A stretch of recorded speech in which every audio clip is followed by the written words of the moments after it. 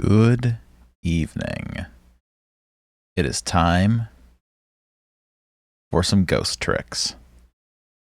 Hello, everybody. I hope that you had a fantastic week. It is Sunday night, and we are on to... where are we?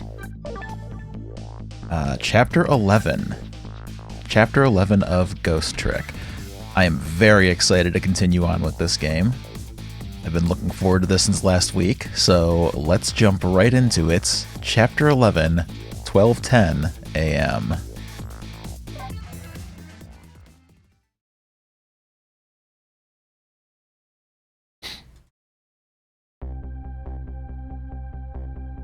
The Justice Minister's daughter has been abducted.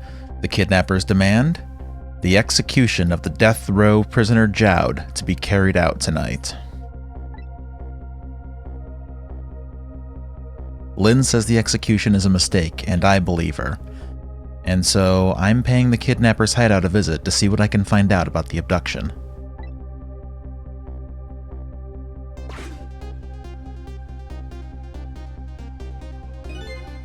What took you so long? Your instinct was right, Beauty, my dear. They had that restaurant surrounded. It took me forever to shake them, and now my poor bike is ready for the scrap heap.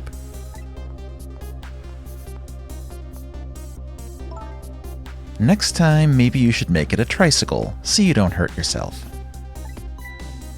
Ouch, that hurts, Beauty. But that's okay. That's what I love about you.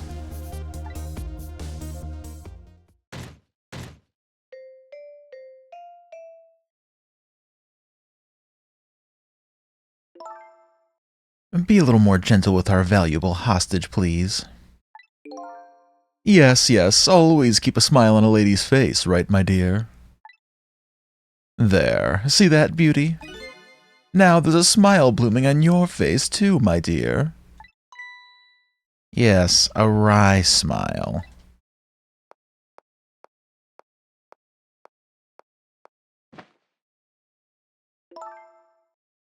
I'm going out for a breath of fresh air. You are on guard duty.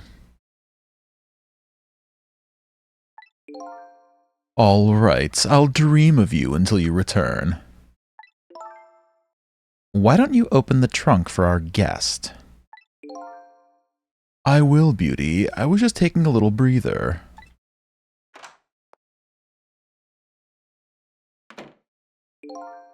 All right, little lady, let me open that trunk for you.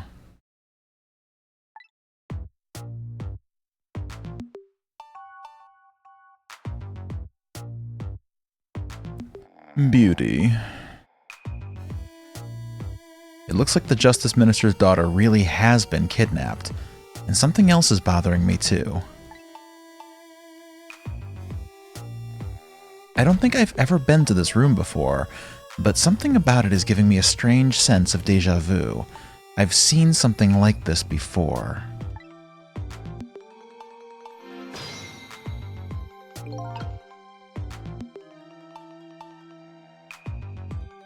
All right. Oh, we were playing this with our... That's right, with our controller. Okay, I was wondering why my muscle memory wasn't working for clicking. All right, so let's see. We've got the telephone here, the candle. Check out this door. We've got these decorations up here. Can't do anything with them. We can swing this one.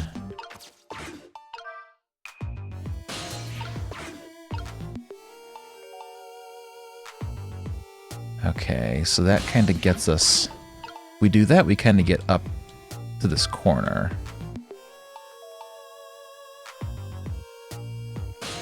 But no need to do that just yet. Let's try burning this candle brighter. Okay, so that lights that. Ah, okay.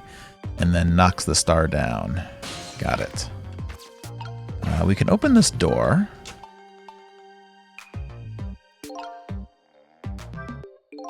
Whenever I possess a door like this, for some reason I get the urge to send something flying with it. These ghost tricks are kind of addictive.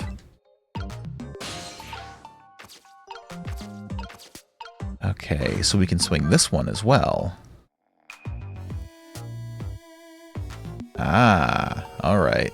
And get stuck on the ceiling fan. Yes, Cecil is having fun. I'm happy for him. He deserves it on his last day. So we can move this faster. And knock the tennis ball down. Okay.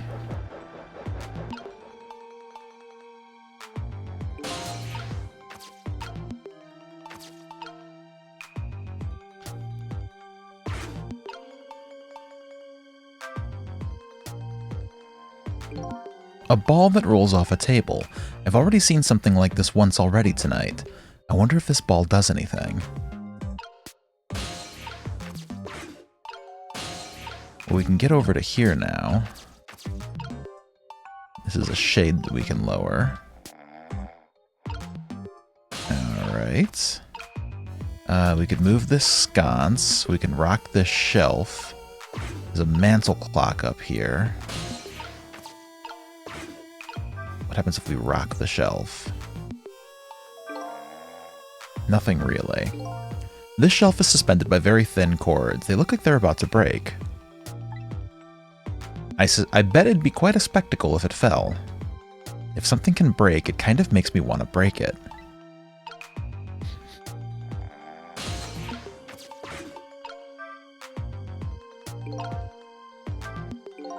This is one of those things you light with fire, isn't it? As long as there's light in the room, is something like this really necessary? But if something can be lit, it kind of makes me want to light it. I need another core to reach the trunk and open it. I wonder if I can create a new core.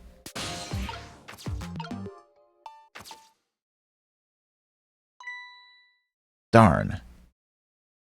I can't reach my destination from here. Yeah, so I can't.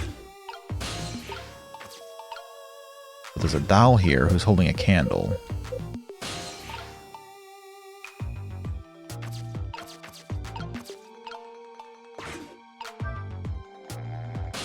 Let's raise this shade up and go check out the tennis ball that we knocked over.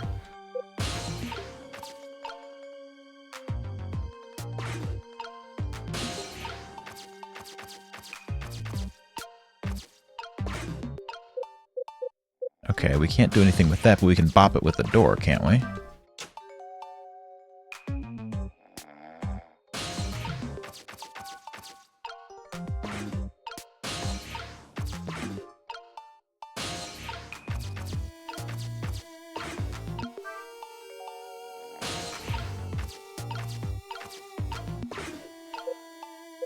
Okay, so now the ball's over here, and that's neat. We can get to the balance toy, spin it up.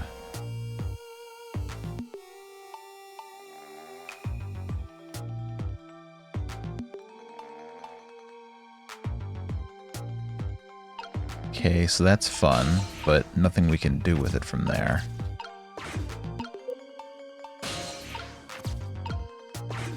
A party popper. Interesting. Just my imagination. Just my imagination, that's all he has to say? What an amazingly simple fellow. This room, on the other hand, is starting to look amazingly festive.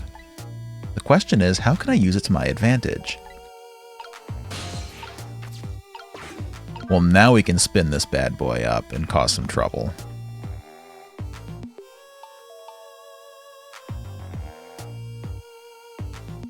Interesting.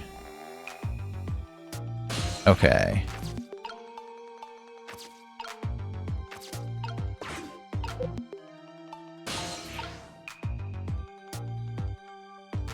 So what good is that?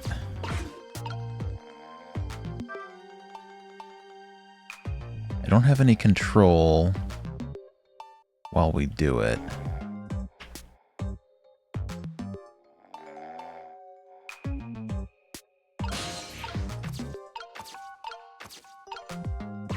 There's another party popper here. Oh, okay. That seems dangerous. Just my imagination. Just my imagination, that's all he has to say? If he was any more laid back, he'd fall right off that crate. But look at that streamer go spinning round and round. Now, how can I make use of that? Well, naturally, we're going to try to get it caught up in the windmill toy.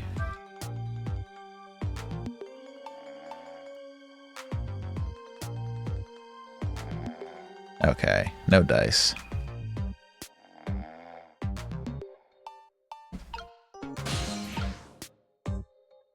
Okay, and I can't control the streamer as it spins either, so there's something I'm going to have to do with it. Can I set it on fire?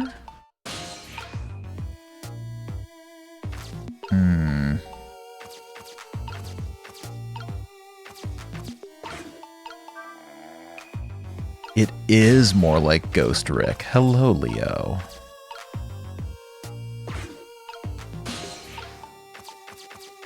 Alright, is there something more I can do with this candle? If I burn it brighter, I can't catch the streamer. When the flame gets really big like this, for some reason I get the urge to burn something. Fortunately, everything's just out of the flame's reach. Yes, it is, unless... What if we made the fan spin faster? Come here. Okay.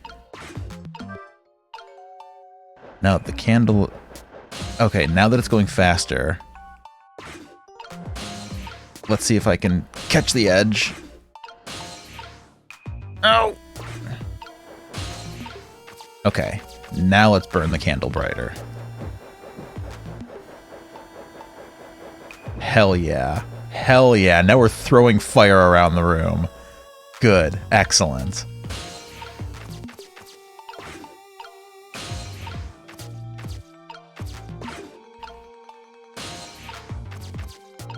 Alright. Let's see what we can do here. So the doll still does nothing. But... if I do this, now the streamers will catch on fire. Oh, okay, and then light the candles just like that. It's just that easy, and now the clock is going to fall.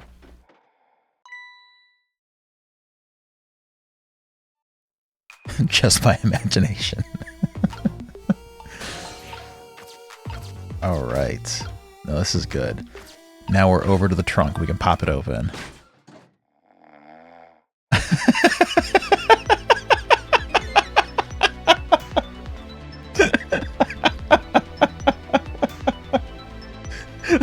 What in the... What's going on here? This little lady is... Is this little lady really a daughter of the Justice Minister?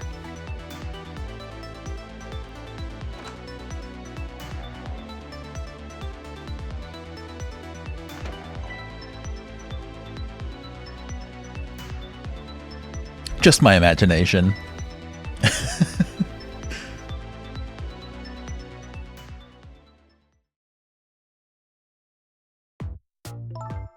What's with the fun book? What's with the fun book and juice? Like I said, always keep a smile on a lady's face. I wanted to treat our guest well. How about treating me well? I'd like some bread and milk, please. At your service, my dear. Be back in a flash. Hey, mister. Yes, cute little lady. More juice, perhaps? All you have to do is ask. Have I been... kidnapped? Don't cry, little dear. There's nothing to be afraid of. The surroundings are miserable and filthy, I know, but we just ask for a little patience. Don't say those awful things about this house. This house is where I used to live. What? I apologize, little lady. I'm the one who's miserable and filthy. Forgive me. What's the meaning of this, beauty? Why here, at this girl's old house? Don't ask me. It was the other party in our deal who chose this location. Oh, I see. It's been empty for 5 years, and apparently nobody ever comes here. But never mind that. What about my bread and milk? Oh, of course. Now, you be a good girl while I'm gone.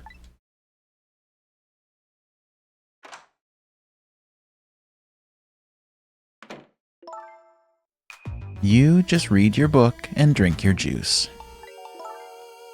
I want to go home. Not quite yet.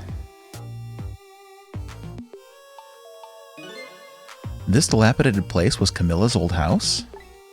What's going on here?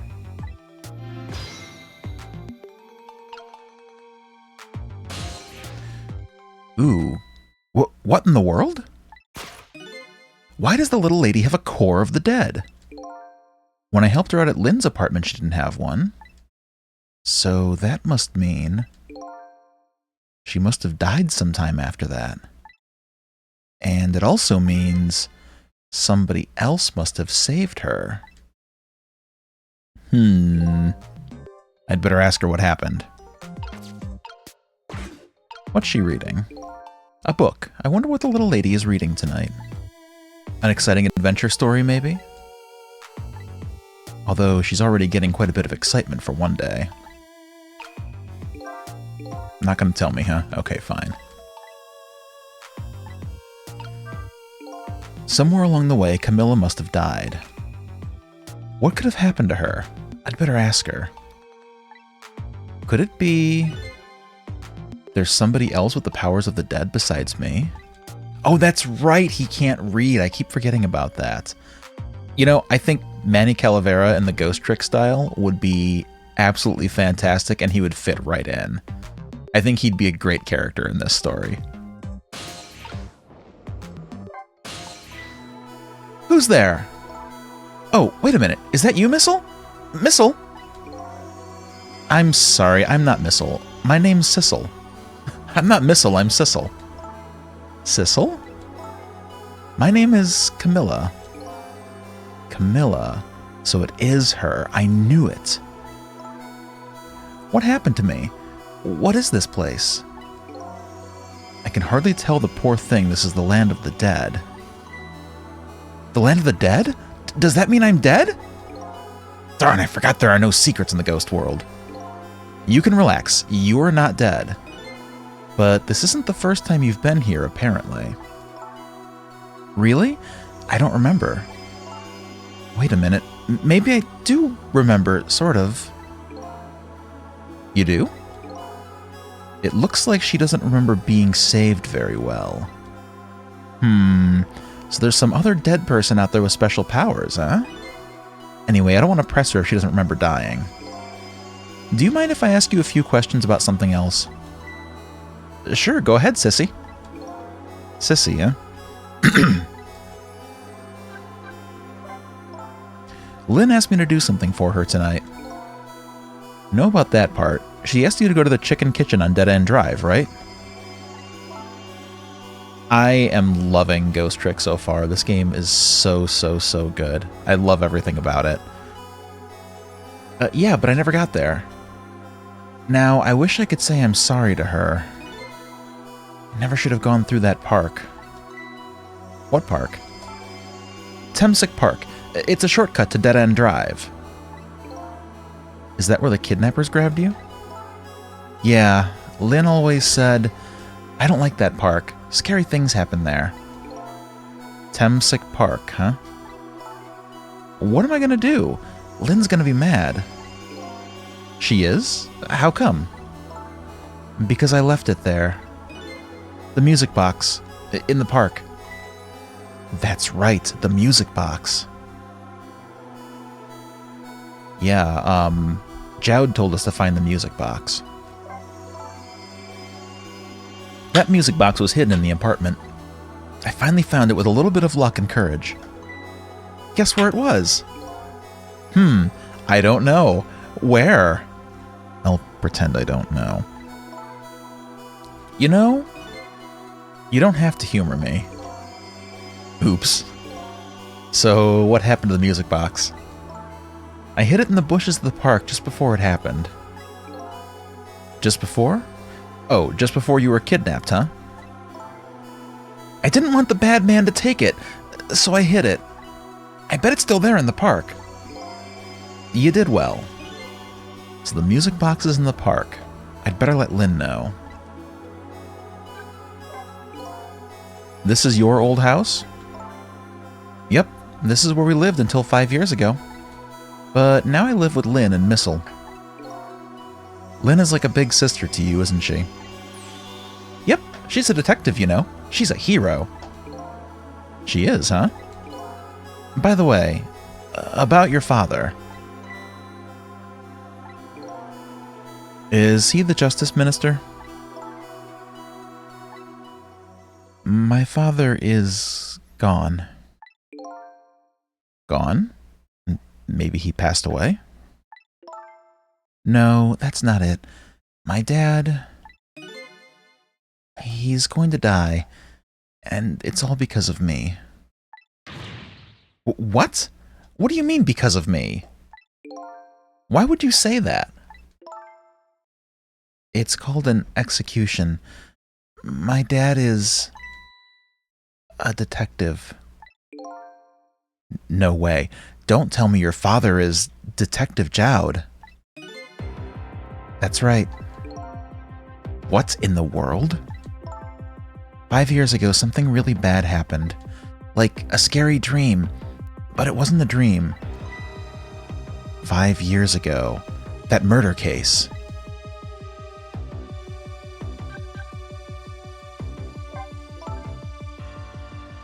It was Mom's birthday that day. My mom and dad were working, and I was home by myself. And then I had an idea.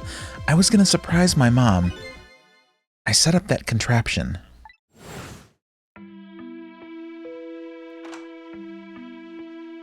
I'm home, Camilla. Why is it dark?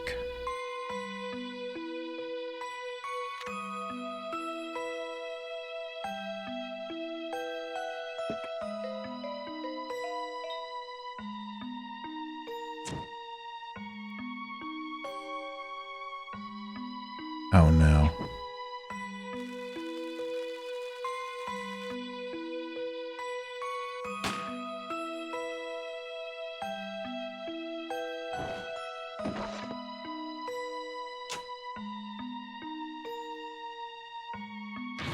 Mom! Mom! What was that noise?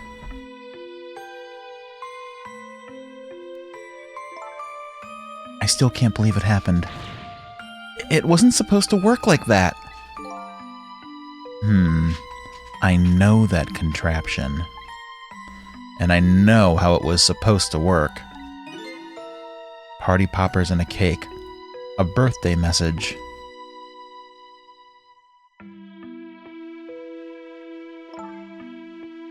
My dad told me not to tell anybody. Just leave it to me, he said.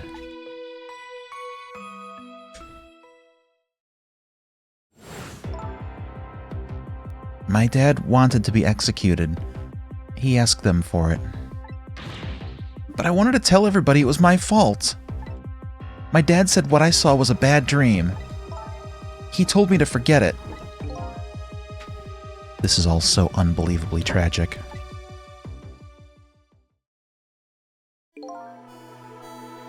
I can't believe it. This little lady is Detective Jowd's daughter?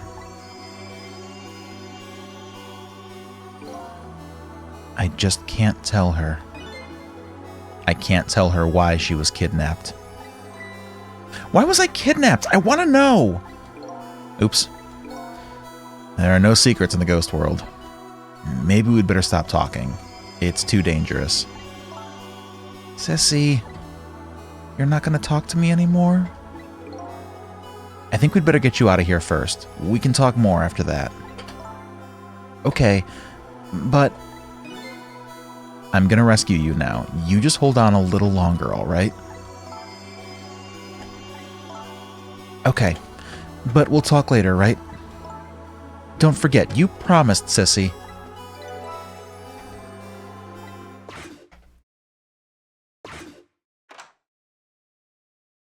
But that doesn't explain how she died. What took you so long? I traveled the entire town in search of the finest bread and milk for you, my dear. But it's late, and all the shops are closed. We're leaving this place right now. What? But he's not here yet. If we couldn't meet at the restaurant, weren't we supposed to meet here? Yes, and he's the one who chose this location. Huh, I don't like this one bit. We have to run around doing all this extra work, all for the sake of his deal. Be quiet. It can't be helped. This place is too dangerous. I told you, my sixth sense is very strong. All right, as you wish, beauty. I feel it. I sense something here in this room.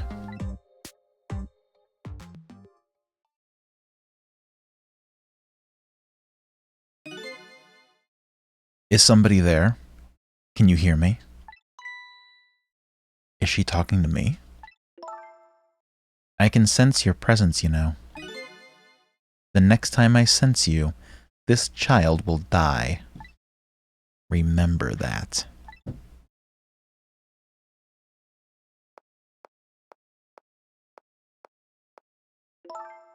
All right, we're leaving.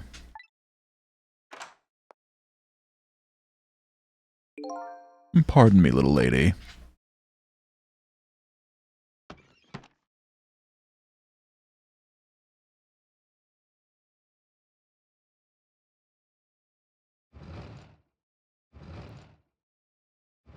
I hope she has another book to read.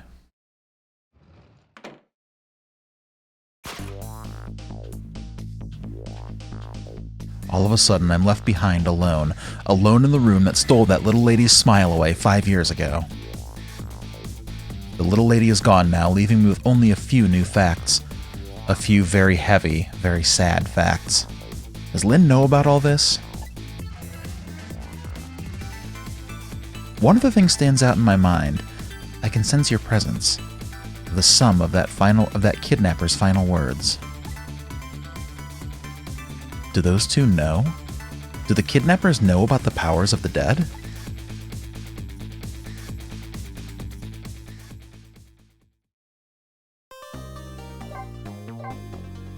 Interesting. Very interesting. I'm going to step away for a quick little break to grab a new glass of water, and I will be right back.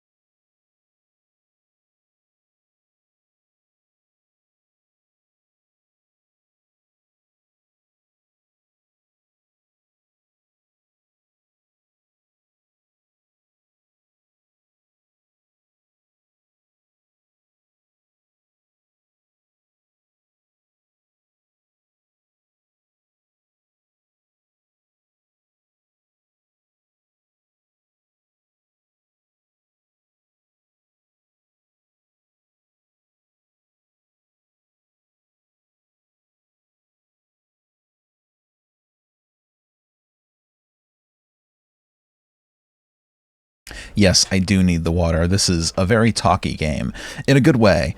Very good story, but reading for 4 hours tends to make me run through water pretty quickly. Chapter 12. 12:25 a.m. It looks like the kidnappers made a big mistake. The girl in the trunk was Detective Jowd's daughter, Camilla, not the minister's daughter. When I got back to the Justice Minister's office, things were getting even more out of hand. The devastated man was being grilled by the fiery detective lady.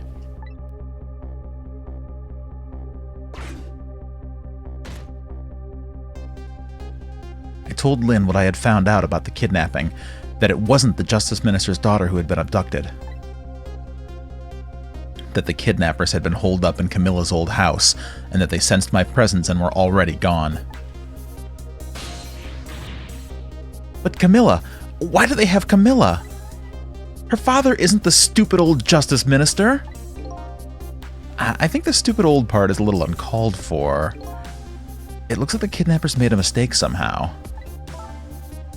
The poor girl, kidnapped for the ransom of her own father's execution. It's just too much. It's a cruel twist of fate, I agree. And then there are those other twists too.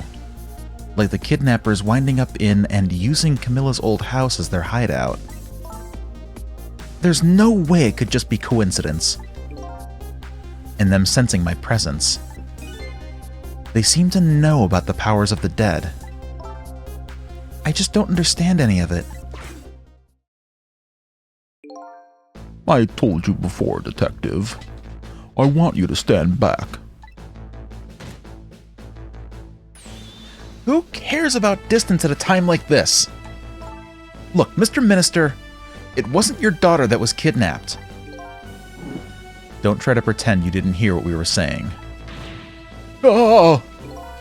How can I believe in you? I'm a realist. Please! If you don't believe what we say, see for yourself. Just call home and...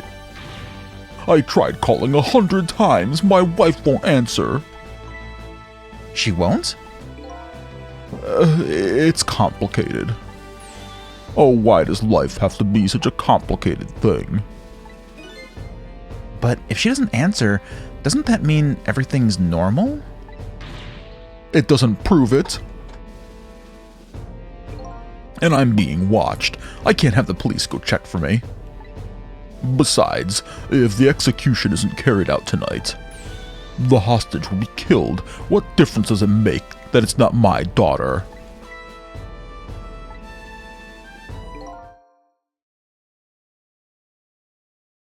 God, who could this be?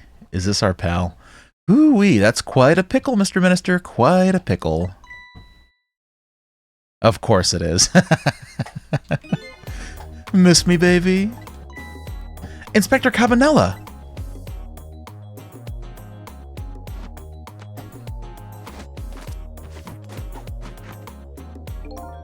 I have a little report for you, Mr. Minister.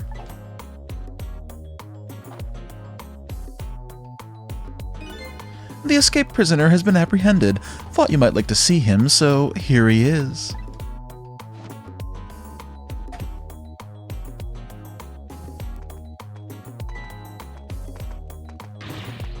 Detective Jowd! Detective Jowd, I'm so sorry. I tried. I know that you're innocent. I just can't prove it. I'm so sorry. Lynn, please, don't apologize to me. Ah, the beautiful love between a teacher and student. It brings a tear to my eye.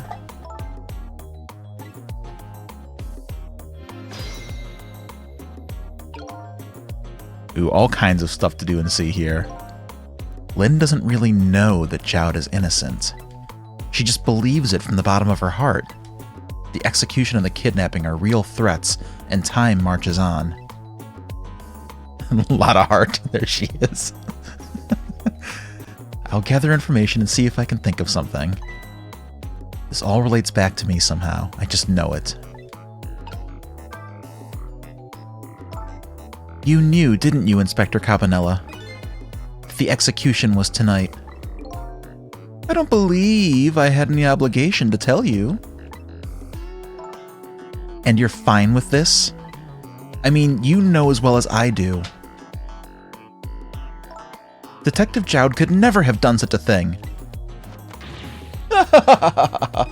Oh, come on now, baby. I know no such thing. Huh? I know 2 things to be true and 2 things only. 1, he was given the death penalty. And 2, he tried to escape. What else could I do but haul him in, baby? If that's the case, why did you bring him here? Oh, whatever do you mean, young lady? He escaped from prison, right?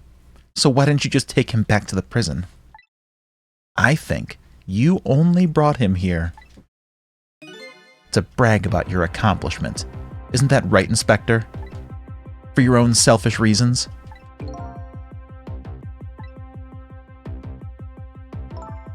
So were all those rumors about you true? That the only thing you care about is a spotless record? Is that more important to you than saving a friend?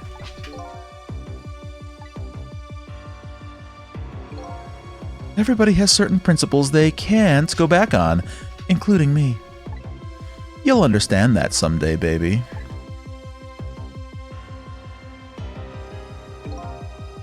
That's enough, Lynn. But Detective Jowd... I'm a death row inmate who escaped from prison. This is how it should be. But...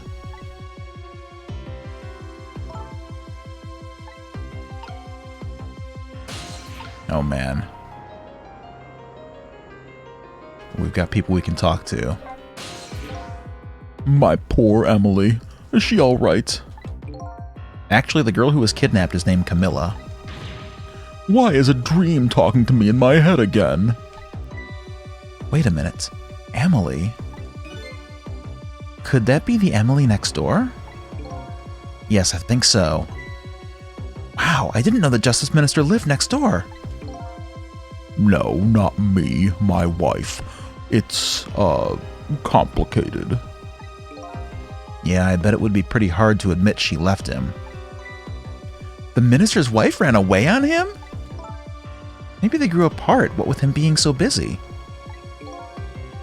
Yeah, I bet you're right. Please stop gossiping about me inside my own head. Got anything else to say? No, okay.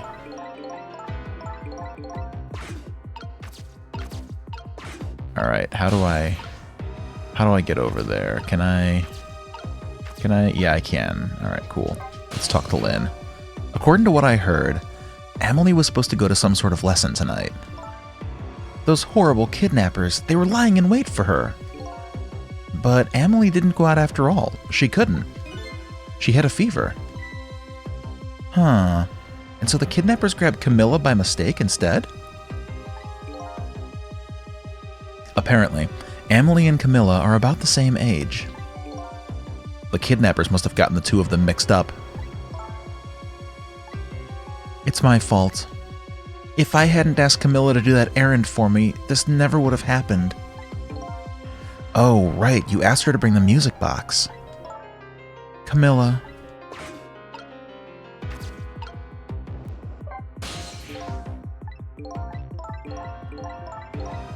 Yeah, that's right, she was in bed with a fever. We never did go back to check up on her. Oh, we can talk to Jowd. So, Mr. Ghost, we meet again. I hear something happened. Something about a kidnapping. Some kidnappers are saying they abducted the Justice Minister's daughter. That's terrible. What's their demand? The carrying out of your execution tonight. I had no idea I was so hated. But the minister doesn't have to worry. I die and it's all over. Very simple. It's not that simple. Why not? Because it isn't really the minister's daughter who got kidnapped. It's Camilla. What? Camilla. I checked it out for myself. I'm positive. No, it can't be. And by the way, Camilla told me something interesting. She said the one who killed her mother 5 years ago was Camilla herself. What? What are you talking about? Don't listen to him. I'm the one who shot her. I'm the one who shot Alma. And when I'm executed tonight, that will be the end of it. Camilla won't have to suffer any more after tonight. For a capable detective, you say some incredibly misguided things. You dying isn't going to end that girl's suffering. It'll just bring her new suffering. The only person's pain this execution is going to ease is yours. Hello, Fire Drake. We have learned that Zhao did not kill his wife, that his daughter Camilla killed his wife accidentally. It's gotta be accidentally, because it was that Rube Goldberg machine with the gun that we saw in another place that ended up killing her wife, or killing her mother when she came home. It was a birthday gift that Camilla was giving her, and it was all rigged up to be a machine, and then she got shot, and Zhao is taking the responsibility for it and being executed because he thinks that it's gonna get Camilla off the hook, and we're currently telling him that he's crazy. Okay, you're caught up. Welcome. Is it true? What Camilla said? Why don't you tell us what you know? Alright, now we're going to get some information. To be honest, I still don't understand what happened that day. It was my wife's, Alma's, birthday. We came home from work, and she went in first. Bang.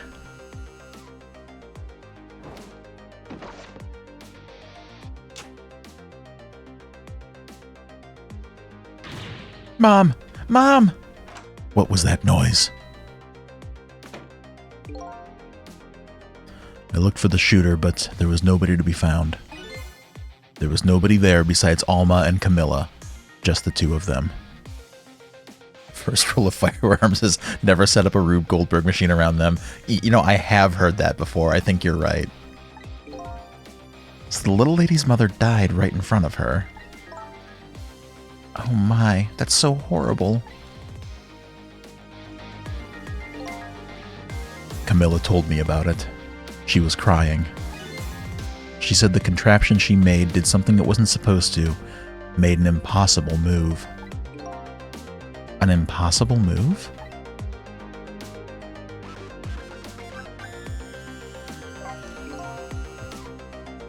Camilla was a quiet little girl, but she was good with her hands. She was a little genius at making elaborate toys and contraptions. But there were two very strange points about that contraption. The first was, of course, the firing of that gun. Right. That was an antique gun I've had on display for years. So it wasn't part of the little lady's original design. Of course it wasn't. It was supposed to be a surprise for her mother's birthday. I mean, fucking duh, Sissel. No, she wanted to kill her mother. And the other strange point was the movement of that Cupid. Cupid?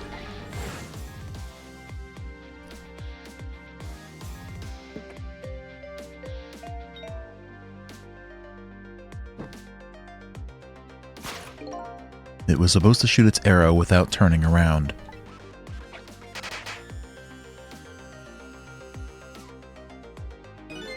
Somebody made a change to the contraption's design and then manipulated it.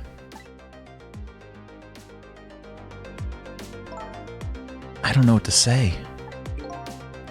I didn't have time to think things through then. All I knew was I had to protect Camilla. I made a small adjustment to the scene and turned myself in.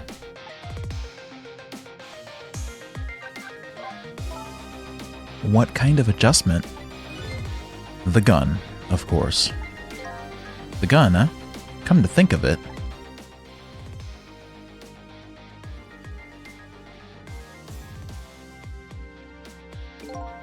there was no gun there, just a picture hanging on the wall. Of course not, because I secretly switched the gun out of that frame with the picture. I didn't believe what she told me about her contraption. But one thing was for certain. That gun was still smoking. So that gun really did shoot Alma. I hid the gun before I went to the police. You hid it? I put it in a wooden box and gave it to a certain detective. What? You mean... And that detective still thinks it's a music box. So that's what was in the box, huh? I got a different murder weapon ready to give to the police. My own pistol. And I did a few other things to make it look good. I won't go into the details. When I was all done, I turned myself in. Damn. It's been 5 years since then. I stopped thinking about it. I shot Alma. There's no other explanation. That's what I'd convinced everyone of. Even me. But tonight, you showed up and gave me an explanation I never would have thought of before. The powers of the dead, right? That day, in that room, powers that I didn't understand were at work. And if that's the case, it clears up all the mysteries. Maybe not all. There are a couple of other people who know about those powers.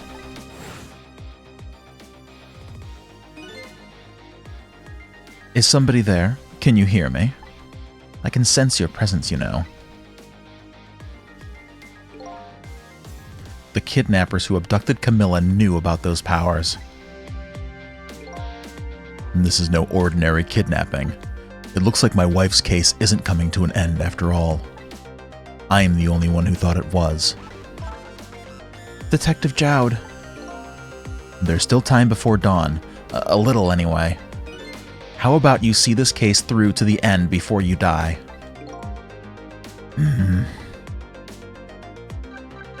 All right, very, very interesting. Detective Jowd, is what you told us just now true? Yes, of course. In that case, there's still time. Still time? Time to solve the case that started 5 years ago. You didn't do it, Detective Jowd, and of course little Camilla didn't do it either. Hello, Kura. Welcome to the stream. We are uncovering mysteries. Uncovering answers to mysteries from 5 years ago about the death of Jowd's wife. So the true perpetrator is out there. So the true perpetrator is still out there, and I'm gonna prove it. For Camilla's sake.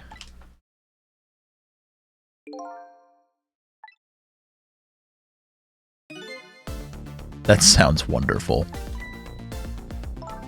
Thank you, Detective Jowd. Lynn, where is that music box now? In Temsek Park. Camilla left it there.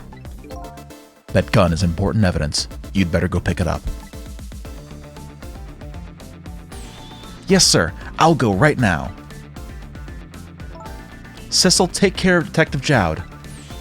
And do something about the kidnapping so we can get the minister on our side. And yet again, I say, easy enough for you to say.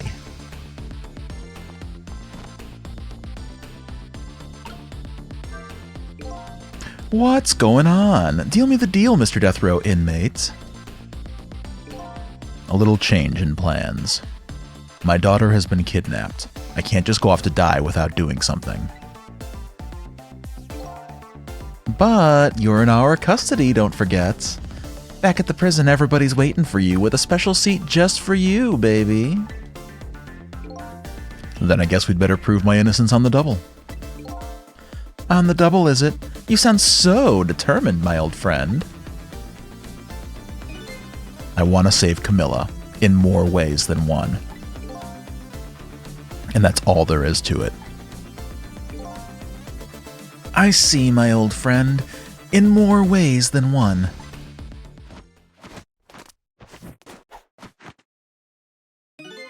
What say you, Mr. Minister? May we have your decision? Should the execution be carried out tonight, as planned?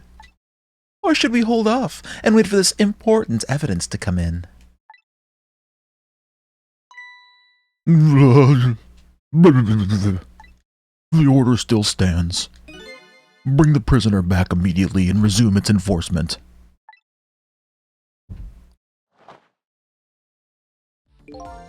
As you wish, Your Excellency. Please, don't bow down to me. And especially not that low. In that case, can I have one of your boys arrange a prison van to pick him up? Would you be so kind? Yes, sir!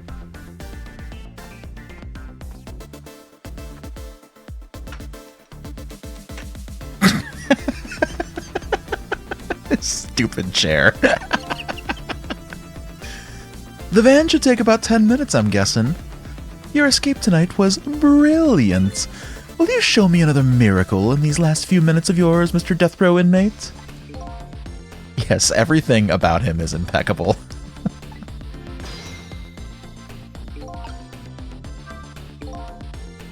I'm glad to see Detective Jowd all fired up now, but I feel like I'm under the gun here. Even if Lynn does come through with the proof of Jowd's innocence, it will be meaningless if Jowd or Camilla dies. I've got to do something about that kidnapping somehow. Maybe I should ask for some advice from the capable detective here.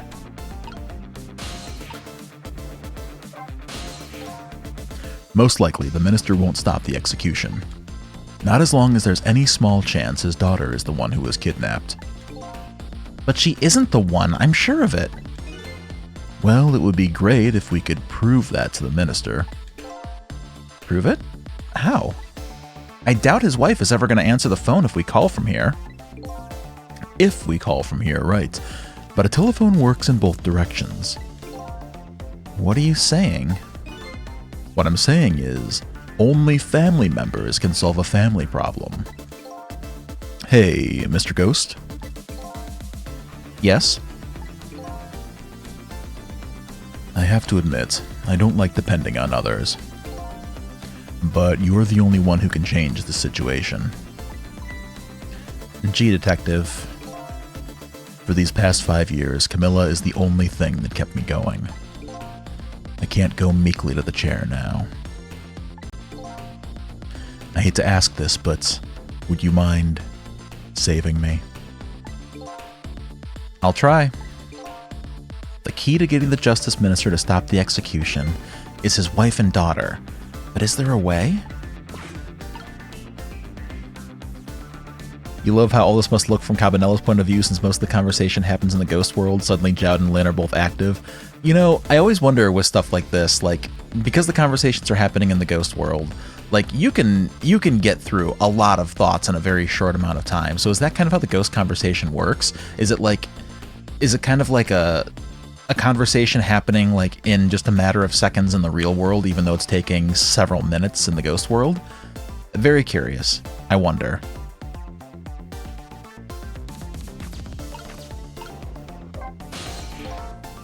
Excuse me, Mr. Minister? I can't hear you, la la la la la. I'm sure you heard everything we've been saying. You always figured Ghost World conversations were split second yourself, but it's also video game conversation time, which makes time die. Yes. Yes, I think that's got to be what it is. Are you telling me you don't believe any of it? Let me speak plainly. I don't trust you. But there's somebody else whom I trust even less. Oh yeah? Who's that? Me.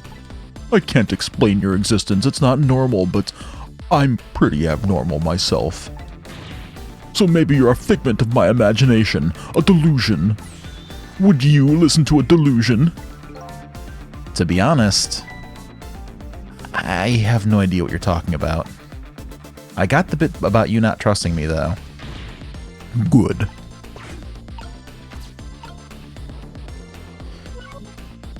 Alright, so let's get on the... Oh, wait. Cecil's got something to say. Well, hey, hanging around here won't change. Excuse me. Hang on a sec.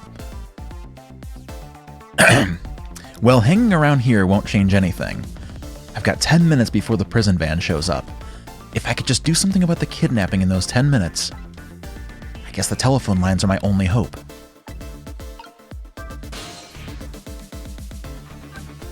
Okay, so where can we go? We have so many options available to us. It's Camilla's old house. I guess we're going to have to go back to, yeah, the ladies' red apartments.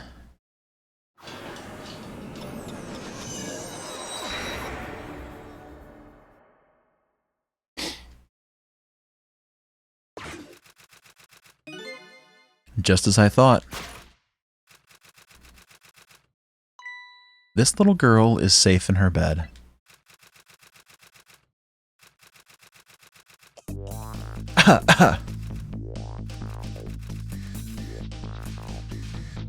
Murder, execution, jailbreak, betrayal, and now kidnapping. The last link in the long chain of a sad fate lit a fire in Jowd's heart, and the chance to turn it all around is right here in this room. I'm getting a strange premonition. Everything that happened so far tonight has related back to me in some way, and I bet this mistake-ridden abduction does too.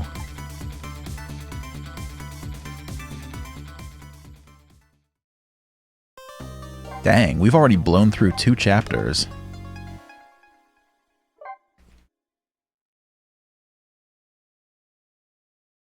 Chapter 13, 12:51 a.m. I visited the novelist's apartment again. I'm hoping to be able to do something about this mistaken identity kidnapping. As long as there's any possibility that it could be his own daughter who was kidnapped. That's why you said I'd want the water. I figured there was a lot of dialogue coming up as we're kind of getting into the, I don't want to say end game, but the latter, we're in the latter third of the game now, I believe, so I figured that things are going to pick up pretty dramatically. The key to dispelling the minister's doubts is now in bed, coughing, and I need to use this key before that prison van arrives to pick up our death row inmate.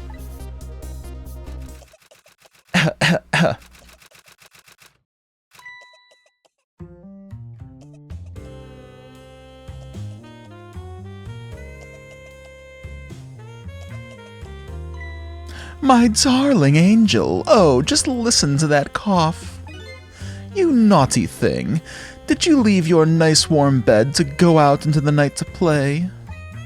A daughter after my own heart, but I must confess I didn't even notice you were gone. I love her hair. I didn't go out to play. I went to buy Papa a birthday present. He said he wanted a new lighter. But that's no reason to go out this late at night. But my fever finally went down. I could barely move before that. But look what it brought you. Your fever is worse now than ever. Here is to the feverish passion of my darling angel. Oh my god. Is she toasting her sick daughter? Mama? Yes, darling. Let's call Papa and wish him a happy birthday, even though it's already past midnight. Not tonight, Emily. I hate you! It looks like this little girl was safe all along. I already knew that, but I'm still relieved all the same. And there's another lucky development, too. Emily wants to call her father. Now, if I can just make use of that feeling somehow, that would surely bring the Justice Minister around. Well, Fire Drake, if you do decide to crack a bottle of wine, make sure you inappropriately toast something in your home for Emily's sake.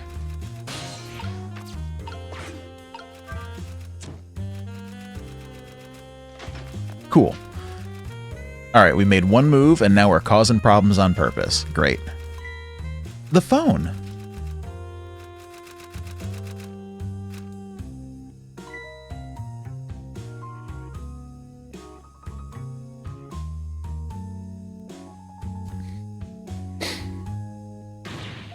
Emily, I told you you couldn't call him tonight.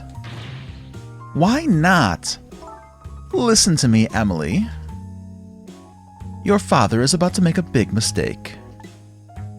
I want him to reconsider. Here's to a brand new pot of wheatgrass for the kiddies? Hell yeah. Cheers to that. What do you know about it, Mama? He's the one who's the justice minister, you know. All you do is write weird novels.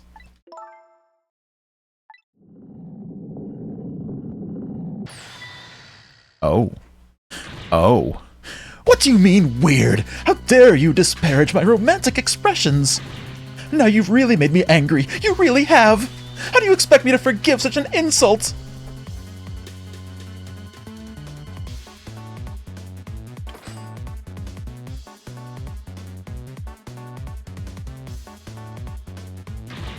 I hate you!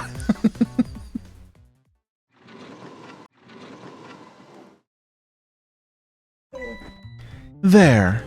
I'll be keeping my eye on you now, so you won't do anything else mischievous. Like calling your father. I hate you. I can hear you, you know. Huh. What a pair. I don't know what this family's issues are, but I do know I have to do something about this lady so Emily can call.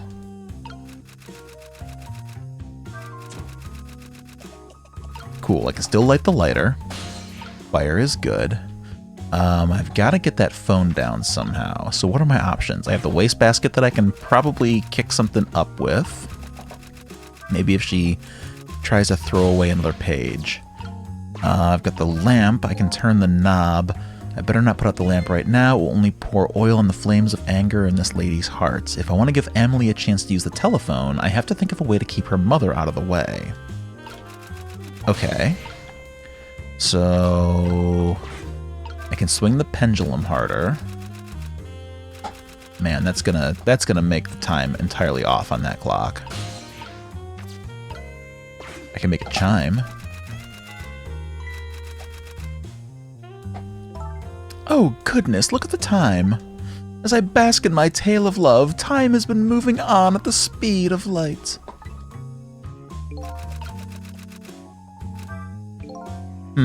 So even though she's immersed in love, she can still hear this, huh? But this won't buy enough time for her daughter to make a phone call. There must be something else I can distract her with. I just love her dramatic typing style. Her one hand, the big flare backward, keeping her wine glass in her right hand at all times. Like, this woman is focused. She knows exactly what she wants right now. Oh, I can drop a rat on her. Okay. I can turn a valve. What does that valve do?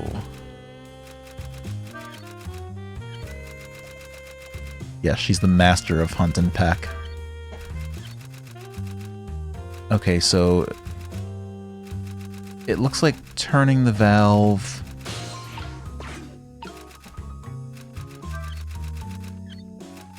I can't tell. I thought it was making that cord spark, but that might just be happening.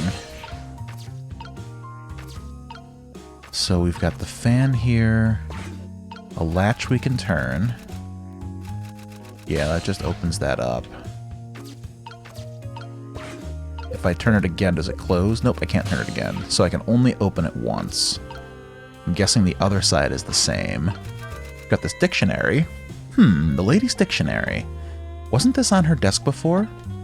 The poor thing, destined to never be returned to the bookshelves. Okay, and otherwise there's some stuff over there that I can't quite get to yet. So first things first, I probably have to drop this rat on her. Let's see what happens. Oh, poor thing grabs onto the pendulum. Well, we can swing it harder.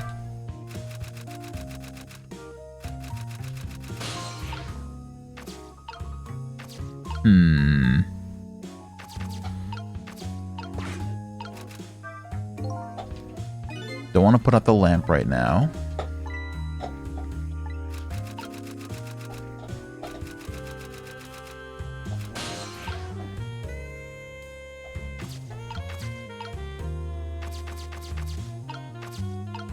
If I make this chime, will she see the rat?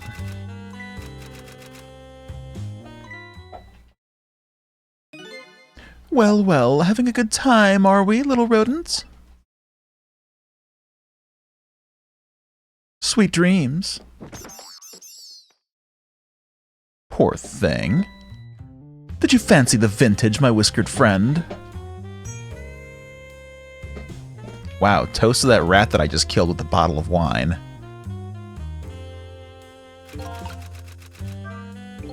She's more powerful than I thought. It looks like she tipped the wall candelabra to one side, too. The angle of those candles. I get the feeling I've seen something very similar to that quite recently. Yeah, it's almost as if I light them on fire if the shelf will drop and the phone will slide down to the bed. Well, if I turn this valve now... Poor rat. Oh, heavens! A blackout at a critical time like this! Of course, dim lights suit my story of love very well, but... I, myself, am not very fond of the dark.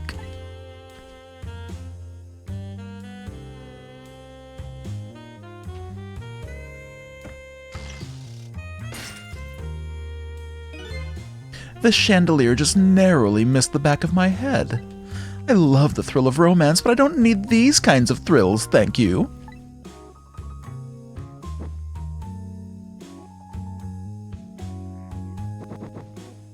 Very efficient lighting of 4 candles using 1 match, and then she drops it in her wine glass?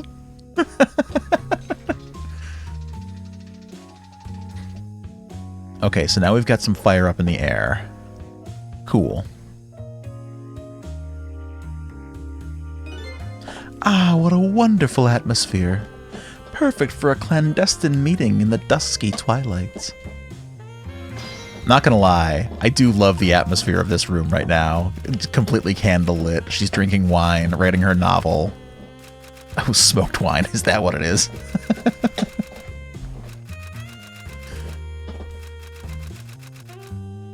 Oh, I think I just missed a thought bubble. Okay. Alright, what else do we have here? We can make the chandelier burn brighter.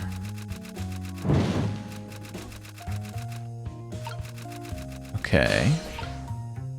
Looks like we can adjust the chandelier back down. Usually put the smoke in the glass first.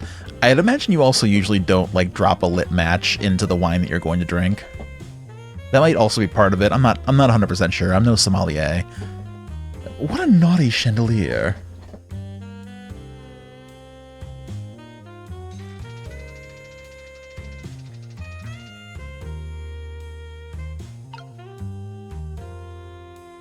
Okay.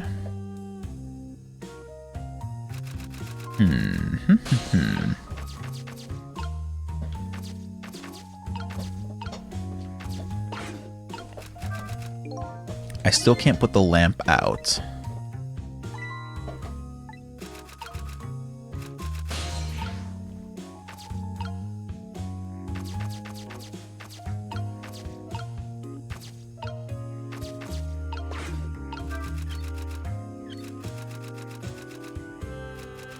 The valve doesn't do anything.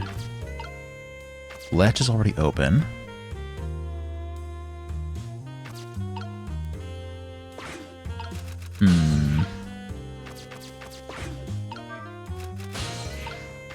Make it burn brighter and then drop it, maybe?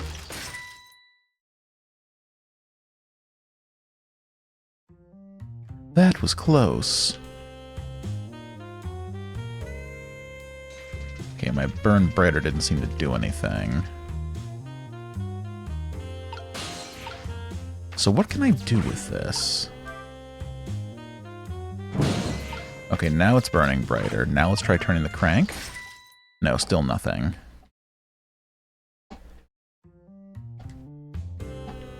And I have no actions that I can take while I'm doing this. So what benefit would there be to dropping the chandelier?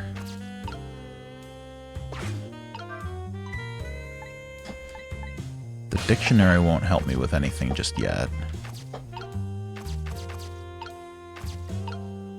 We can make the wall clock chime again. We can spin the swing the pendulum harder.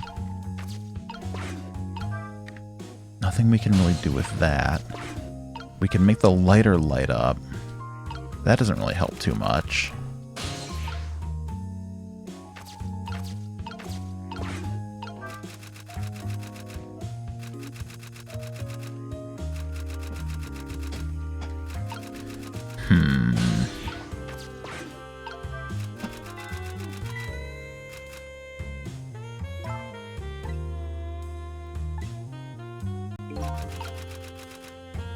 So that doesn't do anything.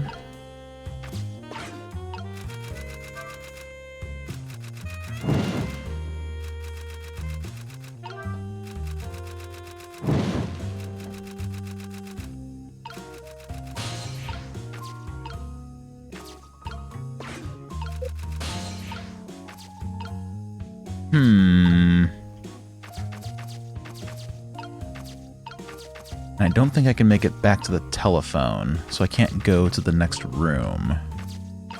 So whatever I have to do is in here, but none of the things that I'm interacting with seem to do anything. I guess unless it's a timing thing. Is there a certain time when I have to drop the chandelier? I don't think so.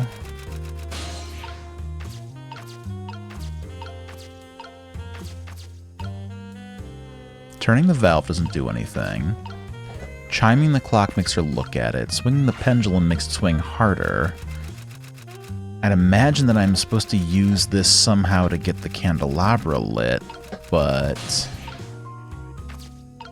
I can't turn the knob on that, and I'm completely out of control whenever I turn the crank. Like, there is nothing that I can do during this section.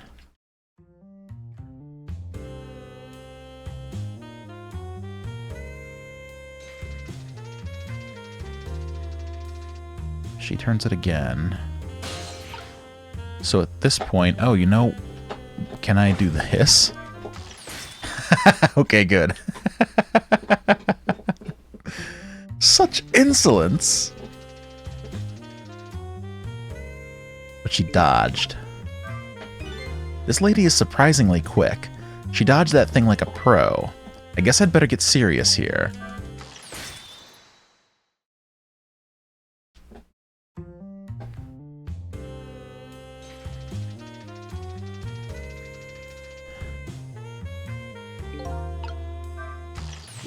Got her. Eek! Emily! Emily, help me! Mama!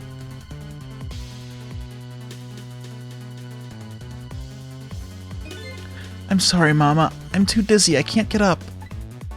I'm afraid I can't help you right now. Here is to the weakness of my darling angel.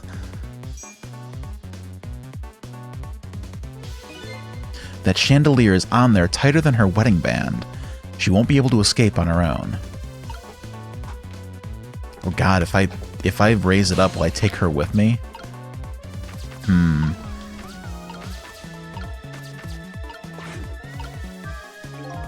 If I recall, the novelist said she didn't like the dark. I don't want her thrashing around any more than she is already. I'd better not put out this lamp right now. Okay, well.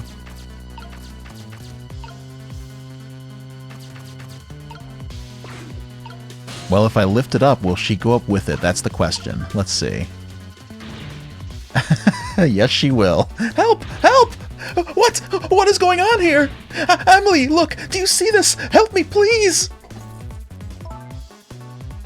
Sorry, I'm too sick. I can't get out of bed. My head is spinning, so I guess I'll just stay up there spinning too. Looks like this lady won't be going anywhere for a while. Now the little girl can call her father. The only trouble is she can't reach it. I guess I'll just have to deliver it to her. Oh, that's right, the angle of those candles. I saw something very similar just recently, didn't I?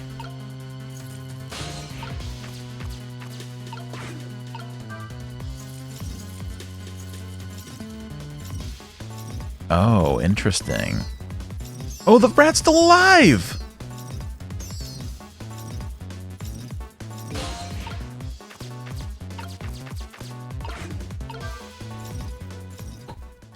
All right. Light the candelabra. There we go. And knock down the phone.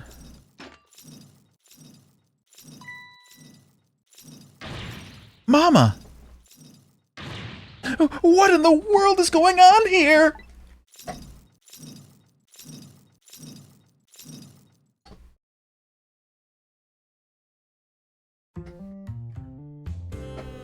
This chapter is absolutely chaotic.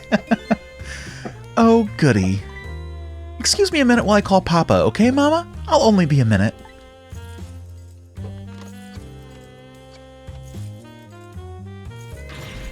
Ah! Don't you dare, Emily! I won't have it! Get me down! I'm gonna step away for just a moment. I will be right back.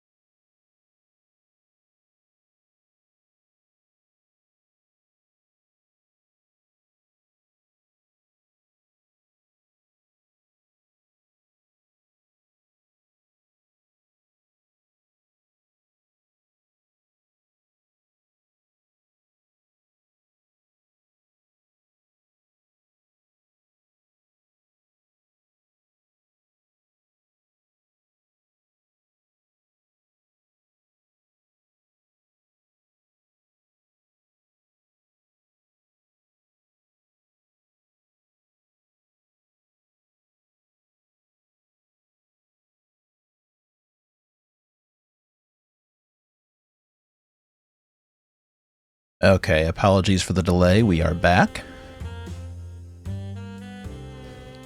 And let's have this little lady give her papa a call. Or at least listen in on the little lady's phone call with her papa. Hello, Papa?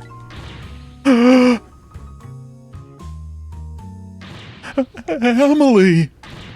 Is that you? Of course it is, silly. What did you think? But I heard. They said you were...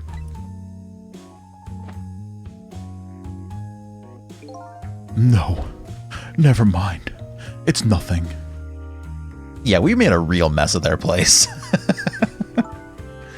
Silly old Papa. Happy birthday, Papa. Birthday? Oh, right. It was my birthday today, wasn't it? I'm sorry we couldn't celebrate tonight. Thanks to mean old Mama. Oh, your mean old mama. I mean your mother. What is she up to right now? Yeah, I was going to say, she's certainly up. She's up to about 10 feet at the moment. My stubborn mother is kind of tied up at the moment. Get me down! She needs to be taught a lesson for causing us so much trouble. No, Emily. I'm the one who was wrong. Huh? Could you tell your mother I'm sorry? What do you have to be sorry about? I was just about to make a terrible mistake. But it's all right now. Oh, okay. You're still young. There's a lot I can't tell you right now. The job of Justice Minister is very complicated, you see. Okay. But just remember, you're always the most important thing to your mother and me. Did you do something naughty to your mother?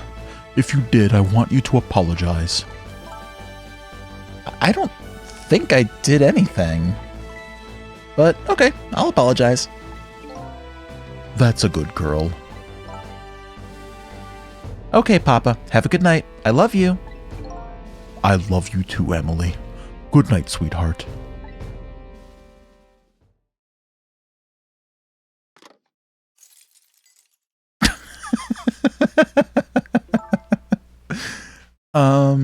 Mama?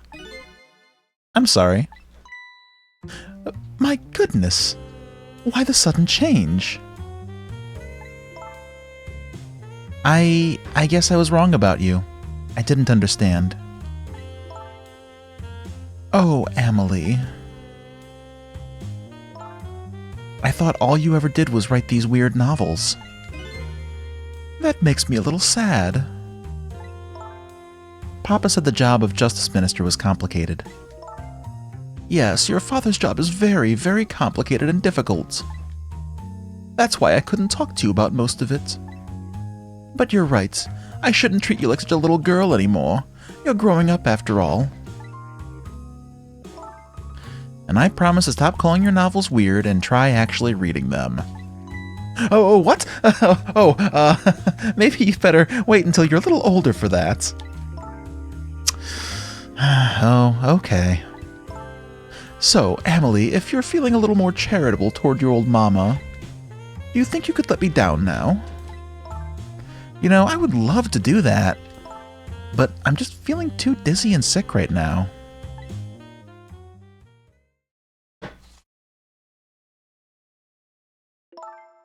Tonight, on this holiest of nights, my deadline. It looks like the only thing pressing on me will be this chandelier. Here is to Papa and Mama's darling angel.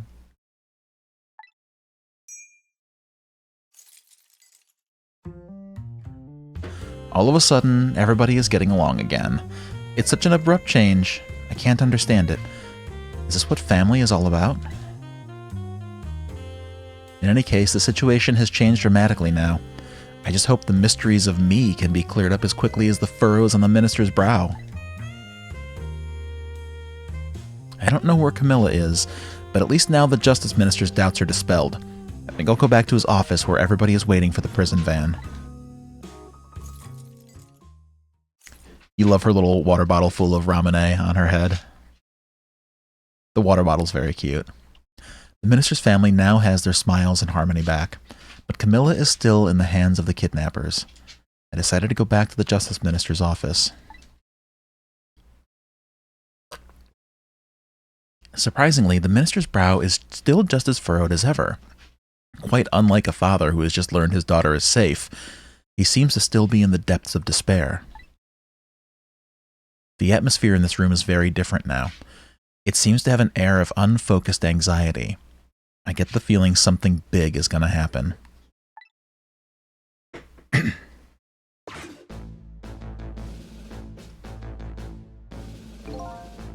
I just found out that my daughter is safe. I'd like to express my gratitude. Thank you. Thank you for my daughter's sake, and for mine. No need to thank us, Mr. Minister. It was nothing. What did he do? Wondering the same thing. But one question. I can't help but notice your daughter is safe. And yet you still look unhappy. How about a little smile for us?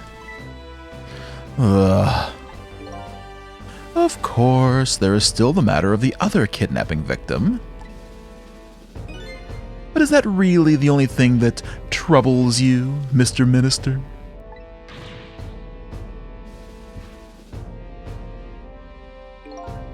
Please, let me think in peace until the prison van arrives.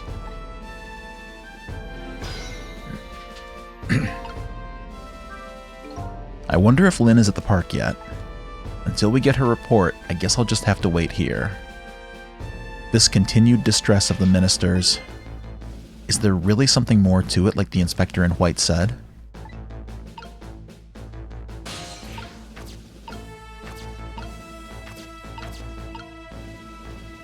Celio, thanks for joining us.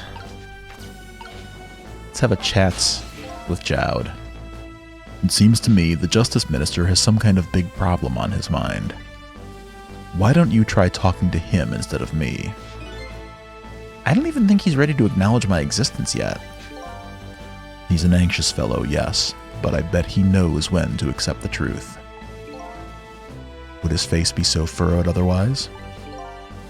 What does one have to do with the other? Yeah, okay, we'll talk to him. Hello, Justice Minister. How about you finally admit I do exist? That thank you I expressed, that was meant for you.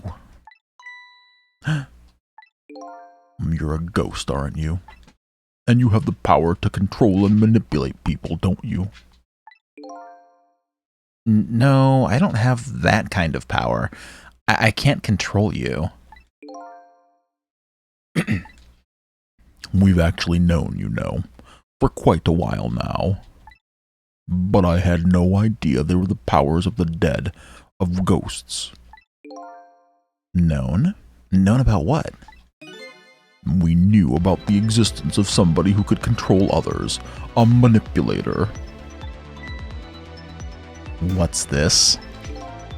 That's why your execution order caused me so much anguish, Detective Jowd. Mr. Minister, why don't you just tell us everything you know? Yes, I suppose I should. But you need to hear it all. All about the huge mistake this foolish man made. Alright, now we're getting somewhere. There are some cases in this country right now that are under a top-secret investigation. Of course, you wouldn't have known about them, Detective Jowd. Right. They don't share too much top-secret information with the inmates in prison. There are 3 prisoners, including you, in the special prison you just escaped from. All 3 cases have certain points in common. They do they? Tell us more.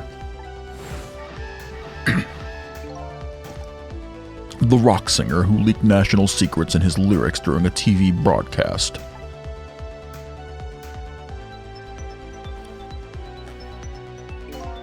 The curry-loving fellow who took the chief commissioner hostage at the Metro Police Department. Neither of these men had a motive for their crime, and both of their crimes were impossible. Impossible? The curry lover had no way of knowing how to infiltrate the commissioner's office, and the rock singer had no way of knowing the national secrets he leaked. The Special Investigation Unit submitted an investigative report to me on them. They concluded that these men's criminal acts were not of their own volition. But how could that be? The theory that the unit came up with was the existence of a manipulator. A manipulator, huh? That's when the special prison was established as a facility to research that theory. Some unknown power has been at work. These past several years, Inspector Cabanella has been studying these cases. He has he? Manipulating somebody into committing a criminal act, according to the inspector. The first case of its kind was a locked room murder involving our nation's best detective.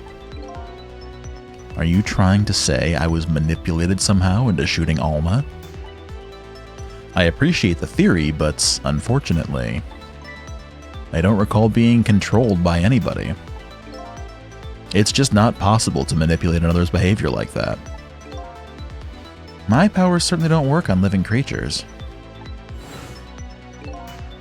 That's what I thought when I first heard the theory too. However, I was seriously mistaken, and it proved to be a big mistake. What? You mentioned a mistake. Could you tell us about it? I suppose everybody here has the right to know. All right, fine. I'll speak out loud so that Inspector Cabanella can hear this too.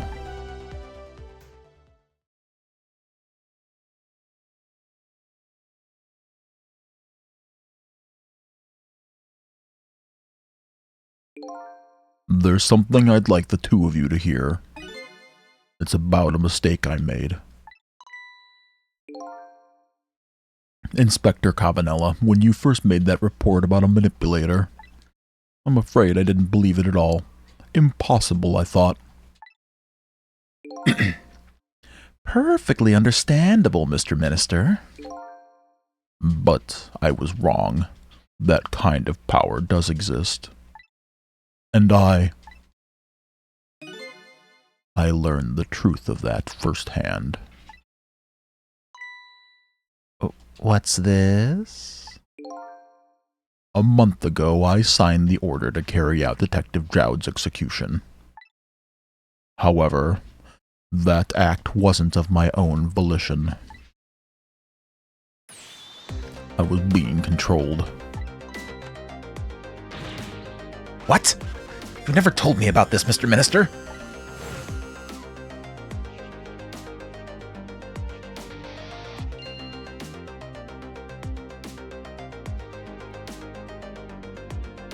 What's going on? This document! What am I doing? No, I mustn't. I mustn't sign it. Wow.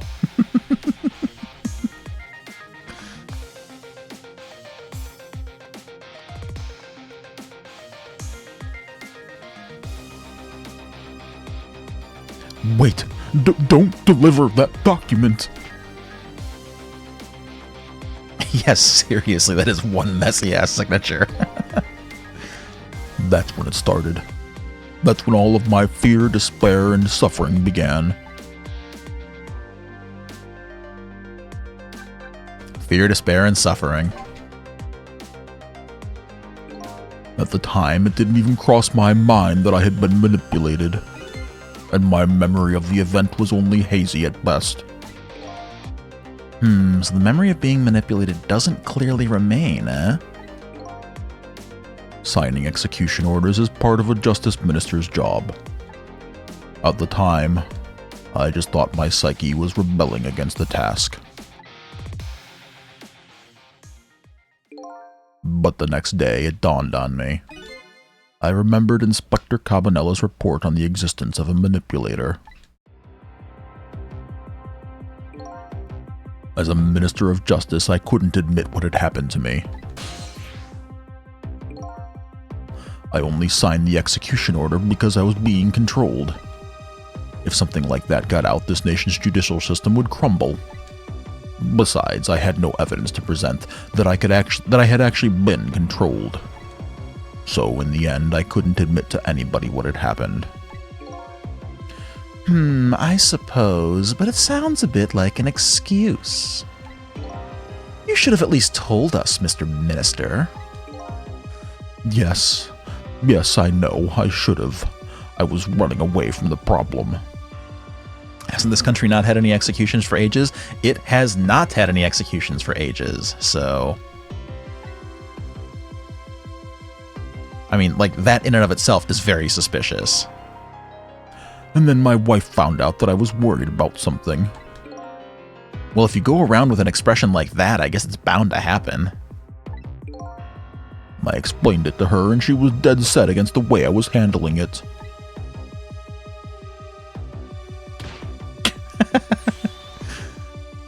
If you don't withdraw that order and tell everyone the truth immediately, I'm moving out!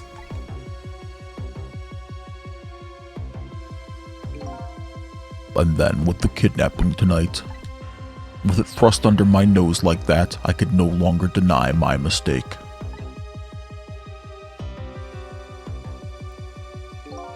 This manipulator comes upon us from somewhere unseen. That's why I've been keeping my distance from everybody. So that's why you've been telling people to stay back. So there's somebody else besides me with the powers of the dead. I'm fine with that. After all, I already knew about a certain desk lamp. What I'm not fine with is the fact that person can control and manipulate living creatures. That's certainly not something I can do. Apparently, different ghosts get different ghost tricks.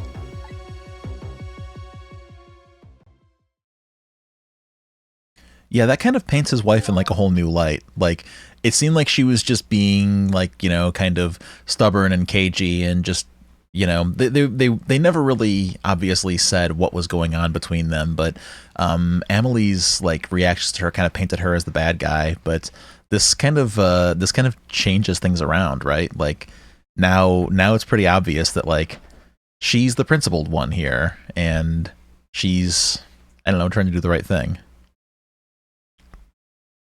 It's a good little reveal and adds the characterization of the family. Yeah, I agree completely. But I never imagined that tonight I would find out where this kind of power comes from. Where it comes from? Inspector Cabanella. This manipulator is a ghost, a departed spirit. A spirit? As a matter of fact, there's a ghost talking to us right now. What? What did you say? Jowd, don't tell me you can hear this ghost too! I'd say the only person who can't hear him is you. Spirit? Ghost? God's in heaven. Excuse me, Mr. Minister. I suddenly have some urgent business to attend to. I recommend you think long and hard before making your final decision, sir. Inspector!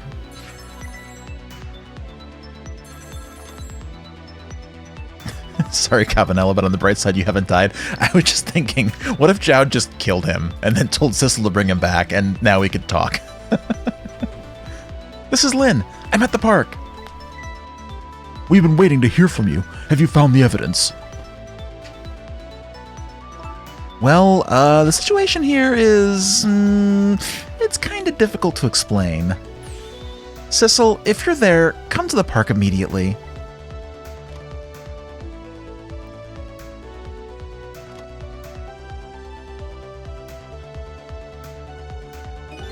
It looks like your help is needed, Sissel. Yeah, I guess so, huh? Alright. Let's get to the park.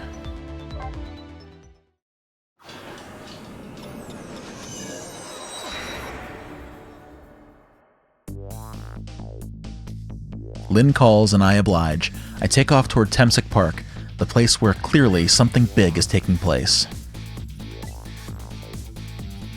The manipulator. The person whose very existence sheds new light on everything. Detective Jowd's crime, the execution orders, and even my own death. Could it be? Could Lynn have been manipulated into shooting me?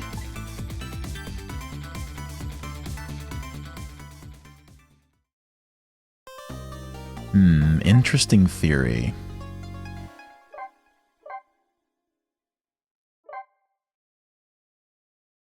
Chapter 14, 1:28 p.m. Temsic Park, the site of the little lady Camilla's abduction tonight, and the place where an important piece of evidence, the music box, was hidden.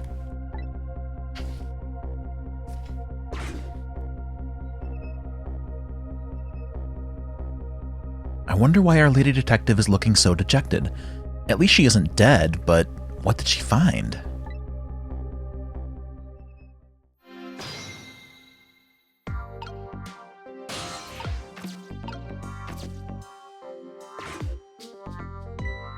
Huh? What's he doing here? La la la, let me spend a moment's time with you, my love. The world will not end if the food delivery is a little late. La la la. Yeah, Lynn surviving multiple chapters in a row. Her greatest feat yet. A little late. It's already ice cold.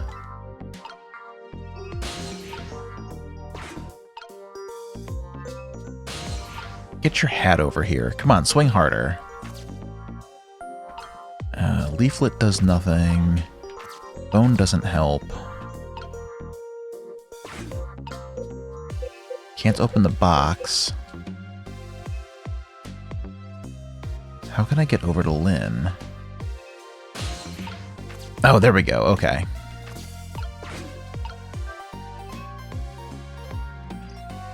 Oh, hell yeah. I wish there was a ghost in my life that could do ghost tricks and push me harder on the swing. That would frickin' rule. We can spin the globe climber. There's a boot. Cool. That's neat. All kinds of leaflets posted all the way up here. A love letter stuck in a balloon. That's cute.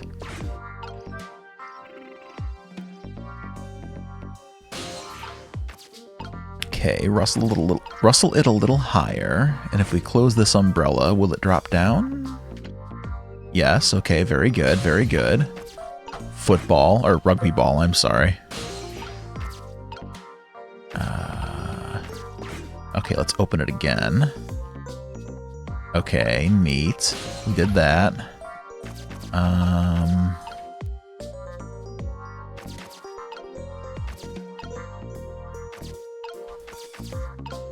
Okay, let's try spinning this. Oh, he's got dialogue. What just happened? I wasn't even pumping my feet. The swing swings me, and I sling the chicken. The swing is swung, and the chicken is slung. Everything always comes back to chicken in the end. I'm not even going to try to figure that one out. Moving on. Whew, I got this thing spinning pretty fast. I didn't even put much effort into it. This is quite a bit of power and speed for a piece of playground equipment. I can just imagine all the poor kids who get sent flying all over the park. Ah yes, the theme park approach. Put kids on a roller coaster, have it terminate to nowhere, pause the game, turn the speed all the way up, turn it back on, and watch them fly off.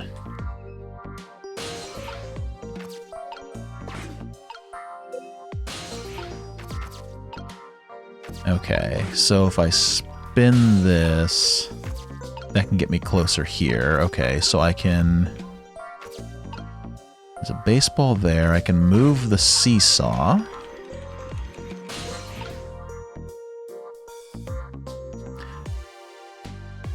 Hands up if you've ever been flung off of a spinning wheel on the playground. Oh yeah, oh yeah. I have a memory of when I was, I don't know, 4 or 5. I was very little, and I was on one of those merry-go-rounds in the park, like the big spinning disc things that like kids can run in a circle and spin, and everybody goes and spins, blah blah blah. Well, I was on that and trying to spin it, and I think I don't know if I was on it or what, but I got flung off of it, and I landed in the sand and had a mouthful of sand, and I just remember like my mom washing the sand out of my mouth in like this park bathroom. Anyway, what is theme park for if not utter chaos? Exactly, nothing. The best part about that game. All right, let's see what Lynn has to say. Oh, there you are, Sissel. From your dejected expression, I gather you didn't find what you were looking for. Right, I can't find the music box anywhere. But I found something else instead. Something horrible. Horrible? What is it? There, in the grass. You'd better see for yourself. Oh, neat. A body. It looks like a dead body. I nearly died when I saw it. Not surprised. And I suppose now that we've found it, we can't just leave it there, can we? Nope, I suppose not. Oil drum, mascot, trowel.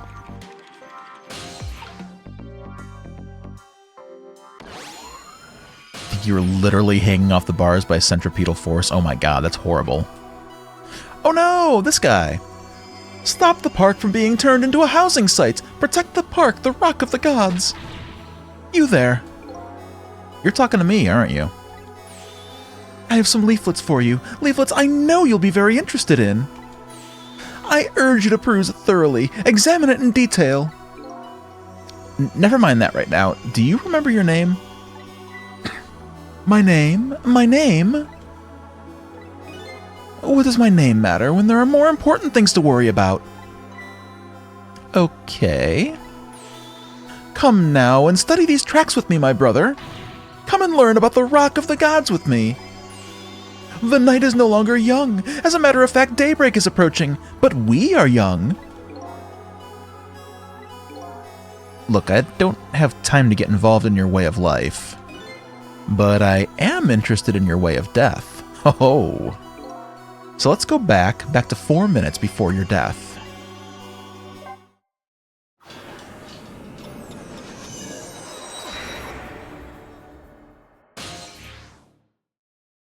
All right, 4 minutes before death at Temsic Park.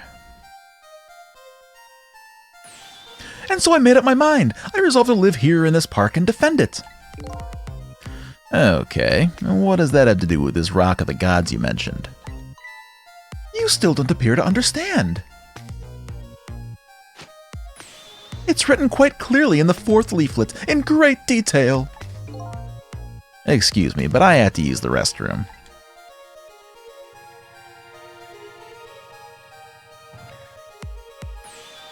Eek!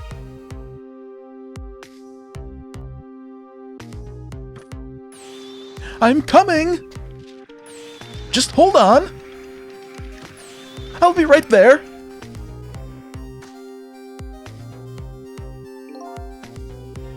I've located the target, beauty.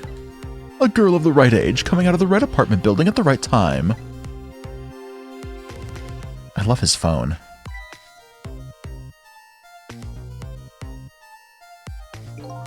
Yes, my dear, I'll ever so gently nab her and then come right back to your side.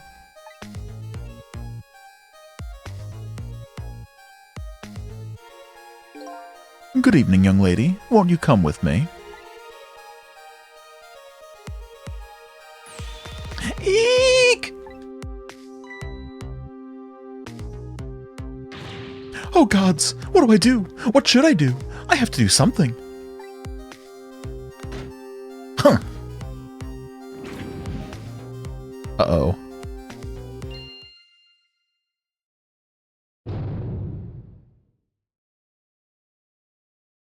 What?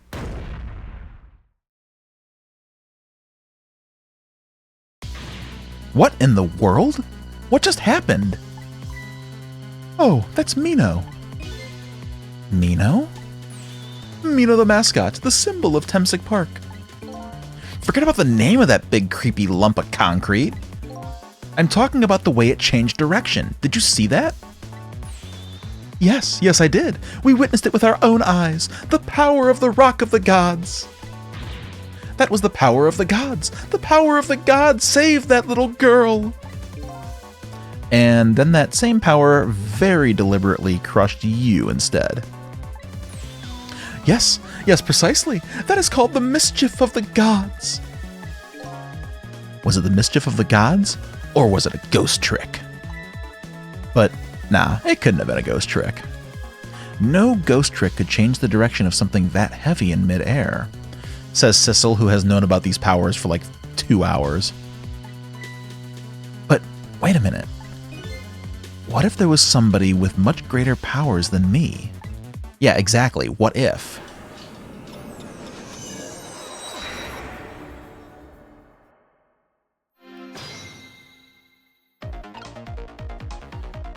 Alright.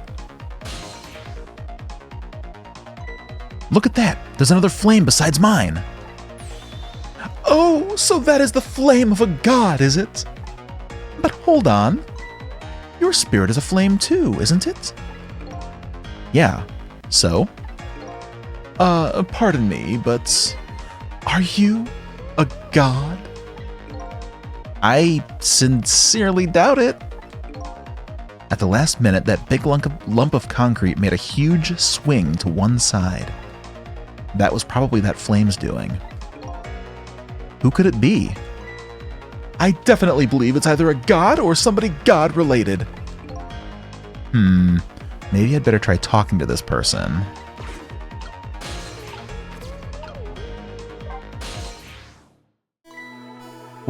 What the? This person with much greater powers than me. It's... You? Hey. Sissel! Oh my. It's... Missile! You look well, for being dead. Did you see? Did you see what I did? I did it! I tried really hard and I did it! I saved Miss Camilla! Are you telling me I was done in by a puppy dog? Missile, what's going on? How did you get the powers of the dead? I'm glad you asked. After Miss Camilla went out and you left...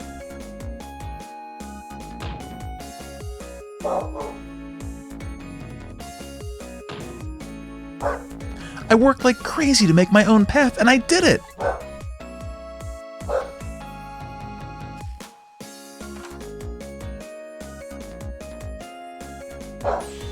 And then I followed Miss Camilla out into the big wide world!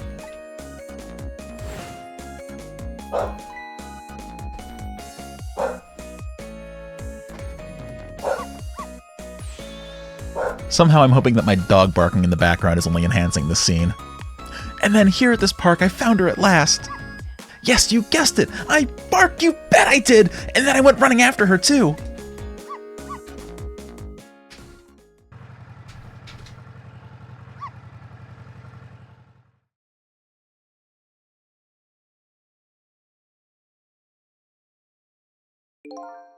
And then I guess I died. And then I was unconscious for a little while.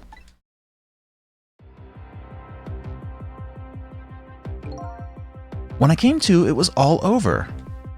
Poor Miss Camilla. Crushed under that big scary lump. Oh, what have I done? I'm so sorry, little lady. Please forgive me. Miss Camilla!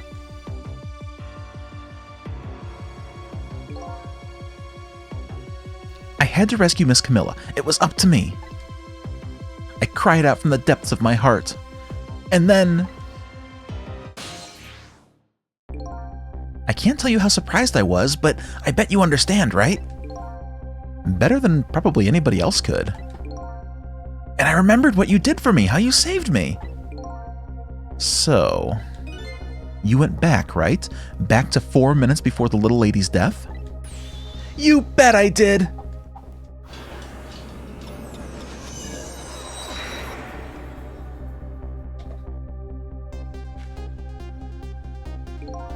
Yes, my dear, I'll ever so gently nab her and then come back to your side.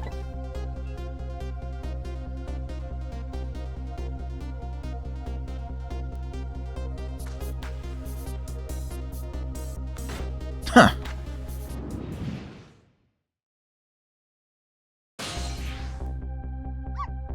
Now's my chance, I thought. I saw the core. I dunno, it looks pretty far. I stretched out my paw toward the core. Ooh, how I felt at that moment. I'd love for you to be able to feel it too. Go ahead, Sissel, go ahead and try it for yourself. Oh, look at that range. Oh, baby. I can't believe it. How could you connect over such a great distance? Well, they don't call me Missile for nothing. And so then you manipulated that Mino thing and threw it aside. Right on top of my head. Well, no, actually. Huh? I can't manipulate things like you can, Sissel. You can't? Then how did you... I didn't know what to do, and then I happened to see something out of the corner of my eye. And it had a core too. A single leaf hanging from the tree. I tried reaching out to the leaf. What in the world? I can't manipulate things, but apparently I can swap them. As long as the two things have the same shape, that is. Swap things with the same shape. Go ahead and try it. Press swap. Interesting. That's incredible. And so that's how you saved your mistress, is it? And that's how I became caught up in this, is it? So that explains why Camilla had a core, because she had died but Missile saved her. Okay. I'm very sorry. My powers were too meager. Meager? Because, you see, I saw one more. I happened to notice one more core. There was something with the exact same shape stuck in the branches of a tree. Hey, you're right. If Mino could be swapped again with that, then disaster wouldn't have to rain down on my head. Missile's a very good boy. But what is that thing? It's too big to be a leaf. Whatever it is, I'd much prefer it on my head than Mino. So why didn't you swap 'em, Missile? I couldn't. I can stretch out my paw a little further than you can, Sissel. But this was just too far for me. I couldn't reach.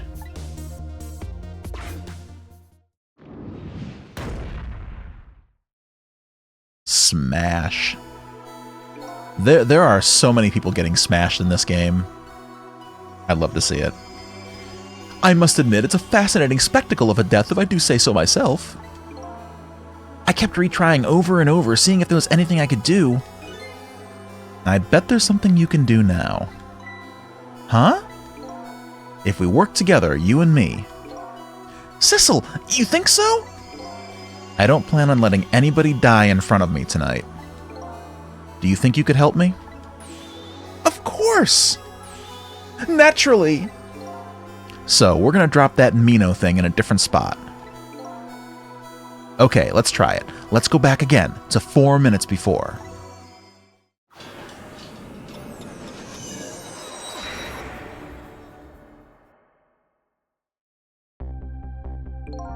Alright, let's get started. 4 minutes from now, you'll swap Mino with the leaf. And then you have to swap Mino with something else. Something with the same shape.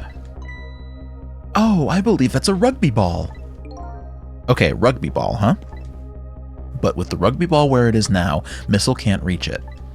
So that means I have to move it closer somehow. It looks like you and I will have to work together on that one, Missile. Okay, I'm ready. Whenever you want to use my swap trick, just press R2. That way you'll be able to control me. And then if you press R2, control will come back to me. Okay, let's try it. Together we can stop Mino from hurting anybody. Ooh, okay, so we gained some new actions in our action economy. Good to know. Alright, Missile. Your powers are the key this time. Okay, I'm ready. I can swap anything that has the same shape. Just call on me if you find anything you want to try. Probably the best thing to do is just try a bunch of things and see how it goes. That's how I approach literally every puzzle. And if I see something we can swap, I should use R2. Got it, alright. So if I come over here, I can talk to Missile. I'm sorry about all this trouble, Sissel. If only my paw could reach a little further. I could have swapped that big lump one more time. Swapped it with that rugby ball in the tree nearby. That's alright, that's what we're gonna do now, together. I'm gonna give it my best. The first thing to do is to find a path to that rugby ball. Yes, indeed. Okay, so...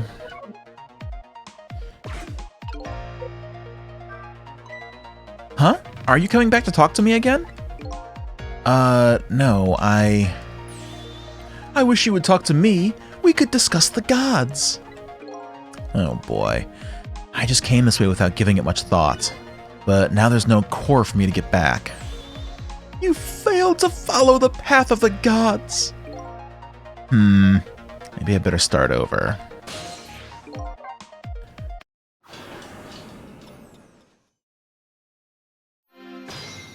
Alright. So we still only have... Okay, so... Alright, so Missile has a lot of reach. But Sissel still doesn't. Okay. Let's see here. Open this. I can't do anything with the tire, but I can move the seesaw.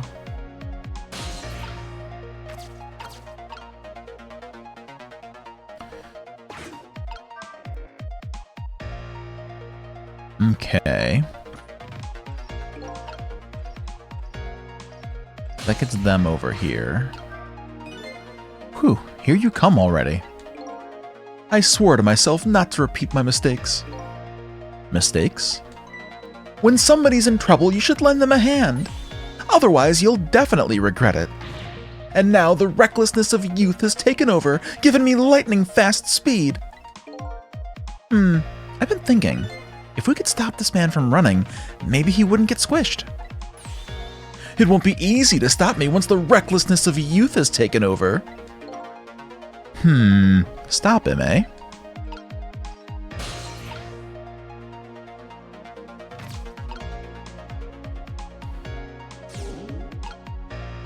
Let's see here. Okay, so I can... Nice. This is interesting. So now that I have two ghosts to work with, this kind of changes...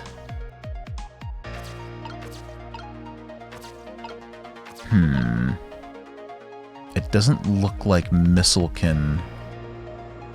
No, I don't want to talk. Looks like Missile can only swap, huh? So what if...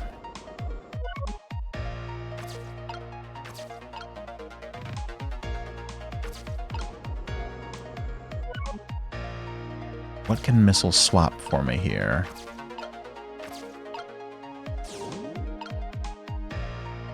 Oops.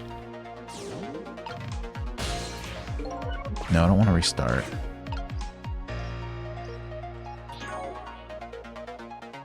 Okay, too many buttons here.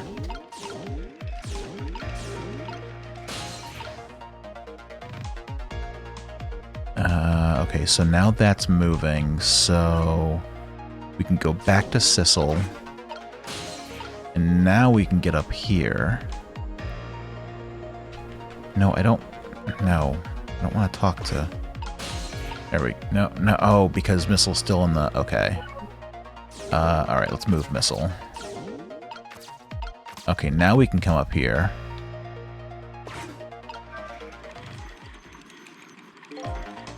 Spin that like crazy. Wow, I didn't see this coming. Don't you know the first thing about the globe climber? Hmm? Even little children treat it with the respect it deserves. They know that unless you spin it gently, there's no stopping it. Yeah, it does look pretty dangerous. It looks like I'm just destined to fly through the air like this for a while. This just might buy us some time. Maybe he'll just keep spinning around like that the whole 4 minutes. I'm sorry, but I don't think I would stand it for that long. But anyway, we stopped him from running for a while. Let's do what we can while we have this chance. No, I don't want to rewind the clock. Let's see here. So I can get up to the rugby ball now.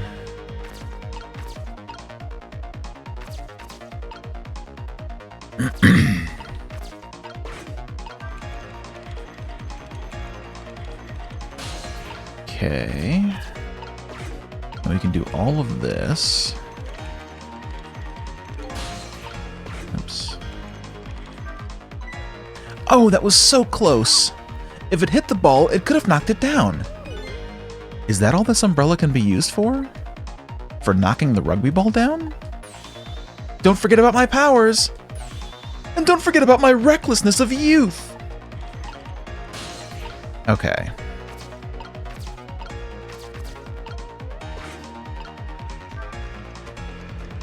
So we can open that umbrella.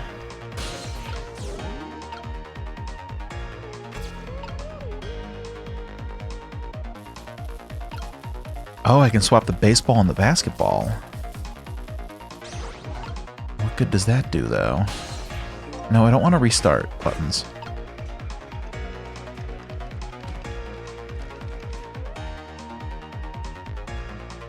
Okay.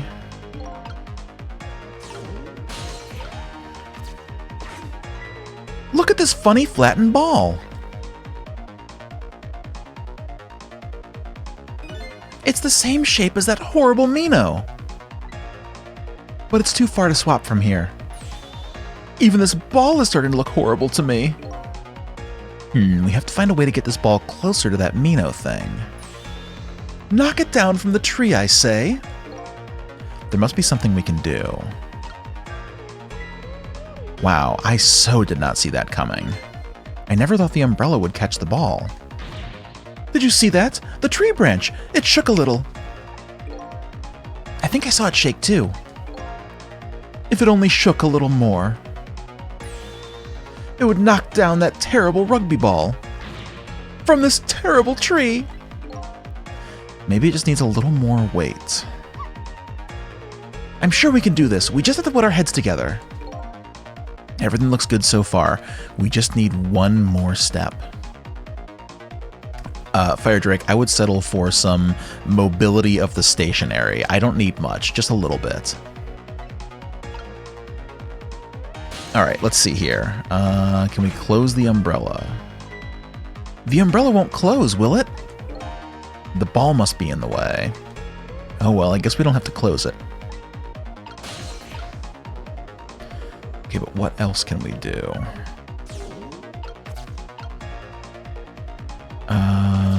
Well, we can swap these. Oh, yeah. That works. Gets the rugby ball down there. There, we moved the ball. What do you think, Missile? With the ball there, I think I can do it. In just a few seconds, you'll swap Mino with the leaf. And then from there, you can swap Mino one more time. The final moment is near, Missile. Are you ready? You bet! Okay. Okay. Okay.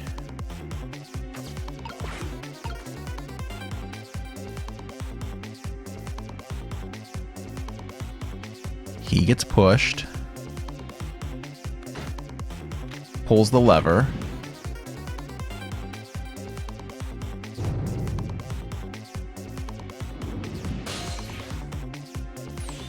Okay, watch me, Sissel. Here I go. The finishing touches. You can do it, Missile. Swap Mina with that ball.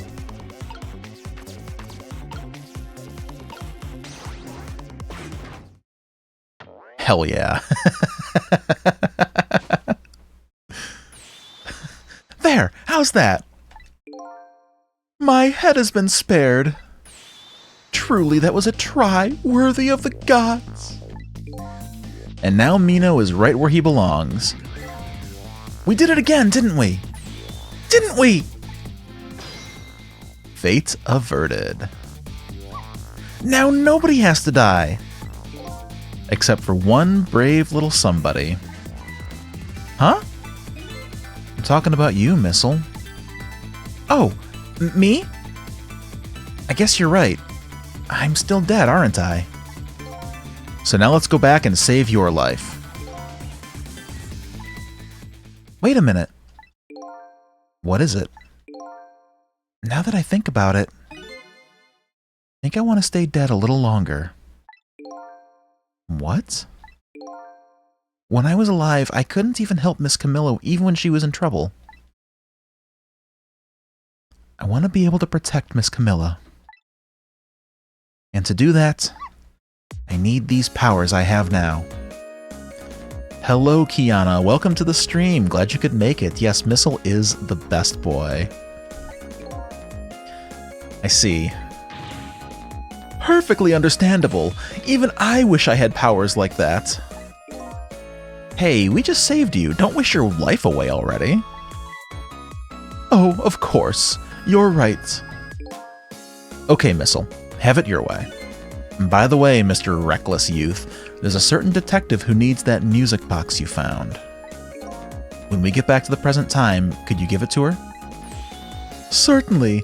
You have my word. Let's go back then, to the present.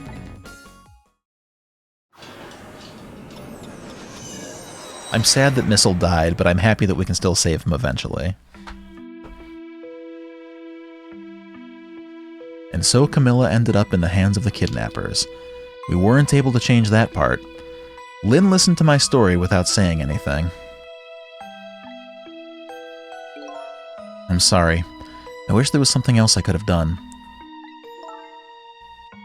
No, you did the best you could. I'm sure she's all right. After all, she has me!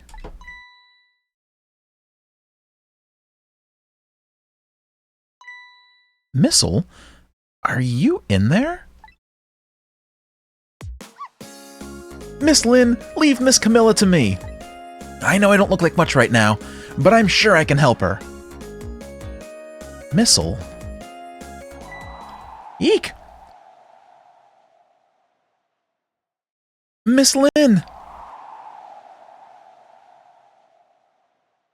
Oh no. I'm gonna leave it up to Missile. It kinda looks like Missile's being left up to the wind. Yes, we did it. We saved... I don't know the person's name, but we saved them.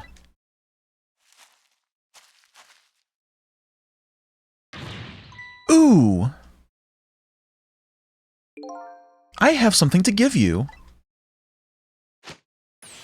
Stop the park from being turned into a housing site. Protect the park, the rock of the gods. Aren't you forgetting your promise? Oh, pardon me. My apologies. This is for you. Oh.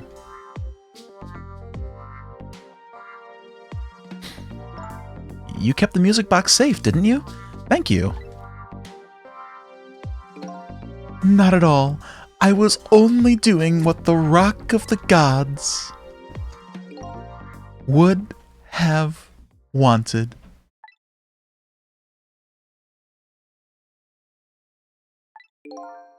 What's the matter? Cat got your tongue? He's mesmerized by my beauty. Hey, the cat's not allowed to get your tongue.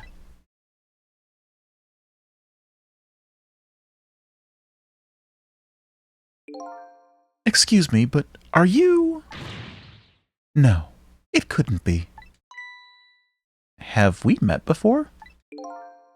Aren't you that little girl from that time? I'll never forget it. It was 10 years ago in this park. 10 years ago?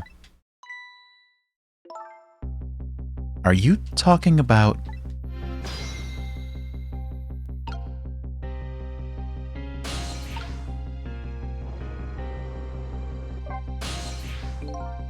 Have you met this strange young man before, Lynn? I don't remember, but he said 10 years ago, and this park. It could only be one thing that I can think of. It looks like I'd better talk to Mr. Leaflet here. Here in the park, the gods surely control fate. Today, 10 years from that day, we meet once again. If that isn't the power of the gods, then what else is it? It could just be coincidence. But apparently, you know our lady detective here. Could you tell us about it? About what happened 10 years ago? Yes, of course. I was actually just about to do that. I did notice that Temsic Park is Kismet backwards, which means, like fate. So, clever on them. What's this Rock of the Gods you keep mentioning? Don't you know? It's right there in front of us.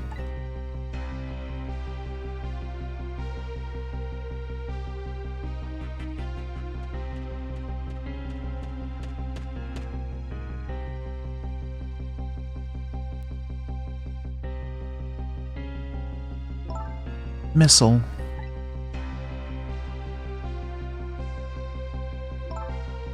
Wait a minute. You say G-O-D-S, but do you mean D-O-G-S? Of course not. Don't be silly. This is no time for ridiculous word games. You are standing just above the Rock of the Gods now. Take a good look at that monument. Monument? Rock of the Gods, Temsic Park. The Rock of the Gods. The rock is buried in the ground right here. It's been there these 10 years. Ever since that day, it flew down from the heavens and showed us a miracle. A miracle?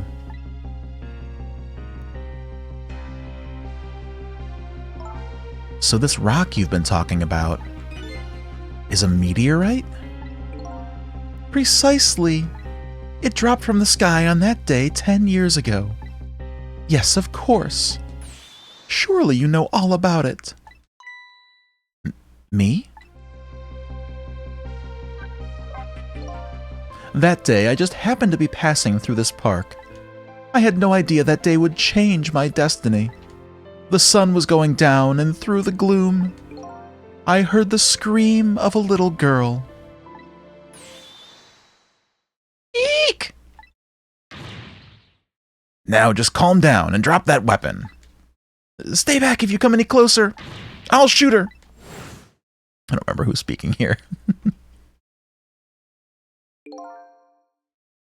I peeked out fearfully from the bushes and saw some shadowy figures. I didn't see the face of the criminal clearly. I knew I should do something to help, but I couldn't move. The tension was so thick it was painful, just when I couldn't stand it any longer. That's when it happened. The sky suddenly burned bluish-white.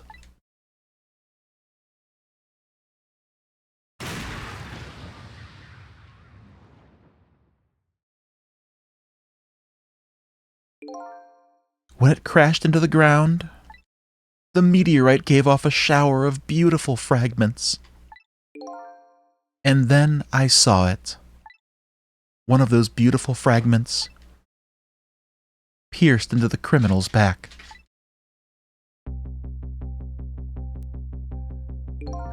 The judgment of the gods was brought down on the park that day.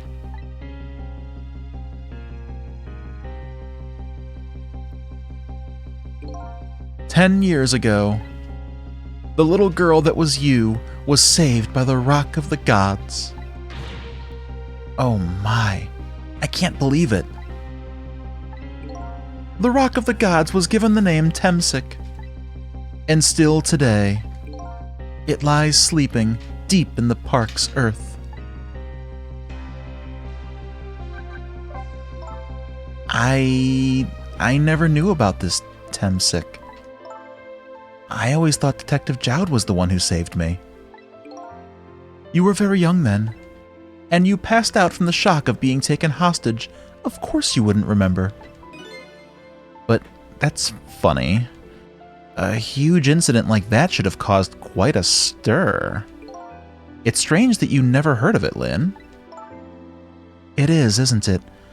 But now that I think about it, I remember I didn't want to think about what happened.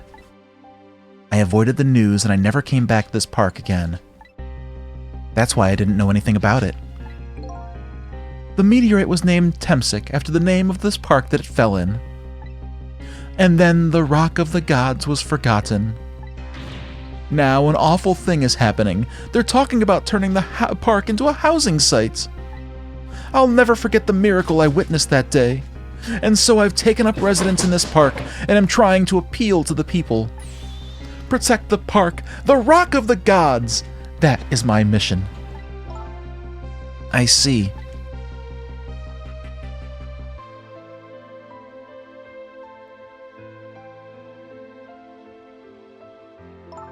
I'm taking you with me, Missile.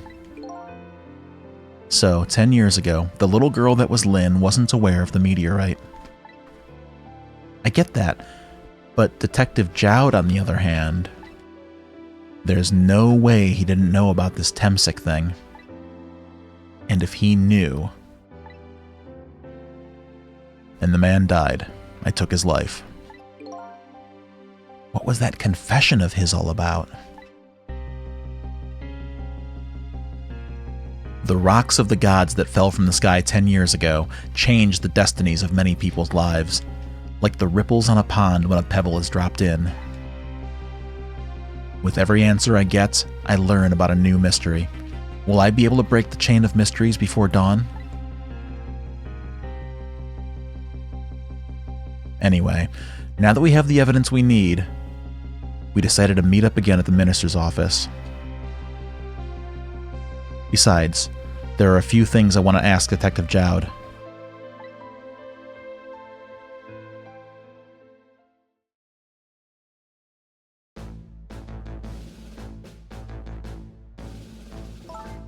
We found the music box, Detective Jowd.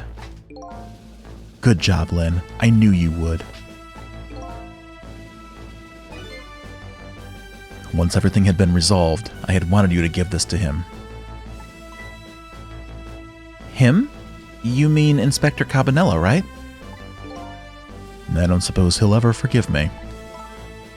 Detective Jowd.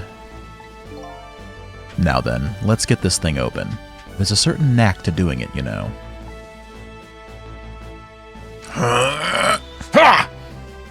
See? He calls that a knack? Looks more like brute strength to me.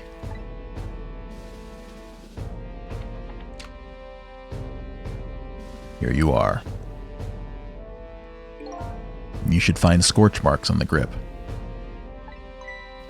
Scorch marks? When Camilla built her contraption, she used a special kind of string. It's a kind magicians use. It burns up in an instant and disappears. Why would little Camilla use something like that? I don't know. Maybe because she's a detective's daughter.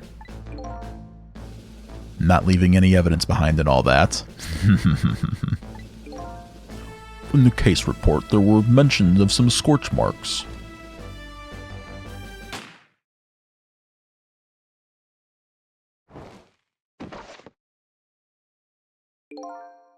When it happened, Camilla was watching from her hiding place. She saw the flame run to the gun, something she naturally didn't include in her design.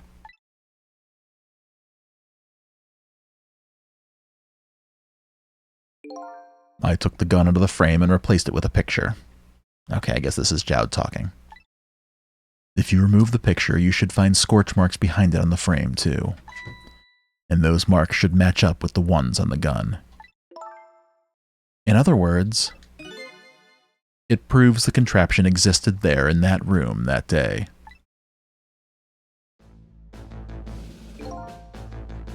And it didn't work the way your little girl intended, is that right? Exactly. Some cowardly culprit modified the design. But that angle was never brought up in court. And so, as Justice Minister, I must call off the execution at this point. I knew I was right. It wasn't Detective Jowd. Now we can finally prove that. Thank goodness. Thank you, Lynn. In those eyes of yours, I see the eyes of that little girl from 10 years ago.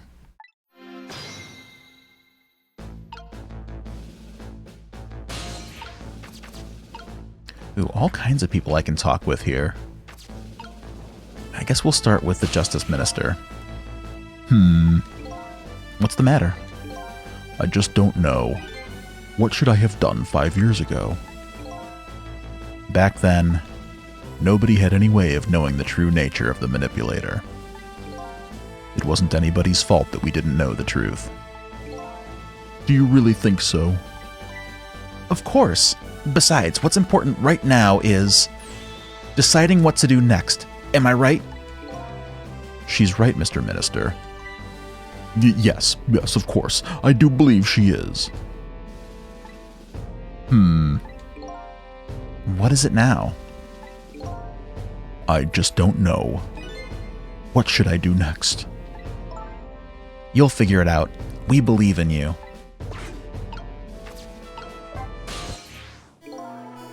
Sissel, if you hadn't come to my cell tonight, I would be gone by now, without ever having known any of this. This is what I deserve. That's what I told myself these past 5 years. But things are different now. Thanks to you, my eyes have finally been opened. Tonight, I've come into contact with a lot of people's lives and got involved in their fates. And the only reason I was doing it was to regain my own lost memory. But things are different now. We're connected to each other somehow. I just know it. And that's why I need to ask you a few more questions in order to find the truth about us.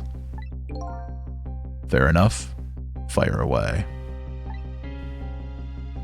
I'm gonna need some more water. I'll be right back.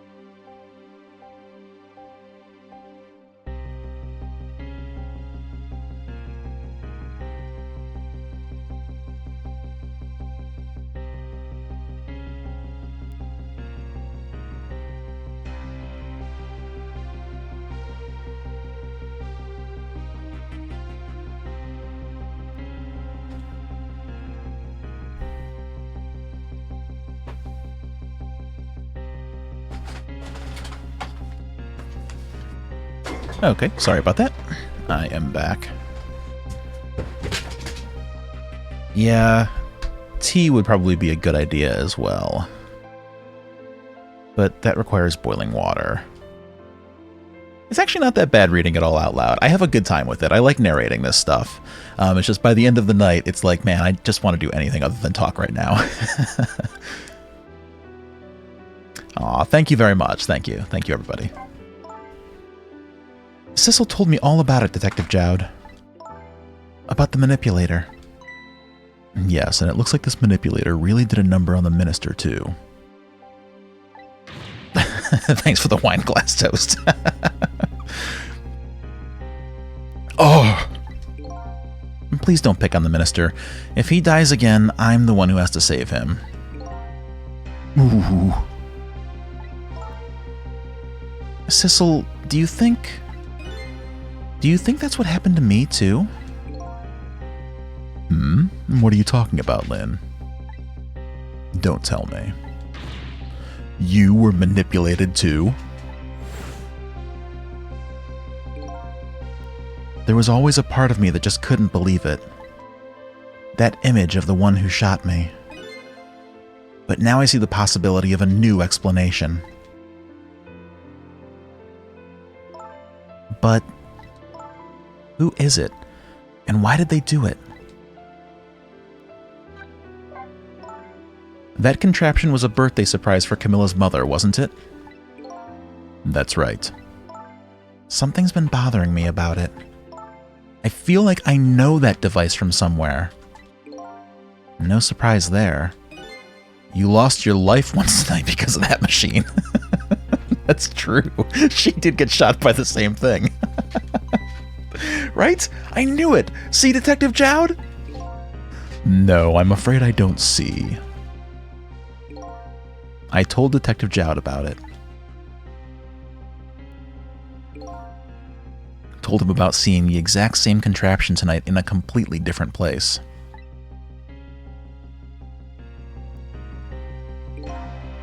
That's very strange indeed. A junkyard on the edge of town. I've never even heard of the place. And what's more, I've never told a single soul about that contraption. You haven't? That old pigeon guy. Who in the world is he? Detective Jowd, you must have heard this name before. Temsic. The meteorite that fell in the park 10 years ago. You were there. So you found out about that, did you? I hear that meteorite saved little Lynn's life. That's right. I couldn't do anything to help Lynn that day. But in that case, I don't get it. If it's true, doesn't it mean you didn't steal somebody's life away? What are you talking about? Detective Jowd, you told me that 10 years ago, the person who killed the perpetrator in the park was you. What? But it was the meteorite. I wasn't lying. I stole that man's life away. No question about it. It was entirely my fault. I was just about to shoot him. I would have shot him in the next instant if the meteorite hadn't come. At that point, I was already a murderer. That's not true. You were trying to save me. Lynn, I'm sorry, but I don't think that's really it. Huh? Ooh, the truth about 10 years ago. On that day 10 years ago, a different incident happened in another place. Another place? Yes, in the police headquarters interrogation room. The worst sort of incident. A suspect who was being questioned escaped. Wow, I didn't know about that. I happened to be there in the detective division, so I joined the chase. Fortunately, or I guess unfortunately, I was able to track him down alone in the park. Hold it right there. I fired a warning shot. I wanted to catch him bad. That warning shot made him panic.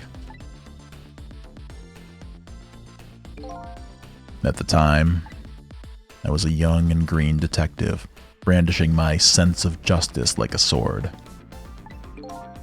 I made him panic and got you involved, Lynn. It was all my fault.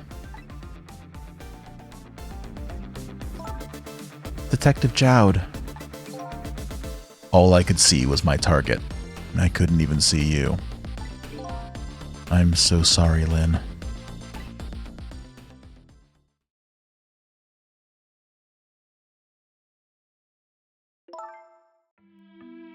So the man who grabbed me died that day. And these last 10 years, I've never forgotten his face. And then a few years after that, when my wife Alma died in such a mysterious way, I thought it was fate, my punishment for what I'd done.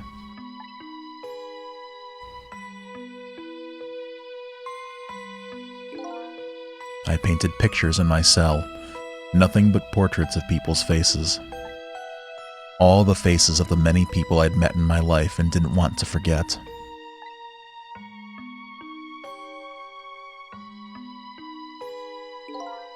And tonight, I finished my last portrait, the final face I wanted to remember.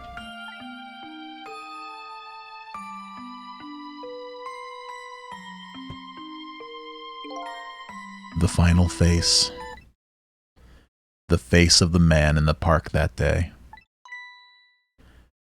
Wait just 1 minute. That can't be. I saw that painting. I saw the face you painted tonight.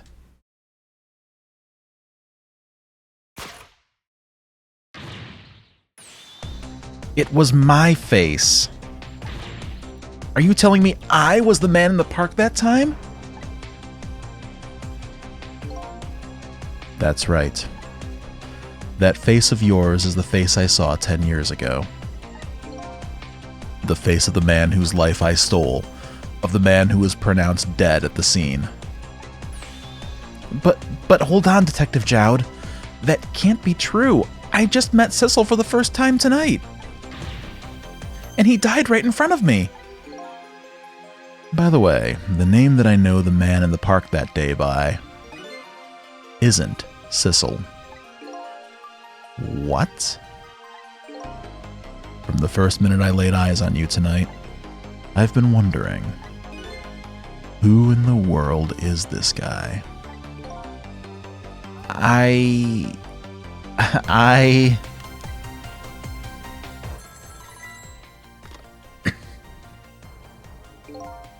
Mr. Minister. Inspector Cabanella, where are you? Just be quiet and listen. This is our demand. What? Demand? Our demand hasn't changed. The execution must be tonight. Once we've confirmed it's been carried out, we'll release the hostage. What are you talking about, Inspector Cabanella? And you know it wasn't my daughter who was abducted. Does it really matter who the hostage is? A life is a life. Even if it's the daughter of a death row prisoner.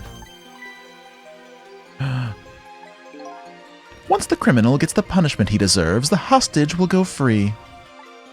Carry out the execution immediately and wait for our call. What is going on? What is it, Mr. Minister? You look paler than ever. What in the world? What's going on? Inspector Cabanella!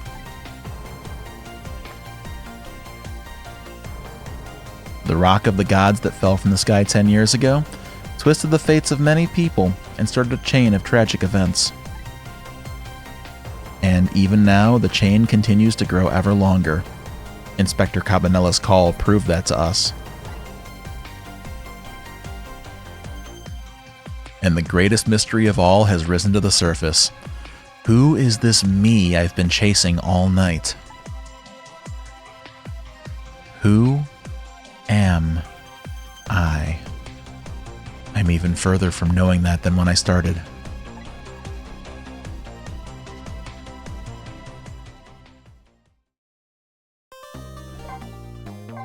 God. So many twists. Oh my god.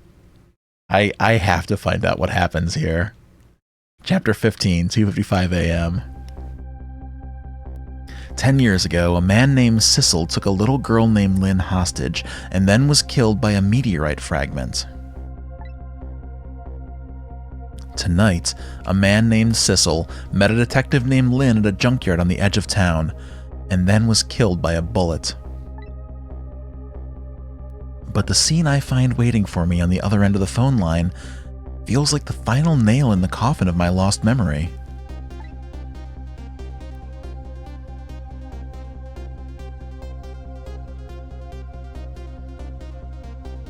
I see myself. What? What am I looking at here? What is going on?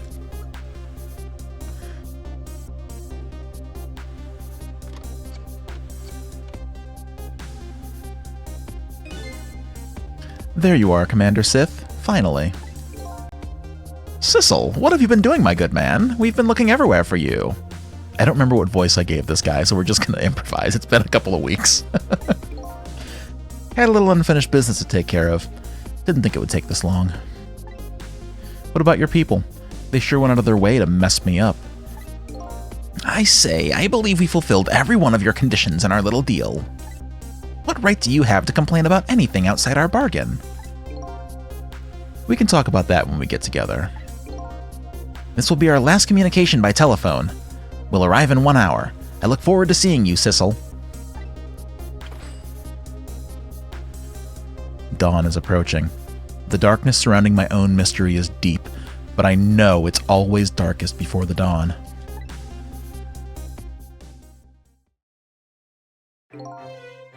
Yes. We're nearing the final stages of our little deal, my good man. Yes, sir. All the preparations are complete, sir. And we just had a report, sir. Lights have been spotted, sir. Have they now? By all means, let me have a look.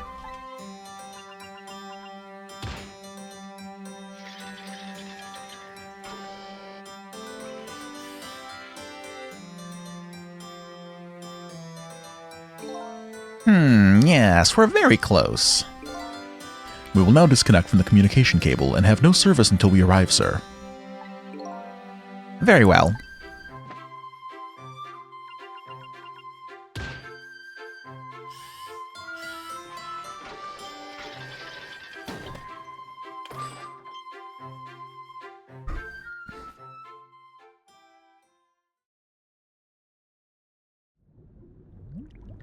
Oh, wow.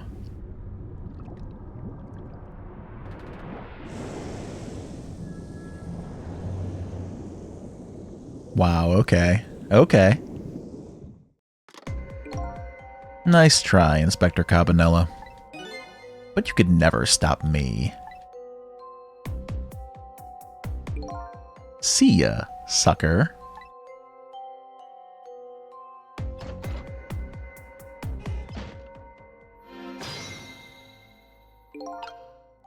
Oh, man. So, that submarine guy and his people have a deal going with me, do they? If that's the case, they probably aren't the ones who killed me, right? Anyway, there's definitely something behind the inspector's death. Think I'd better talk to him. Oh, this is fascinating.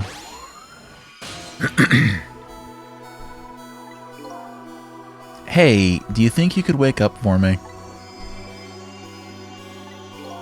Oh boy, still unconscious, huh? I guess he hasn't been dead for very long then. I'll just go ahead and go back to 4 minutes before his death. I'm a little nervous about what I might see there, though. But if that's where I'm going to find my answers, I can't run away from it.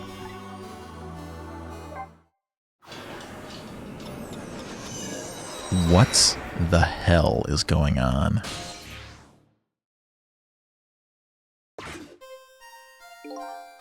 Once the criminal gets the punishment he deserves, the hostage will go free. Carry out the execution immediately and wait for our call.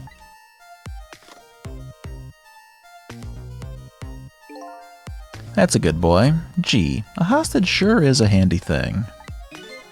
It gives me complete control over the top police inspector in the country.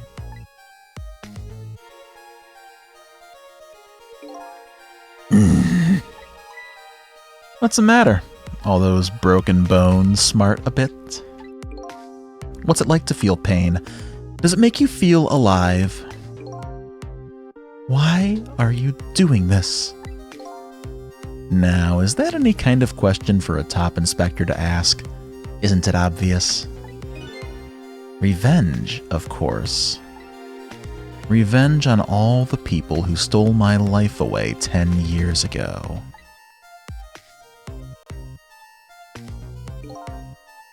Don't be ridiculous. It was a meteorite that stole your life. Or have you forgotten that? Wrong. I was murdered by all of you.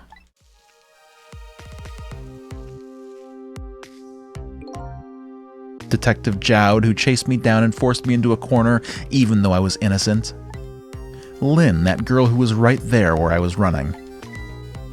Lynn, she was just an innocent little girl playing in the park. If that brat hadn't been there, I never would have thought of taking a hostage. That's the most self-centered garbage I've ever heard. And finally, you, Inspector Cabanela. Me? If you hadn't done what you did, I never would have pointed a gun at that kid.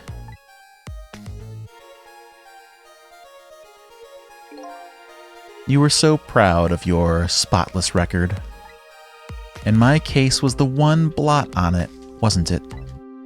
Only 2 people know the real truth. Me and Detective Jowd.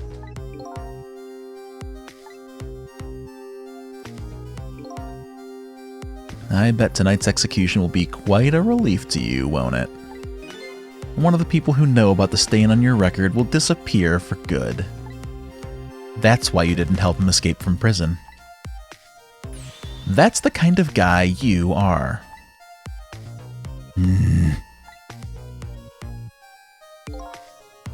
I got nothing to say to you. You'd never listen anyway. Oh, fuck.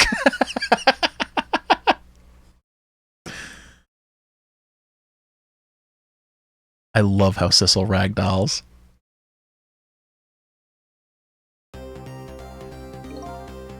Ye gods. Now then, Inspector. Time to make a big red stain on your spotless white coat.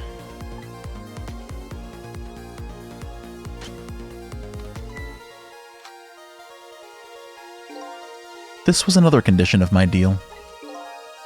To wipe out everybody who knew about Temsic. The animations are all so good.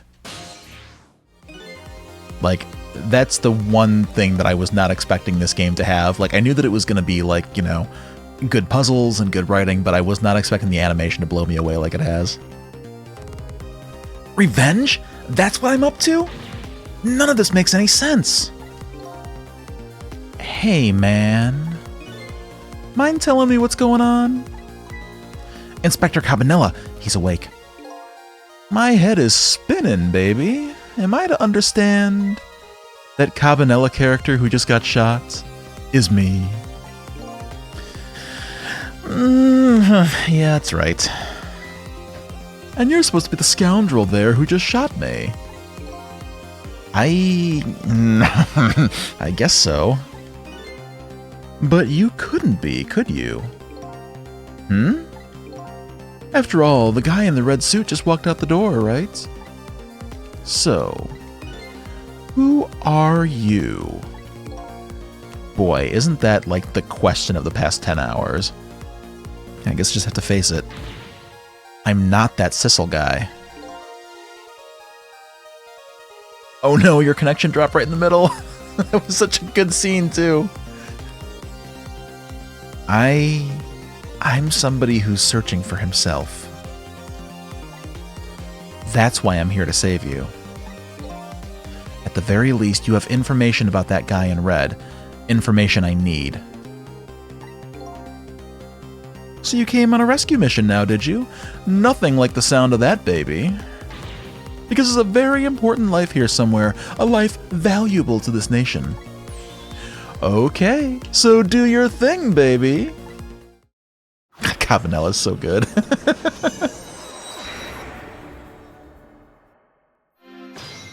Alright, trick time. What on earth is going on here? So, are you a manipulator too? I have ghost tricks, powers of the dead, yeah, but I can't control living creatures. Anywhoots, I think you'd better be very careful. That guy in red is a manipulator. Naturally, he knows about powers like yours. If he realizes you're here, things might get a little sticky. You're right, I'd better be careful. That's a good boy. Gee, a hostage sure is a handy thing. It gives me complete control over the top police inspector in the country. Alright. Look at him. There's that something emanating from his body. Is it really the sign of having special powers of the dead? You know, I was just thinking that I want to get a red suit just like Sissel's. I wouldn't be able to pull off the hair, but I could put on the suit and the glasses.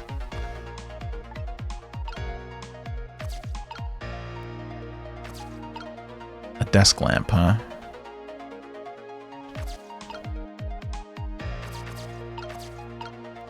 I can't do anything here.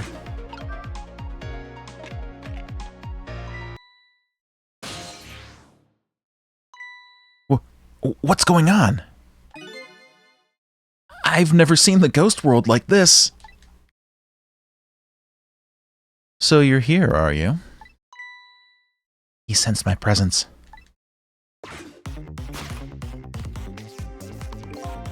I noticed you. You think you can stop me, do you? I don't know why you're wearing my face, but you might as well give up now. I control everything. Damn it! Everything, including the life of this police inspector in white.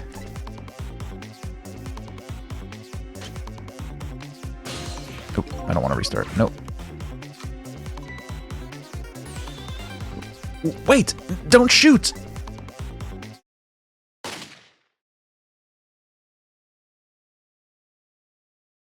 Time's up. This other me knows the powers of the dead well. Who wouldn't notice what you just did? You were practically shouting, "Look at me, baby!" It looks like it might be hard to save you under these circumstances. I guess I can't use my powers right in front of him like that. Guess I'd better rewind the clock again and see if I can pick up any other clues. Yeah, this Sissel looking straight at the camera when I made a noise, definitely eerie. So if I do anything with anything here, he's gonna notice. Look at this book. The top of this bookshelf is lined with books. This one on top is balanced so precariously, it's a wonder it doesn't fall off. How did the old pigeon guy even reach up here? And I wonder if he makes his pigeon fetch it for him. It's an escalation of threat to the player instead of just the characters of the world. Yeah, absolutely. Like, man, fourth wall breaking can be kind of cheesy, but when they pull it off like that, so good, so good. All right, so I've got a. What have I got? What is going on here? I can't see anything over on this side, so I don't know if there'd be anything useful. Time's passing. What's the matter? All those broken bones smarts. Revenge on all the people who stole my life away. Okay, so this is when he hits the kettle. So the kettle's now on the ground. Now I can go underneath. Okay. Look at this place.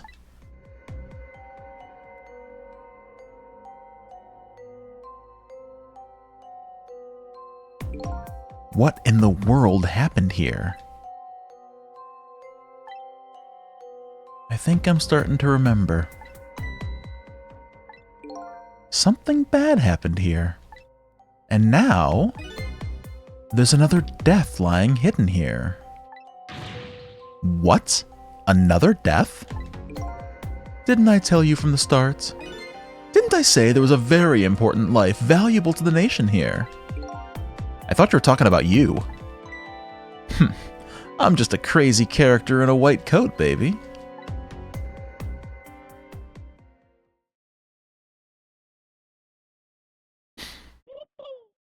The Pigeon Man. Hey, come to think of it, where is that old pigeon guy?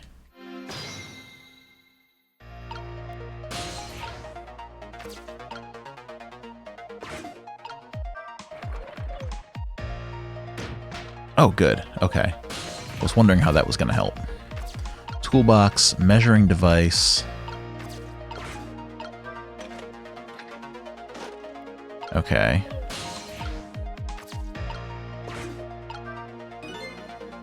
This is some kind of device. Very astute observation. Sorry, my memory isn't working. Yeah, mine isn't working too well right now either. I do remember seeing somebody use this equipment, though.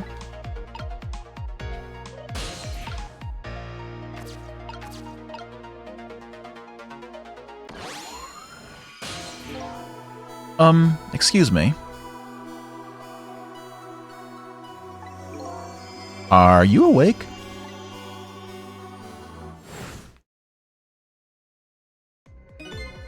Of course. I never sleep during work hours. Professor, do you recognize me? There's only one crazy character in a white coat that I know of. He hasn't lost his memory. I'm not the type who likes losing things. But never mind that. Cabanella, this is quite a surprising guest you brought with you. Pretending like he doesn't just blow up the place. Or pretending like he didn't just blow up the place. Are you talking about me? Oh, this is a different guy, and I'm his guest, actually. Said he came to rescue us. Unlike you, my sharp friend, he still hasn't gotten his memory back. Huh. Pitiful. Ouch, that hurts. Anyway, now we'll be going back to 4 minutes before your death. In order to change your fate, that is. But aren't we already in the past, man? But we can go back even further. I've done it before. I still don't see a path to saving Inspector Cabanella, but if we go back further, maybe I'll find a lead. Alright, let's go. Deathception.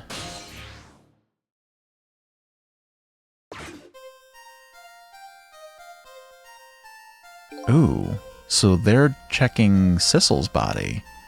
How many times do I have to tell you, Professor? This place is dangerous. Don't be daft. I can't leave now. He's completely dead, but just as I thought, I'm getting a reading. Pigeon Man's just like, get good. It's the source of his powers. If I remove it... He's not dead. He's just not there. The true form of the manipulator isn't something you can detect, it's a spirit. Ridiculous.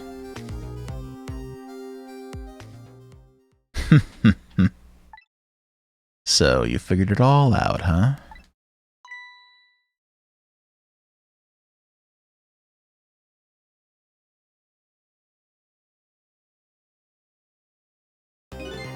You're a clever man, Inspector Cabanella.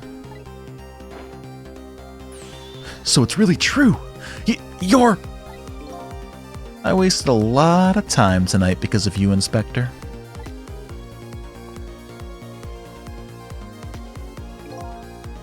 But it's all just like you said. I died 10 years ago. This body is just a vessel, a shell. I control everything. The shell, people, just like I controlled the Justice Minister in Lynn.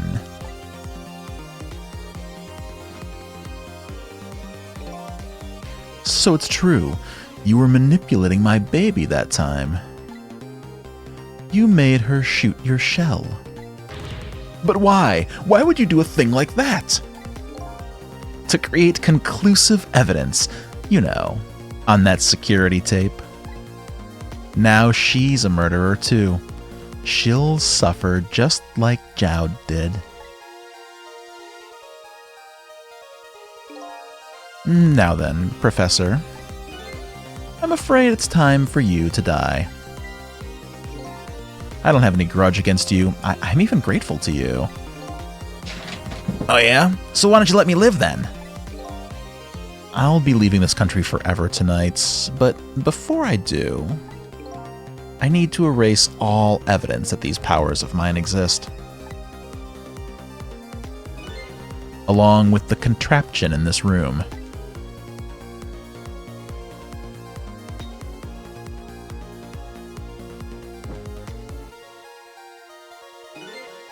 This time, the thing will work the way it was meant to, and it'll all be over. Cupid won't turn this time. He'll shoot his little arrow this way.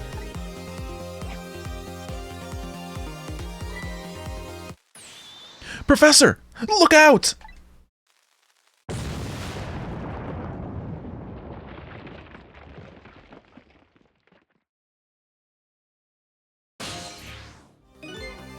Dynamite, eh? When the devil did he put that there? He planned it all out tonight. Having my baby shoot him, having his corpse disappear. His corpse disappeared?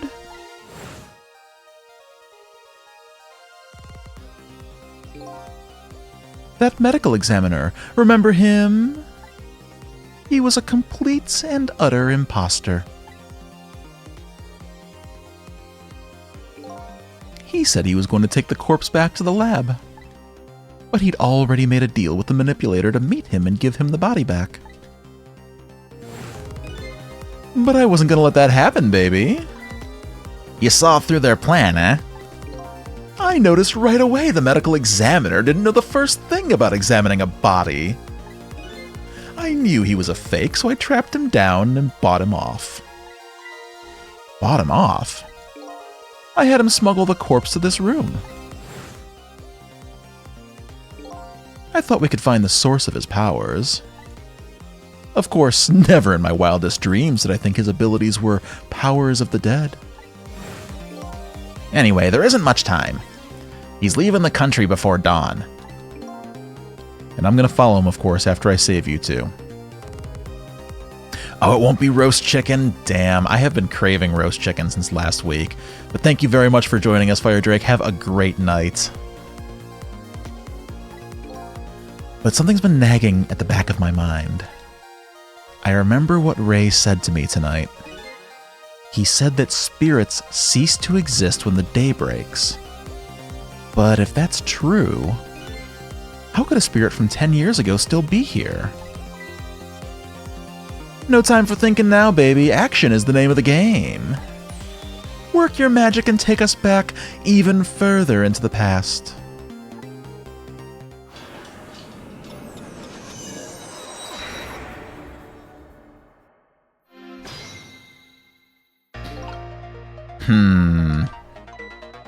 Alright, man, jump in there and stop that explosion, would you? Easy enough for you to say. Foolish of you to say, too. If you stop the explosion, he'll just do me in some other way. Fair enough. Then jump in there and take care of that man in red, would you? I repeat, easy enough for you to say. And most likely impossible to boot. That huge explosion didn't even make him bat an eye. Well, what do you propose then, Prof? Pray tell. Your best bet is to save me during the explosion without him noticing. Easy enough for you to say, sheesh, what's with all these people? Anywho, jump in there and do something. Alright. So, I'm wondering about this room. This room being a recreation of the room where Camilla shot her mother. I wonder if they're... are they investigating or researching that incident? Like maybe trying to recreate it here to see how she could have been killed?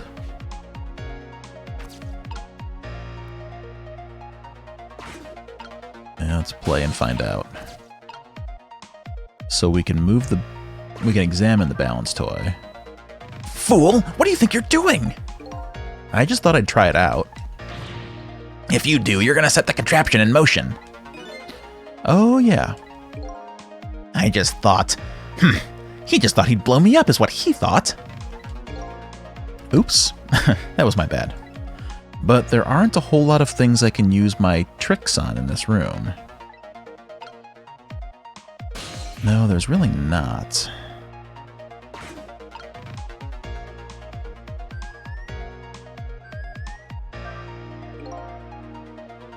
Completely dead, but just as I thought, I'm getting a reading. This is the source of his powers. If I remove it...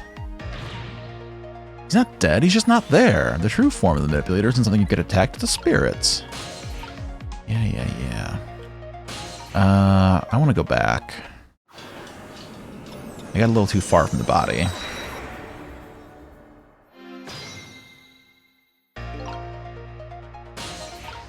Alright,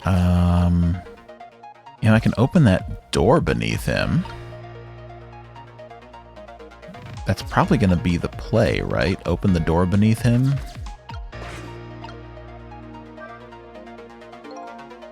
It's no use, I can't open it. Could the fact the professor is standing on it have anything to do with it? I may look small, but I'm pretty heavy set. He sounds so proud of that fact, too. This door, such a pity. Too bad it doesn't open downward. Sometimes life can be so hard, wouldn't you agree, Professor? Yeah, that's why we're both dead. A door that opens downward, eh?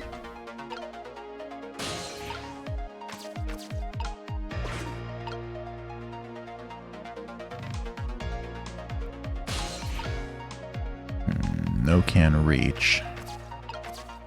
Can't. What in the world is this thing? This device has that meteorite data entered into it. If it detects Temsic radiation, it responds. Got that, kid? Isn't it a lovely thing? I guess sometimes it's important not to think about things too much. Huh, what a sorry pair. So here's where it's getting a reading. Oh, already read that. Source of his power, if I remove it. Don't do that.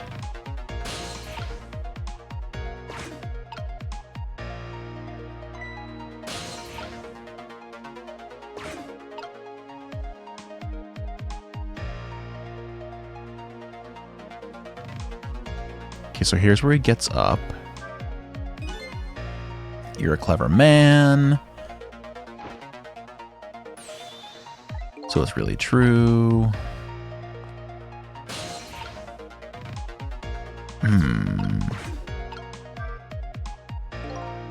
It's no use. I can't open it. Could the fact the guy in red is standing on it have anything to do with it? Is he more heavyset than he looks too? Why are you asking me? This door, such a pity. Too bad it doesn't open downward. Yeah. Door that opens downward, eh? It's just like you said.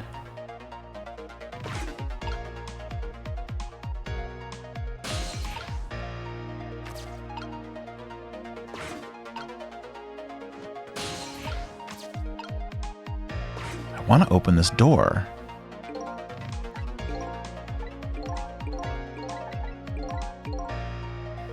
You loved realizing in retrospect that Cabanilla never drawled his words during the whole phone conversation? Wow, yeah, that's a good point.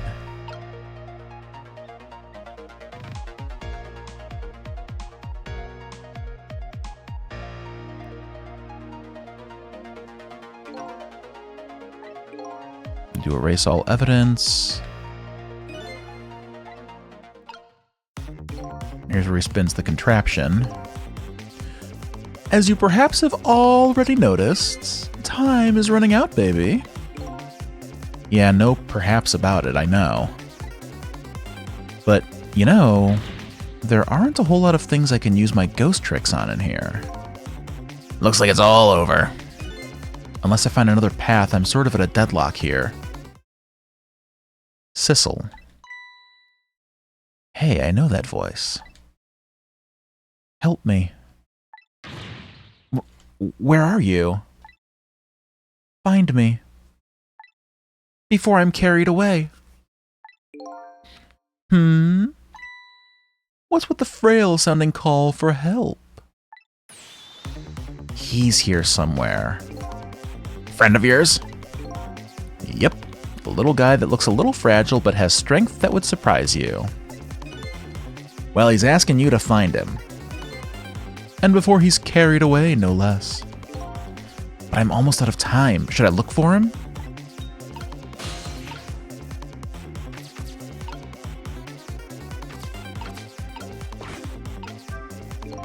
If I can stop this toy from spinning, I can halt the contraption. But that won't really solve anything. There's a smart boy. If you stop the explosion, he'll just find another way to get me. And it would probably give away the fact that you're here, too. So I have to rescue you without stopping the explosion. Is that even possible? That's what has to be done. Deal with it.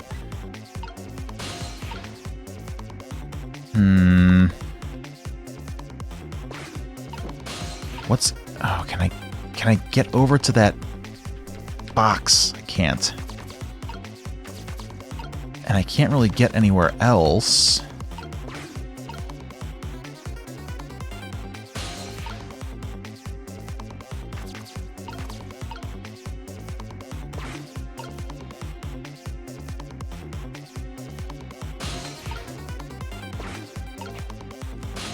Okay, so that's where he shoots the dynamite.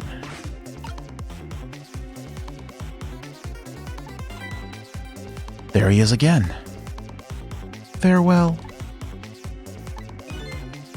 Sounds like your little pal was carried away. Where was he? Maybe you should have tried to find him somehow. Maybe you should have looked around, you know, from corner to corner, baby. Now what? Maybe I have to start over. Yeah, I guess we gotta start over again. So that's Missile, right? Where is Missile? And how do I get out of here?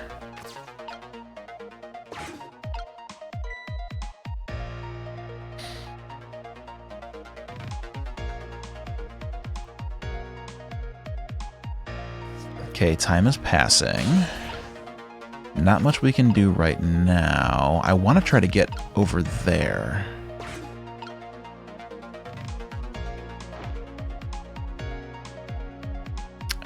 Keyword being look around.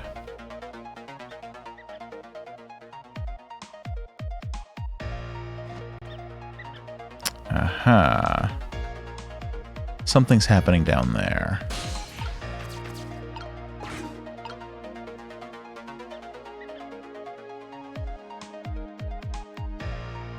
Is there any point when everybody is off of this trapdoor?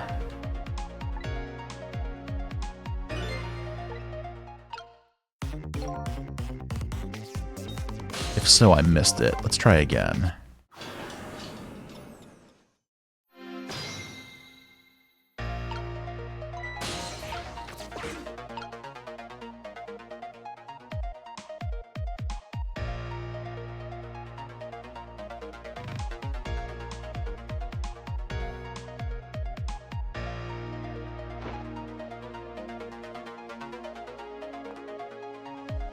No, the pigeon man steps off. And then as soon as our man in red... Ah! Darn. As soon as the man in red walks off of it, pigeon man walks back on. Too bad it doesn't open downward, yeah.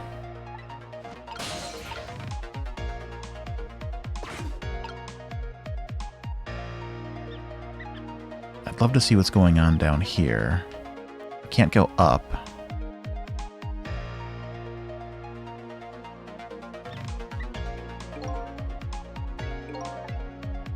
To erase the evidence.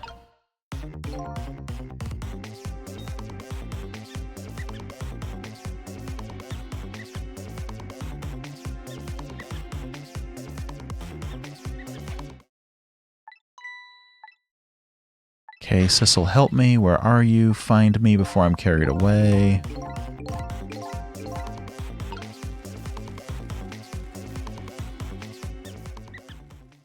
Ah, okay. Sissel, here I am! Oh, hey, it's... Missile! What are you doing there? Do you really have to ask? Seriously, are you really going there? No, that's okay. Never mind. Anyway, I need your powers. Will you help me out? Of course! Here, let me come join you.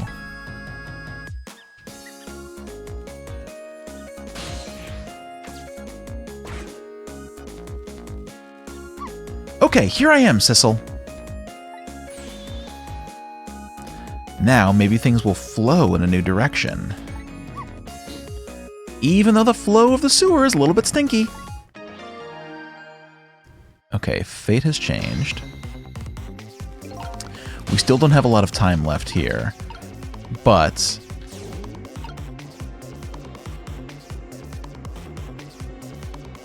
Oh, that would be... Oh, yeah, because I'm still on top of it. Okay.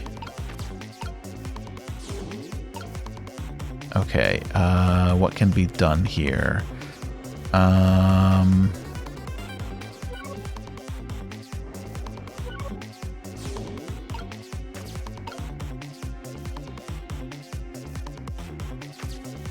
Oh, okay. A ball, a lamp,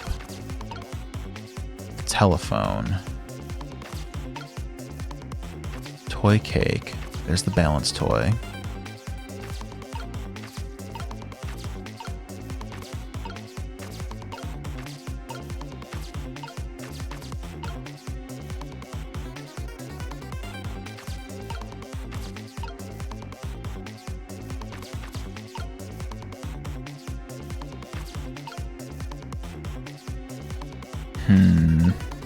Trash can lid, trash can.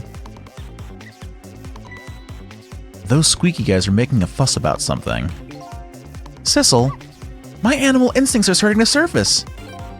If you mean you want to chase them, I think you have to be alive to do that. There must be some kind of rat feast in that trash can. Those things usually make a bigger commotion than that. A bigger commotion, huh? Okay, let's stop that explosion. No, we can't do that. Okay, let's take care of that man in red then. No, we can't do that either. We can't do this, we can't do that, what can we do? We let the explosion happen. Then we rescue the old pigeon guy without the man in red noticing. And your powers are the key to all of it, Missile. Oh, I don't know about that, but I'll do my best. We're talking about a matter of seconds. We can't miss our chance.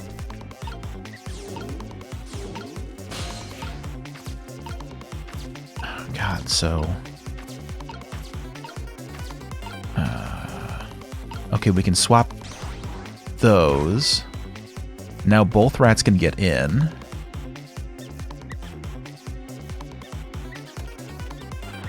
Now more rats can get in.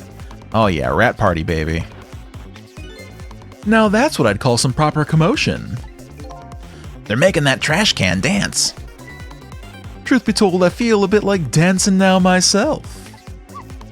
It's getting harder and harder to hold my wild instincts back. What a dangerous bunch. Alright, cool. That's what I wanted to see. Trash can lid. Swap that with the tire. And now... Wait. Yeah, so there's the tire. Okay, there's the trash can lid. No, no, come on, go down here. Can those two be swapped? They can't be swapped, damn it. I thought for sure I could swap these two. Ah, maybe now. There we go.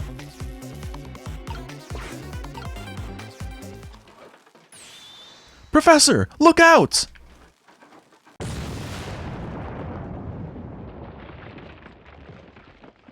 Damn, I didn't get to it in time.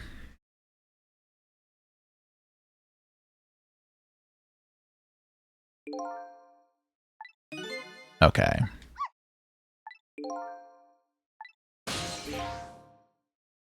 Okay, I overthought that a little bit. I thought that it was going to make me time it perfectly, but I think maybe instead.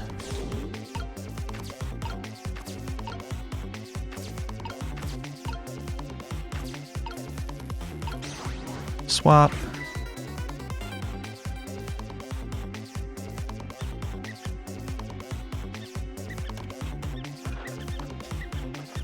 Yeah, you never quite know the first time. I didn't want to pull him down too soon and have him alert the man in red. It's alright. It's alright. We know the solution now.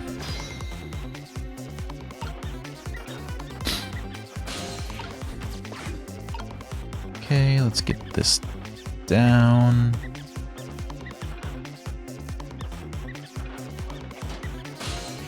Cool. Swap them.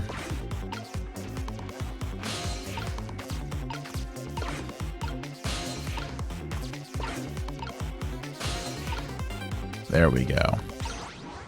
Perfect. Look out!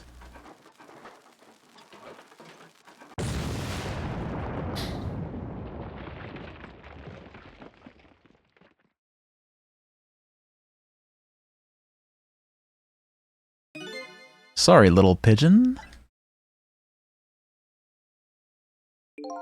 As for you, Inspector,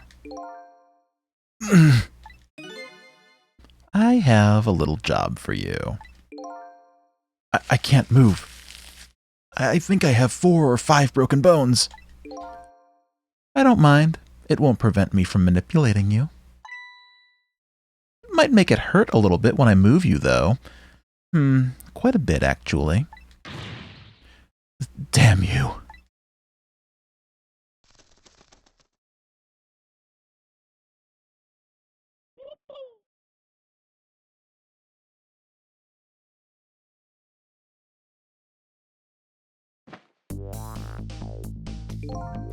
I can't believe it.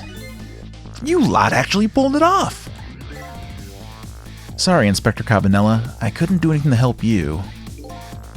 And there I am, a poor broken heap of arms and legs. But no matter, I enjoyed the show. The magic disappearing act, that is. Nothing like it, baby. Yeah, except... unlike a normal magic trick, I'm the one that managed to vanish without a trace here. Fate averted. Hell yeah. What's the matter? You look like you'd rather be dead, not that you aren't. I was just remembering the fact that, right about now, the real me has given the poor Justice Minister a real fright. Oh, that phone call? Yeah, he was pretty upset. Excuse me, mister. You really shouldn't be mean like that. And what's this lively little creature? Oh, this little doggy is the warrior who keeps Camilla safe. Or he would be if he was actually still full of life. Camilla. God's in heaven. What a terrible thing. That poor little girl taken hostage. It's a cruel twist of fate indeed. Wait just a minute. Miss Camilla is a hostage? Yes, we're sorry, little warrior. Miss Camilla, a hostage? What's a hostage? Anyway, Inspector Cabanela, it's time to save your life now. But you couldn't get very far when you tried before, am I right? But this time it's different, right, Sissel? That's right. With us working together, it's a whole different situation. We'll save the Inspector in white, and then we'll go rescue Camilla, okay? Okay, let's hurry up and get through this. Gee, kids, you're making me feel like an afterthought.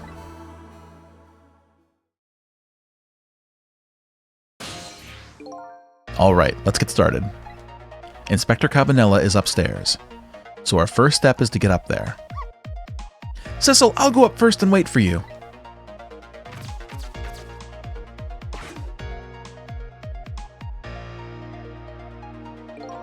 Okay, lovey-dove, we need your help.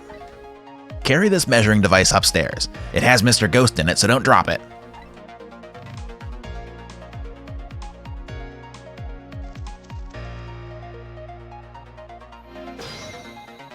Okay.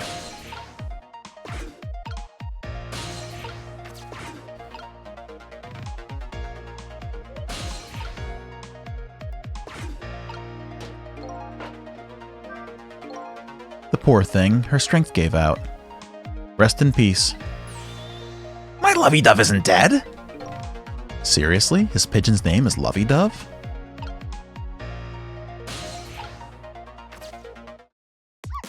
There you are, Sissel.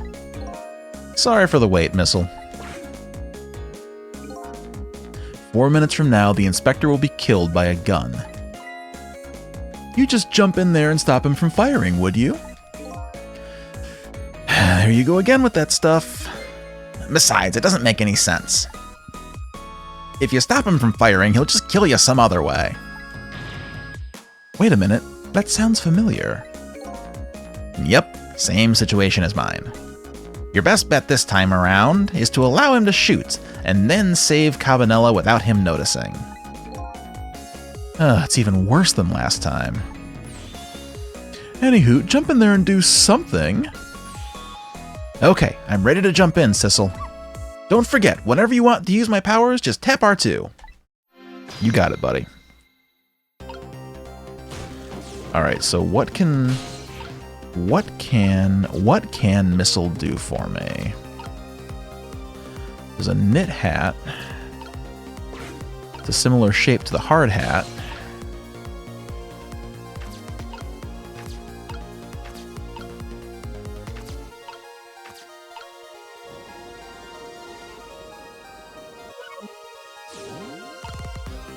Okay, Sissel can't get over there.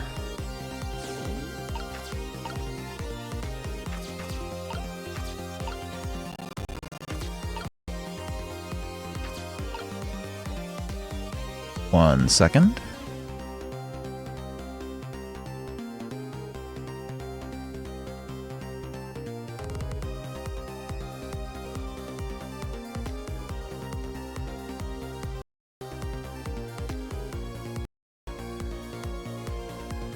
Okay, sorry about that. My audio interface dropped on me as it does frequently now.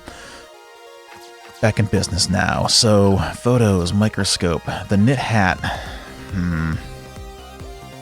So what can Missile do? What can Missile do to help Sissel?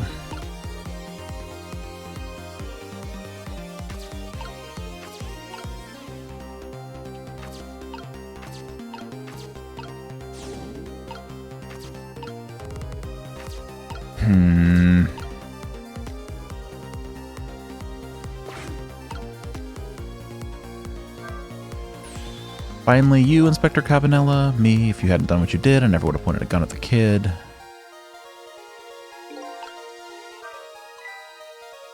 Oh, did you see that? That bad Sissel turned around. Do you have to call him that? But yeah, maybe this is our chance to try some ghost tricks. This is the only time he takes his eyes off of me, too. If you have something to do, do it now. Time to take the first steps towards saving the inspector. And the first thing we're gonna do is get on the telephone and get the hell out of here. No, we can't do that anyway. We're gonna swivel the desk lamp. Okay. Now we can get to the helmet. So if we rock the helmet... What was that? Okay, I bet tonight's execution will be quite a relief to you. Yeah. That's when he pulls out the gun. Got nothing to say to you. Okay, he knocks him back there. Oops, no, I don't want to restart.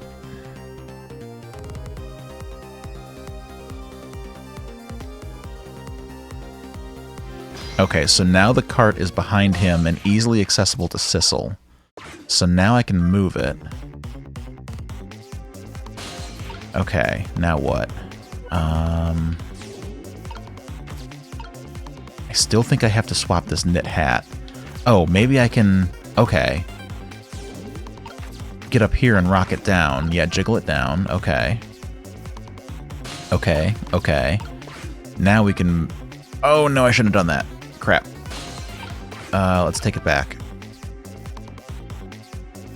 Okay, got it. R2. Get onto the knit hat.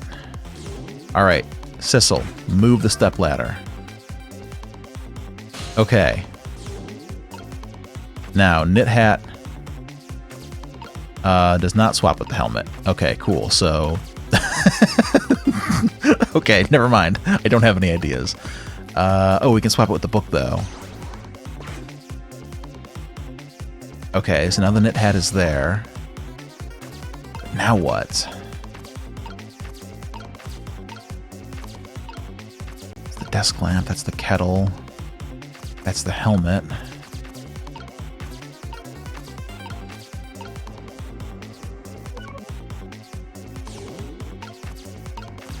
Is there anything else I can do here? So I can examine the... No, I don't want to restart. Wrong button. Let's examine the book. This is a really thick book. I can't read, so I don't know what it's about. Will I ever get my memory back? Well, would you look at that? Right on the hook. I love knit hats. So warm and most of all, soft. Hey, now that I'm looking at it, that hat is the same shape as the helmet you just knocked down. Aha, I thought so. Yeah, I thought so too.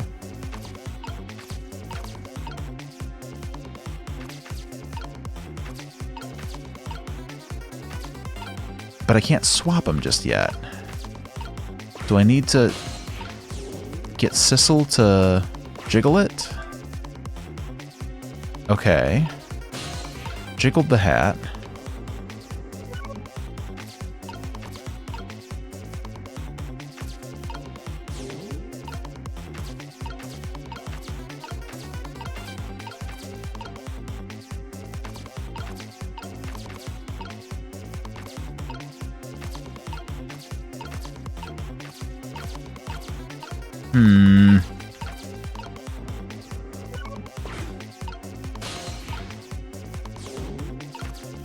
Okay, what else can Sissel do here? I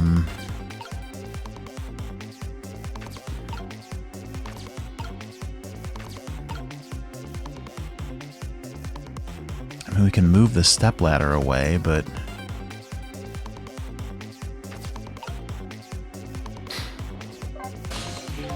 So, Sissel, could you explain something to me? Exactly how did the man in white die? He got shot with a gun. Gun, huh? I've always wondered about those things. How come people die when they hear that loud bang? Huh? Oh, why do they? I don't remember. Oh, brother, I hope I never lose my memory. Mr. White Coat here died because he got shot with a bullet. Bullet? A little lump of metal. It proves fatal when it gets lodged in his head. Aha! I get it. It's like a little tiny Mino, right? Yeah, something like that, I guess. A different shape, though. In that case, I ought to be able to use my powers on it to save the man in white. Hey, good news, eh, White Coat? Can't anybody here just call me Cabanella? Interesting, so... Can I swap the bullet with the knit cap?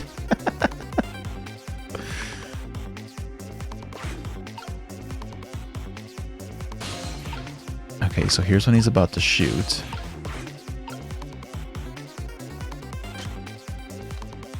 Knocks that.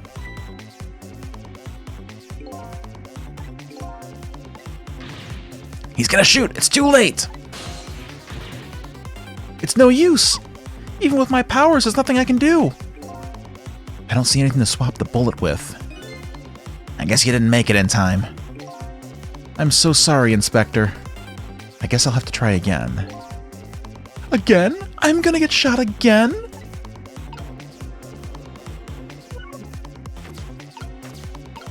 Yeah, I've got nothing here.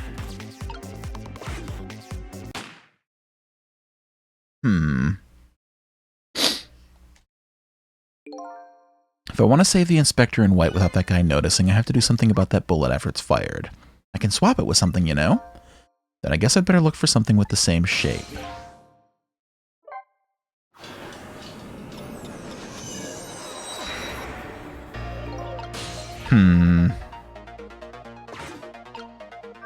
Oh, I can see this thought bubble at least. You've got grit, little pigeon. I'd better get up there before the little pigeon's strength gives out. Missile is waiting for me. I'd better hurry. Okay. There you are. Sorry for the wait. Good luck, kids. We should do it without stopping the guy from firing without him noticing. In other words, once it's fired, the bullet will be the key to this whole thing. Don't forget, whenever you want to use my powers, just tap R2. Yep, you got it. Okay, so what do we have here that could be bullet-shaped?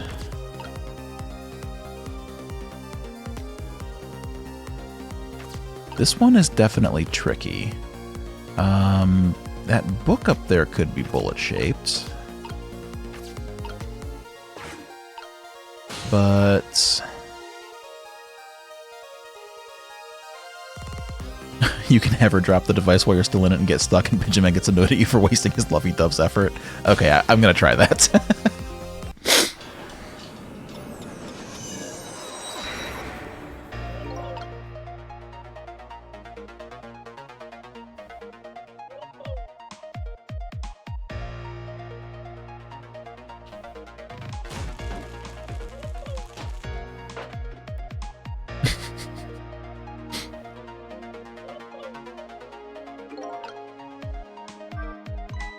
Oops.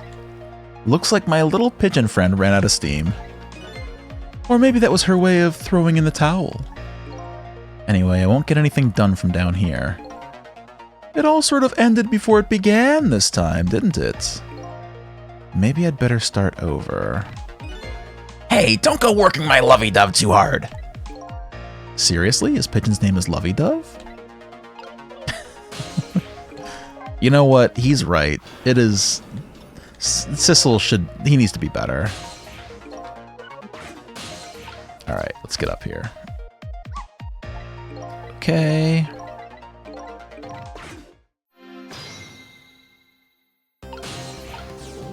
Okay, so... I do think it's important to drop that helmet. Oops. Oh, crap. That's right. The kettle has to fall first, right?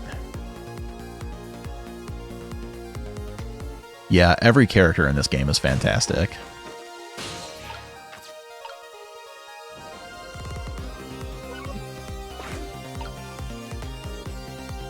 That's right, okay. Let's get... Oh. Let's get Missile out of the way. Okay.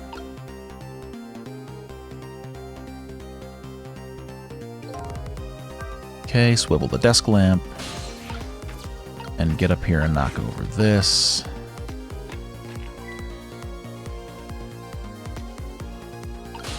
What was that? Who knows? Who could possibly know what that was?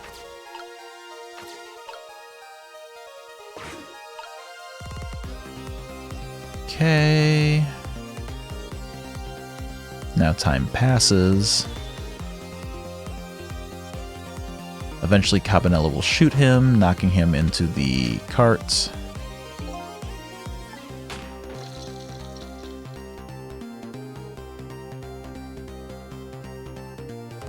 Then the amazing ragdolling Sissel will roll his way back over and give us access to the stairs. Okay.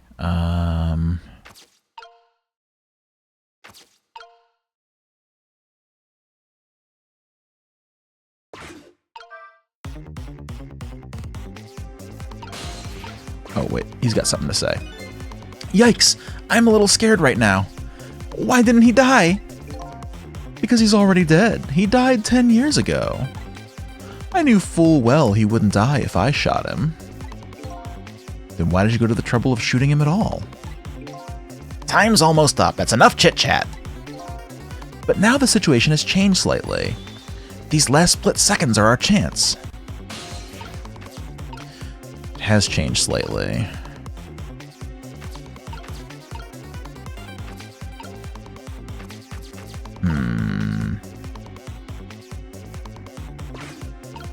Nope. Okay. Now we can jiggle that, get it onto the cart. Okay, that's good. Move the cart back over. That's good.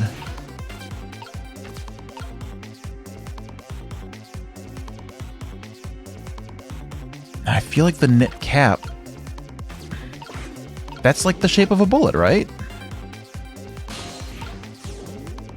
Oops. No, Sissel, get off of the book. Go up there. See, because, like, I can swap it with this book. And that puts the knit cap down there.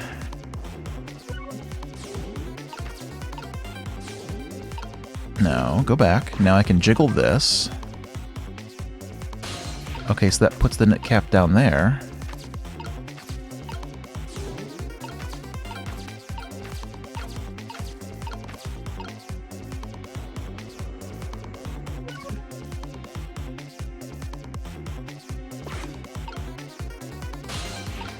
See, like, this knit...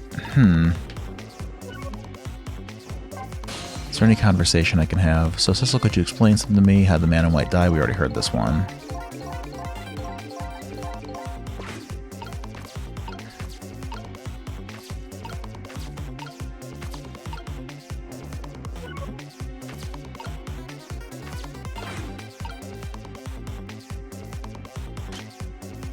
Okay.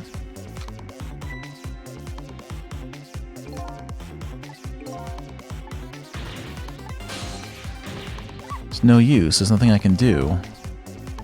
Why not the knit cap?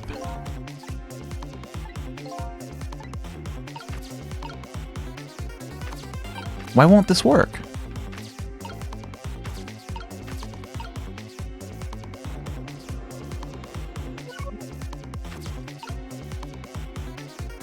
And I can't swap to Sissel. Interesting.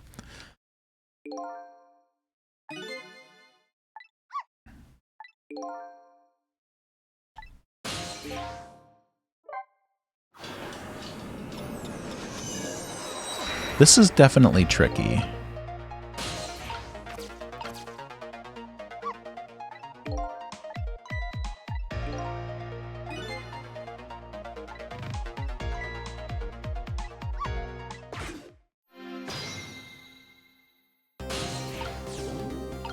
But it's okay. We are puzzle solvers. We're going to figure this out. You're sure things were clearer in the DS version? Well, we'll see. We'll see what happens here. I can get Missile over to this side.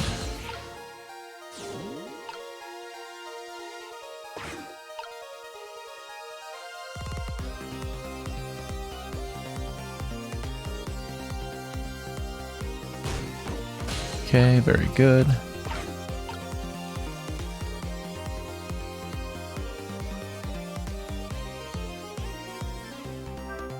Now we'll swivel that. Is there any use in turning it on?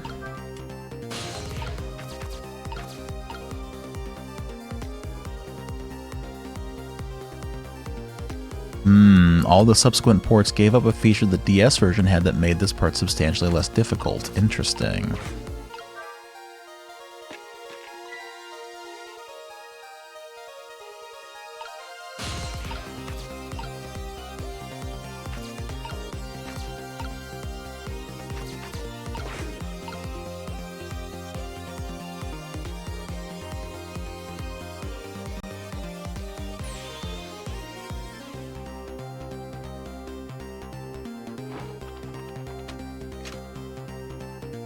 Yeah, I'm curious too what it is. I'm going to give it another couple of tries before I ask for a little bit of help here. But I think I can figure this out.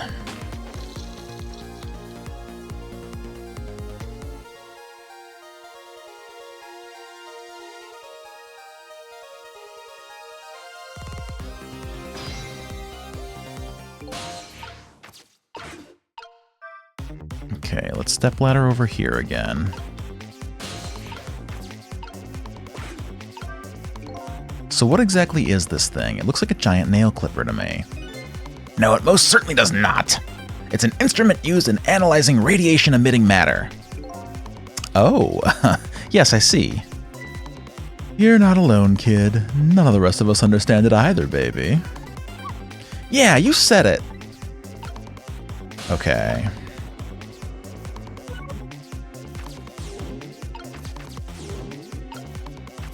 Can I look at this the photos?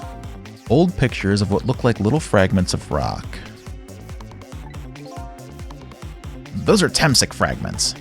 That's an article from back when it was big news. 10 years ago, nobody really understood it. I guess that's still true today.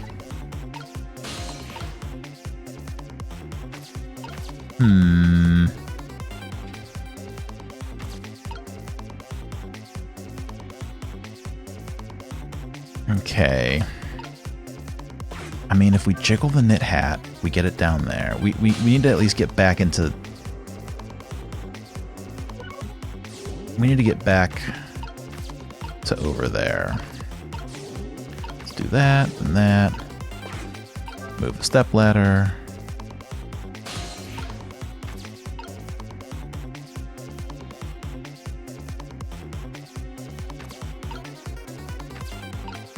What if I open the spout lid? Does he notice? Doesn't matter. At least I don't think it matters. Well, we swap those.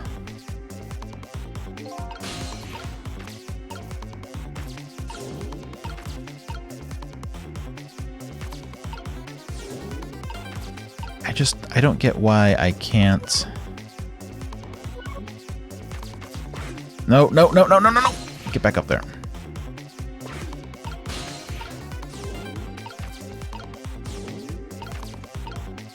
Okay, I want to get...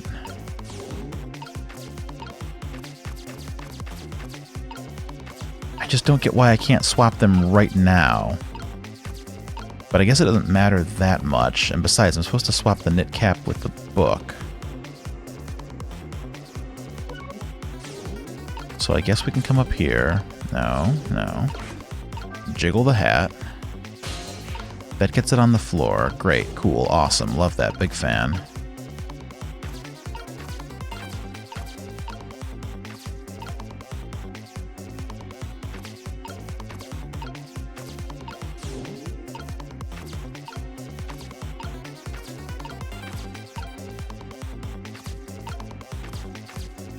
I mean, I could move the stepladder. But what good does that do me?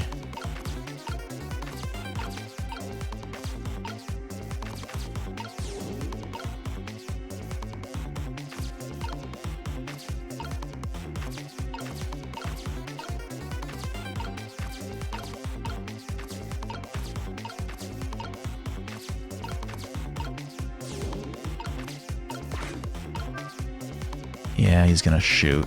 Damn it.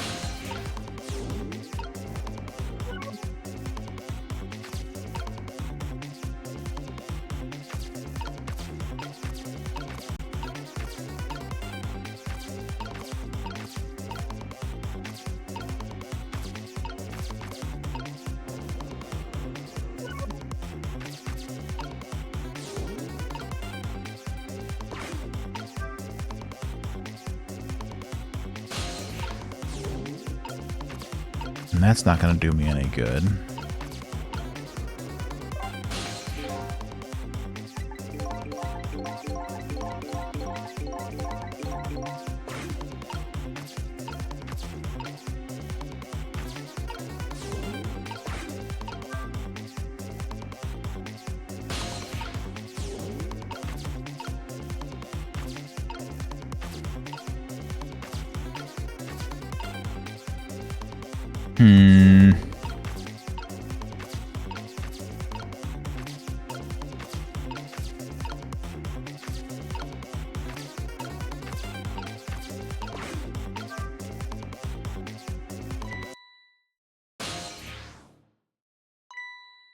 What's going on? Never seen the ghost world like this. Okay, so he just found us out.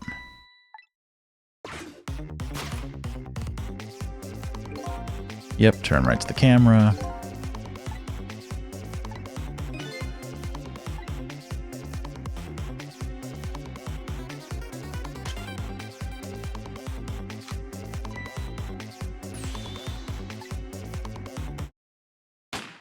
Okay.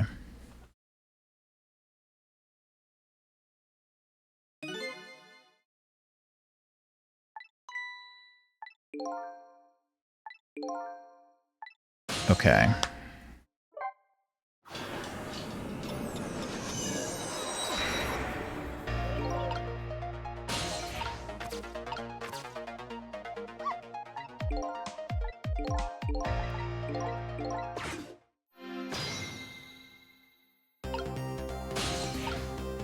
Okay, this is fine. We can figure this out.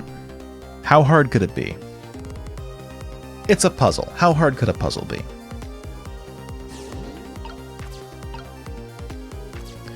The desk lamp turns and knocks the gun out of his hand. I doubt it's this simple, but I wonder if I just need to replace the desk lamp after I swing it once? I doubt that's going to help anything. No, wrong button.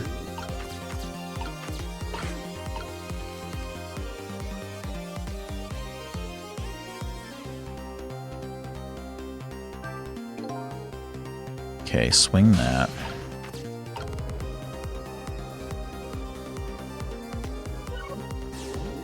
Let's get missile out of my way.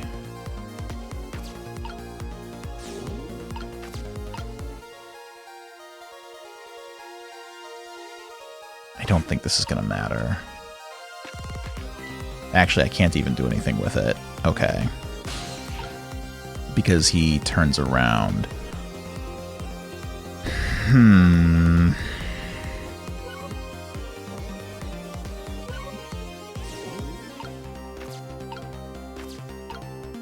There's nothing currently swappable anywhere.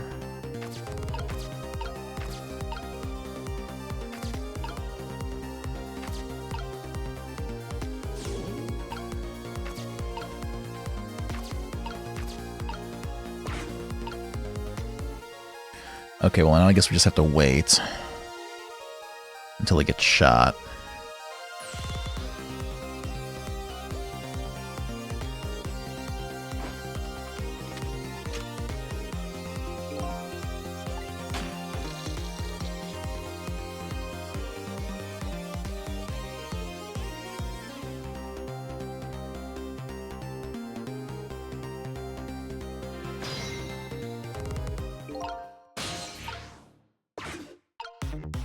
Okay.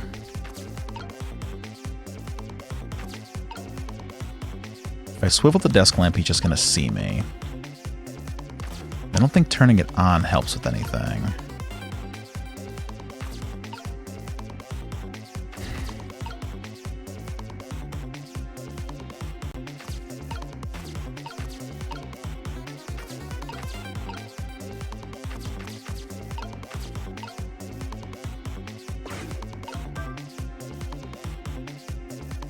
We can come back over here.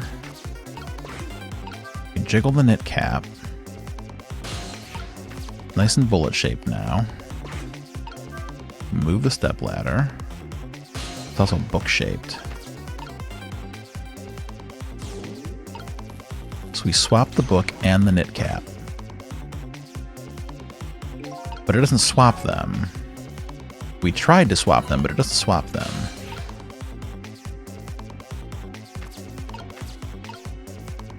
Because now the cap is the same shape as the hat, but slightly different. I'm trying to think of what mechanic could be slightly different in the DS version.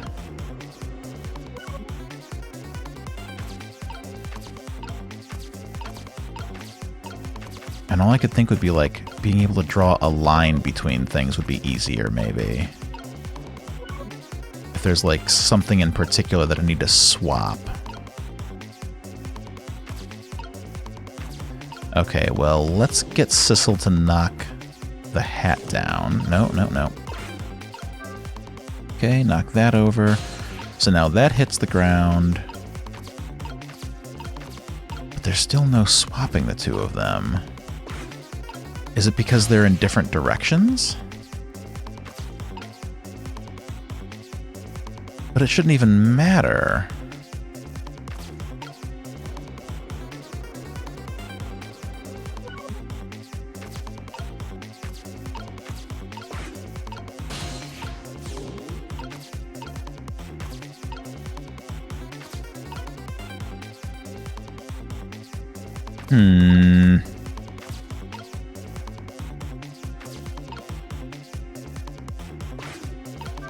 I can move the hoist.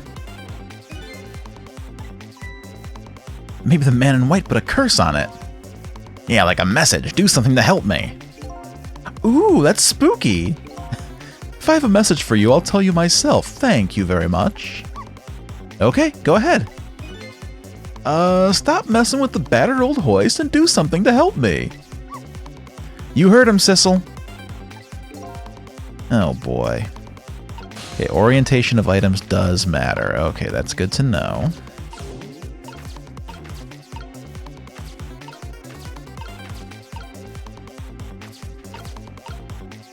So...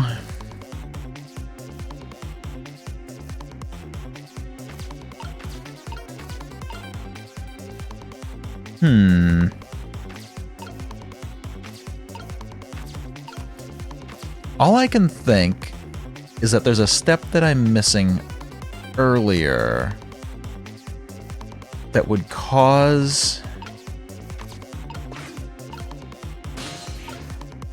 something to fall in the right shape.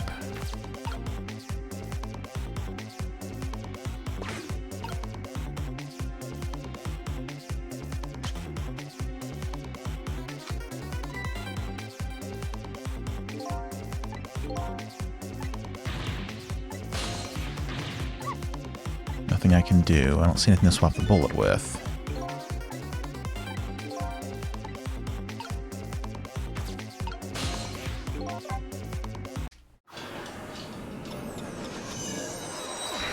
Man, we were cruising right along, and then this puzzle just stopped me dead in my tracks. It's okay. We can do this.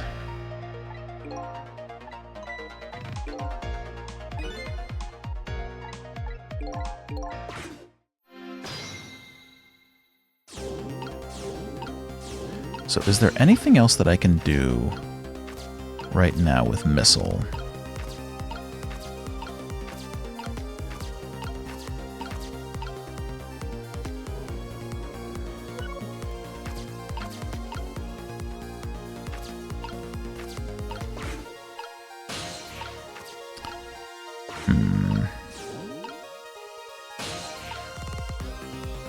I can't do anything until he knocks over that kettle.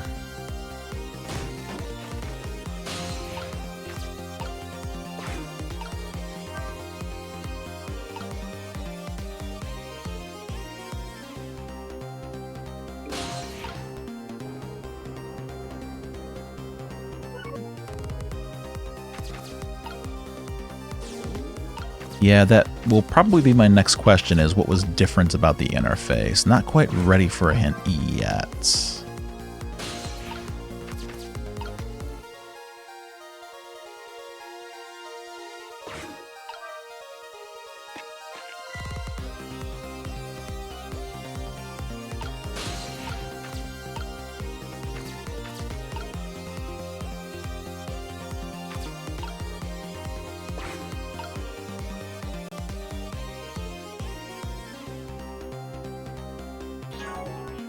Oops.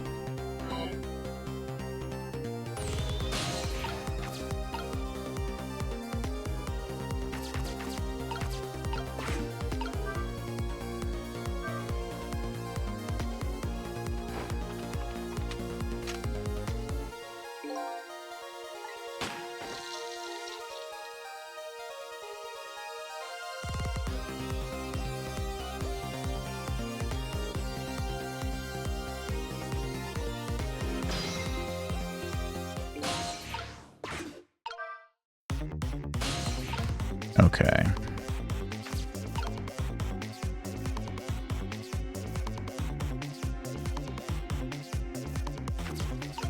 So once again, like,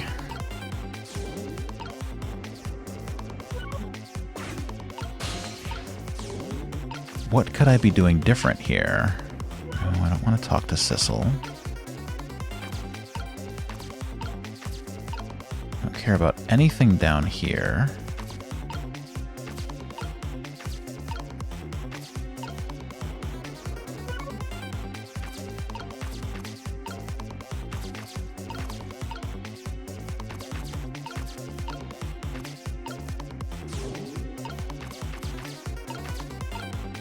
God, I mean, yeah, all I can do, like, I can move the stepladder.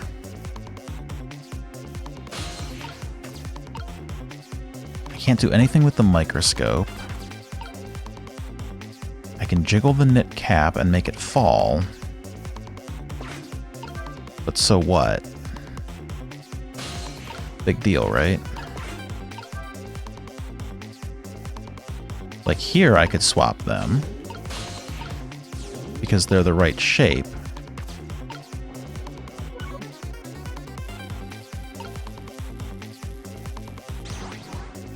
But that just causes the hat to fall.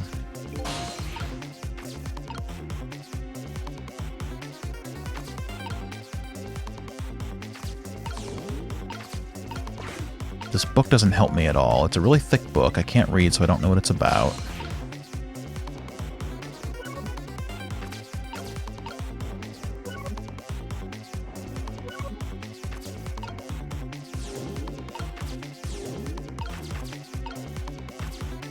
And yeah, like, if we jiggle the hat,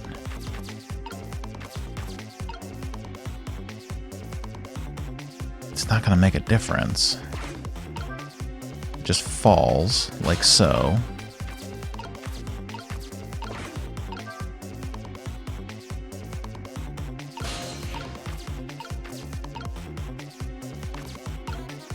I wish I could turn this card around somehow.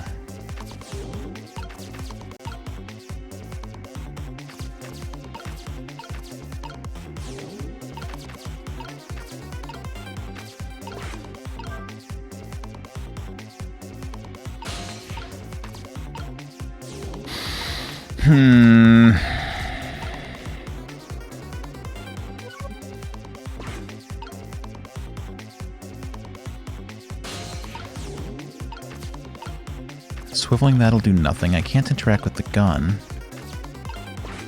Can't do anything with the helmet.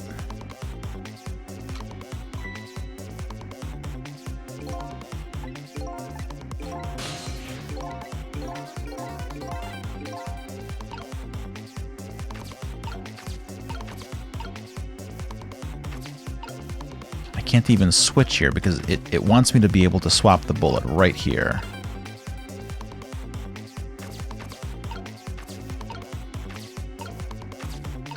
And it says I've got nothing to swap it with, so I've screwed up.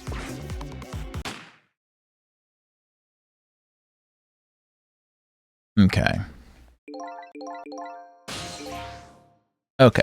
I'm going to run to the restroom really quick. If you guys could just let me know what was different in the DS version. Just the slightest nudge that will help me figure this out, please. I appreciate it. I'll be right back.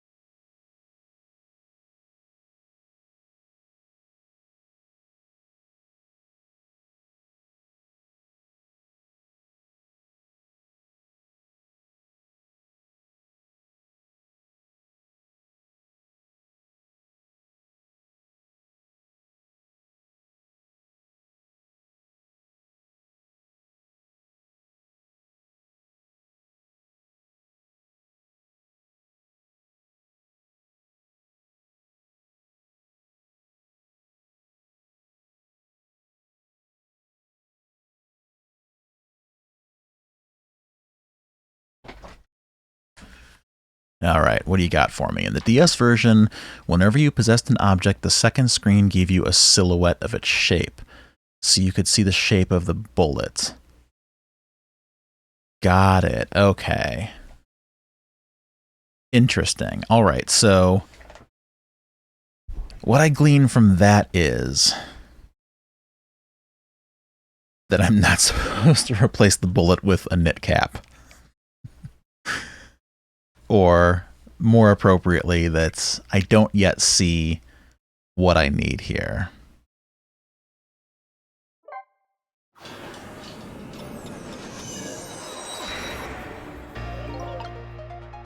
Okay, we are like right on the cusp of it. I know I can do this.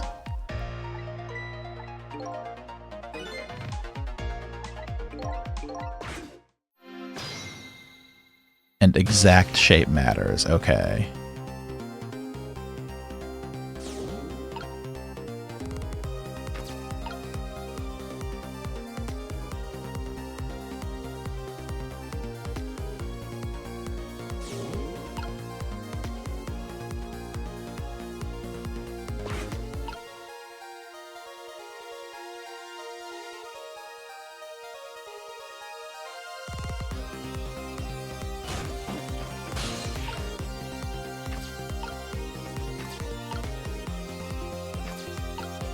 Okay, that gets me up here. What could be bullet shaped?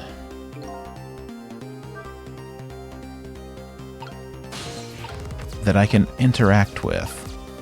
All I can think of, given how small bullets are, that maybe there's something underneath the microscope, but when I examine it, I just get...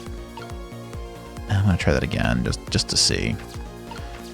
And what does it frickin' matter if I'm knocking this helmet off? Am I maybe doing that too soon?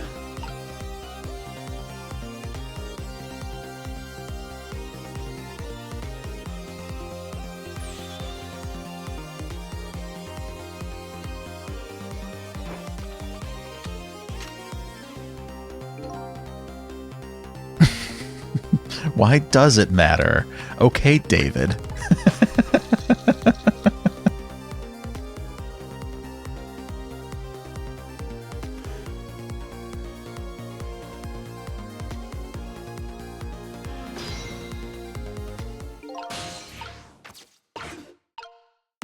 Alright, let's scooch. Scooch over to here. Have another examination of this microscope. Giant nail clipper. You set it. He's not here, someone has to. Okay, let's... Oh, shoot. Missile's still there. Okay.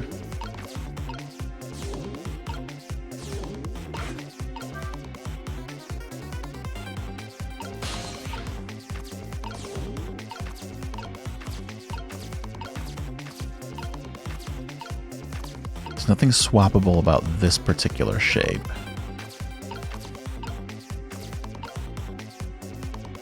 Okay, we'll just ride the book. Okay.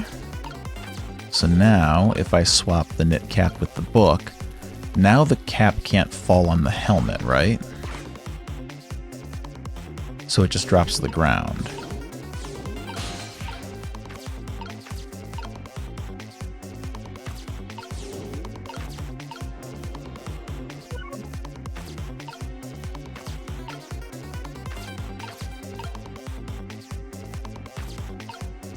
Okay, but now, if I drop the helmet, will Sissel notice? He does notice. Alright. I was hoping maybe I was dropping the helmet on the knit cap.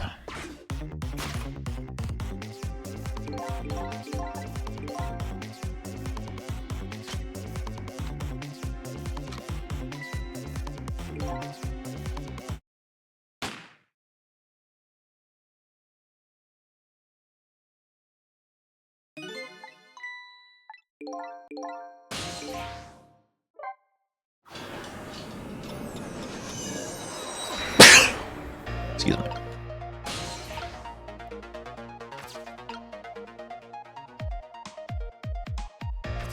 And there's like, no, there's nothing down here.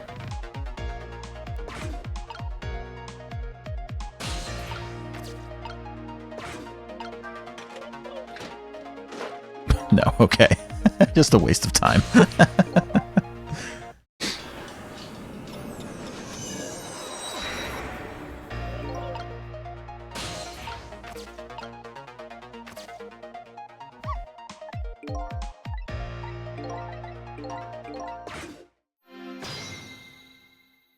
Okay, let's pause things here and think about this.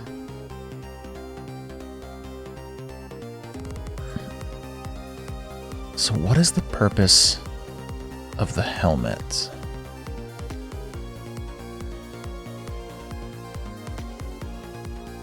What does it matter if the helmet's on the ground? It has to be the exact shape, which we know.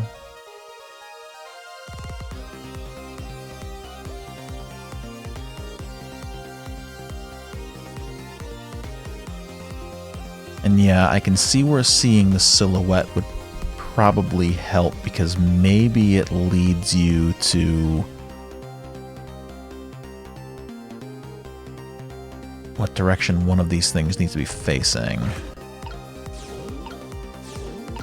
Okay, let's let it play out.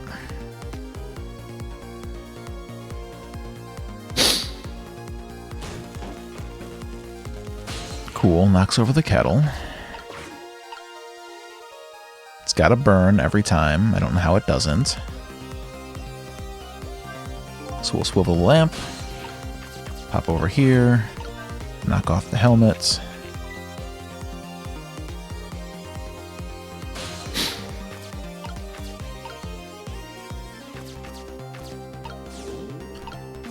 Okay. Can missile do anything at this point?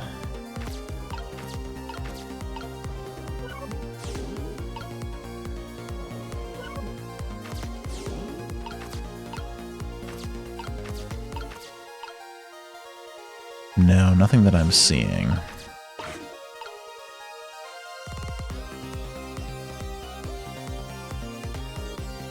What does it matter if the spout lid is open? Does it matter? It probably doesn't.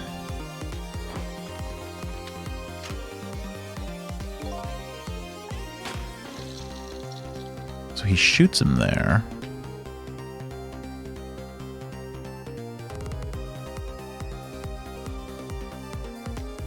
Sissel stands back up. Now we have an opportunity to do something. But what? What do we need to do? Okay. Let's pop over here. Do our usual thing of jiggling the cap.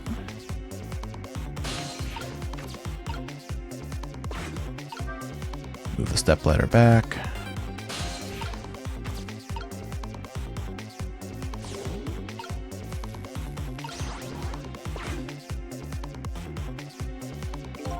Okay, so that puts the knit cap there.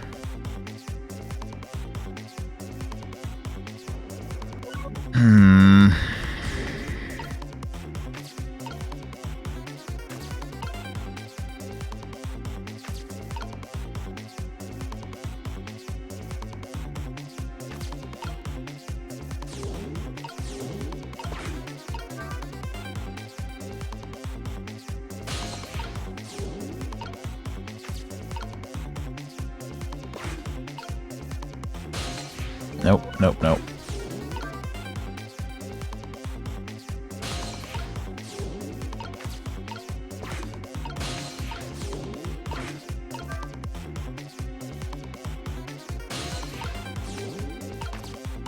There's nothing I can do with this book over here.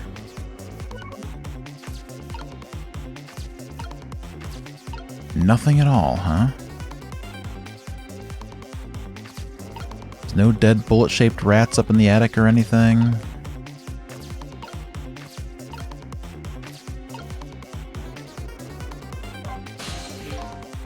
And Missile just wants to know how somebody dies when they get shot.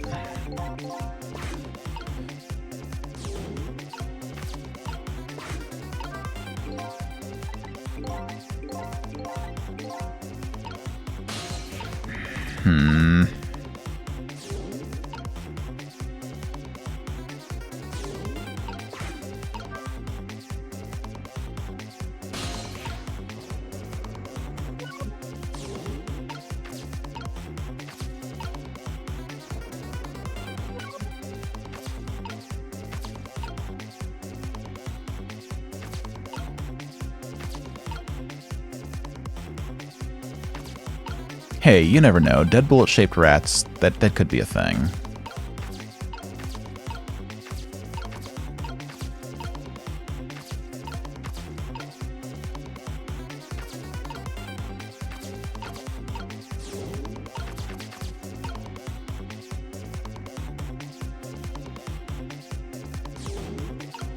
Yeah, we all know adventure games here.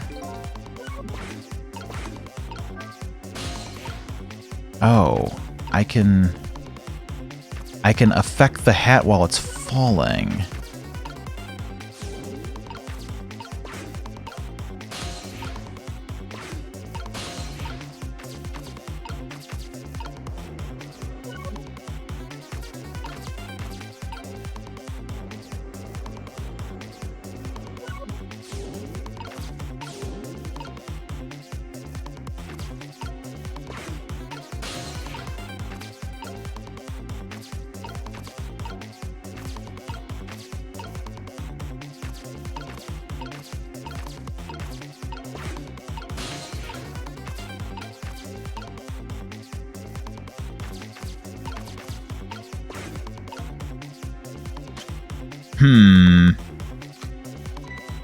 Okay, so I can affect the knit cap while it's falling.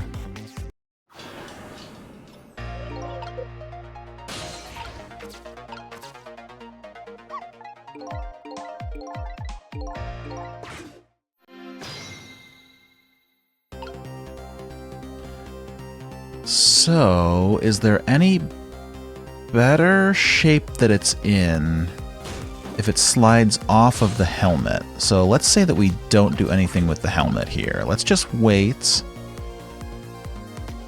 Let's shoot Sissel. Cool. Also, I'm not sure if I've actually examined this book while it's up here. I don't know if it makes a difference. How does the old pigeon guy even reach up here? I wonder if he makes his pigeon fetch his books. I ain't telling.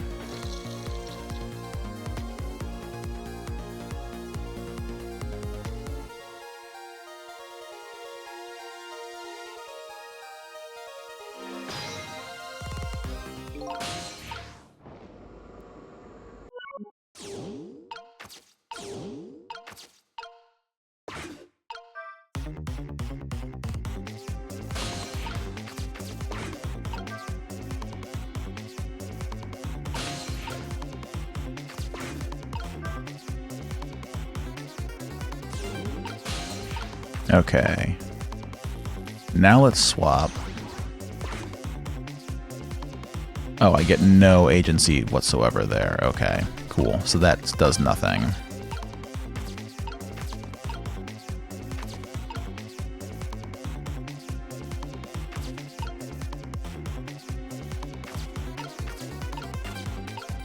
There's nothing else of like shapes.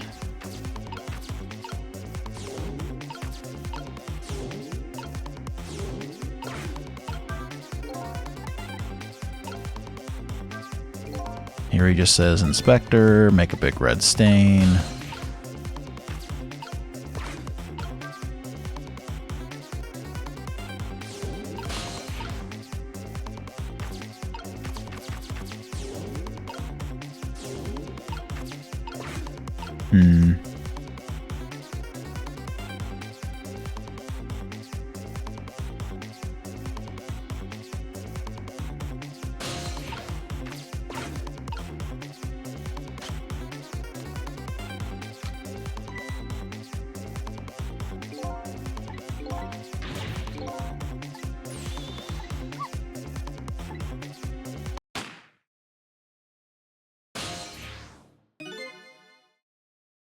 Would you look at that? The bullet is hanging in midair between the gun and the inspector's forehead. Now's our chance. I'm hearing the bullet right now. Let's swap this little thing with something else. What? It's our only hope. There's gotta be something with the same shape and direction as the bullet. Oh my god.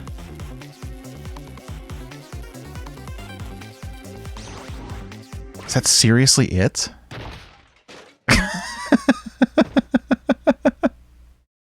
No. Okay. Okay. Okay. That didn't go so well. We tried swapping what we could find, but we just made things worse. Not nice, kids. Not nice at all. You put a dent in my lovely mask. I guess we better look for something soft. Okay. Okay. Okay.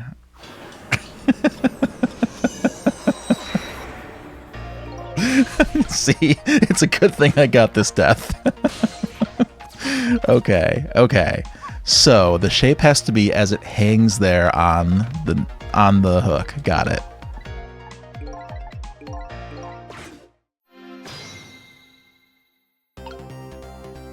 Okay, cool. We got it this time for sure.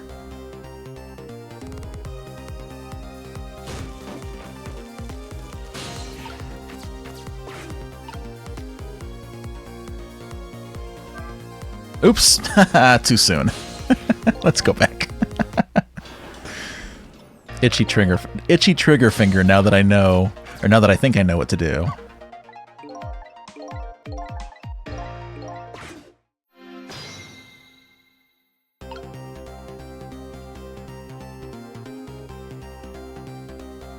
Wow, this puzzle has been a journey.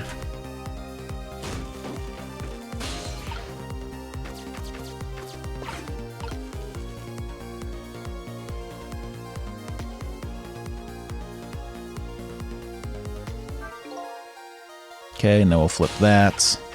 Pop over here, knock off this. Okay. Now, Mr. Sissel, I expect you to die.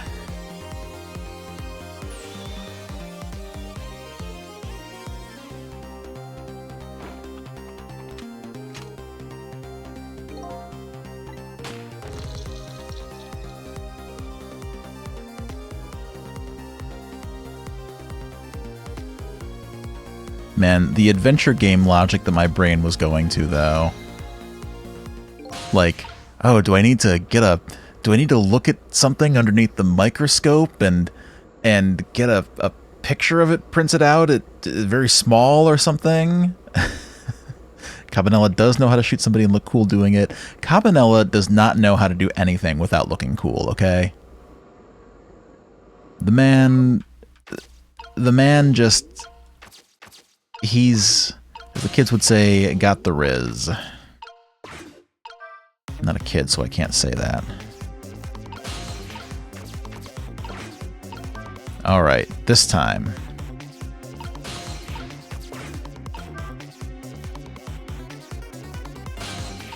This time we got it. Dead to rights, honey. Swap them. Okay, the hat is now on the hook. Hell yeah, alright.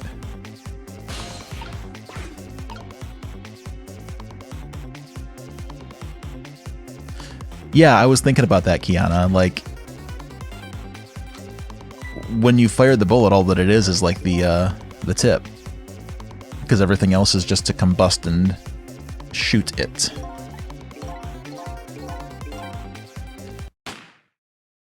Yeah, it makes perfect sense. It would have definitely been nice if I would have, like... See, because when it did cut to, like, me being able to do something before the pivotal moment, I was assuming that the bullet was still in the chamber when I would be swapping it. I didn't know that it was going to have me, like, pause a split second later when the bullet has actually been fired. So the shape that I was thinking was that of the book, like, you know, an actual, like, cartridge, which is what that is. That's the cartridge, and then the nub that fires is the bullet. So everything made sense. I just wasn't thinking it totally clearly through. Being able to see the shape of the bullet sooner would have helped some, just see its silhouettes, and that, yeah, they're not as long as one might think. Yep, exactly. Yeah, just some interface things. It would be nice if they would have put the shape of the thing that you need somewhere on the screen. Okay, the bullet's hanging in midair. Now's our chance. I'm hearing the bullet right now. Let's swap this little thing with something else.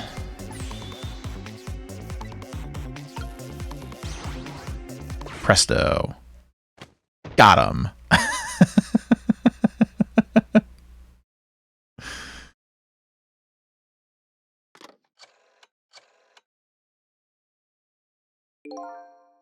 I don't think he noticed. Looks like you pulled off another magic disappearing act. Heh.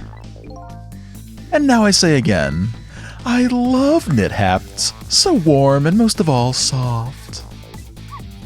Did I do all right? You did a fine job, little one. I love that it's the same animation as the hard hat, but with less impact, yes. You saved another life. And I'll keep doing it too. Over and over. Fate averted.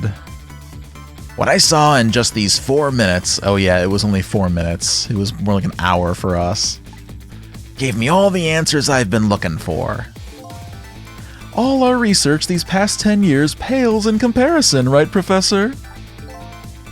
So you two were working together. That's about the size of it, yeah.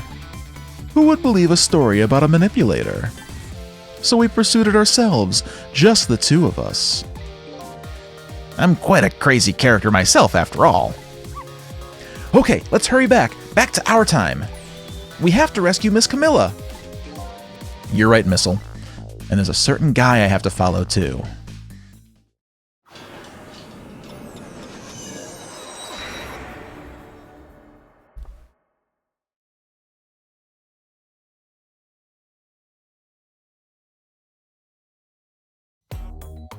After completing his revenge on Inspector Cabanela, the man in red left. And now a new story is about to unfold, in a new present.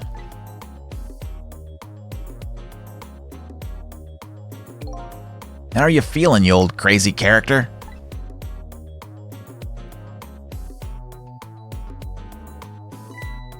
Hey there, Prof. We're both alive, I see. Yeah, nothing like it, baby. But I don't know if I'm getting old or what. Got a few aches and pains here and there.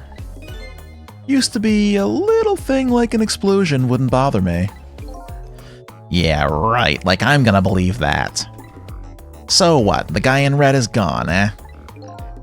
Just in case, I posted special investigation units all around the building. Let's just pray the boys came through for us. This man has multiple broken bones. Damn it! You picked a bad time not to listen to me, body of mine. Yeah, Professor Pigeon just has no time for this.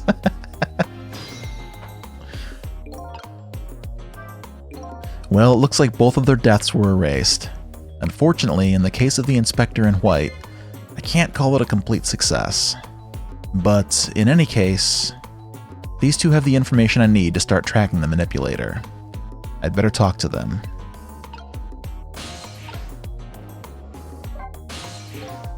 If I knew things were going to end up like this, I would have tried to die in that explosion, baby. That way I could have been dancing after Big Red by now. I might be able to erase deaths, but it's true I can't do much about injuries. But really, you shouldn't talk that way. Yes, sorry, I suppose you're right. I just hate feeling so helpless. He was right there within my grasp. All our plans were resting on tonight, and then this had to happen. I guess he's thinking about his spotless record. It's not too late, Inspector. We still have a chance. Maybe I can catch him. Say, you're right. That's not a bad idea. I'll cooperate with you fully. Go ahead and fire away with any questions you like, Mr. Ghost. Alright, lore. The guy mentioned revenge. Revenge against the people who stole his life away 10 years ago. He's a fool. He's the one who made the decision to take that little girl hostage, and he wound up dead. He only has himself to blame. But what about when he said this? I was murdered by all of you, and my hand hurts because I just punched a stove, and it's still hot, and I'm leaving it there. Detective Jowd, who forced me into a corner, Lynn, the girl who was playing in the park, and finally you, Inspector Cabanela. If you hadn't done what you did, I never would have pointed a gun at that kid.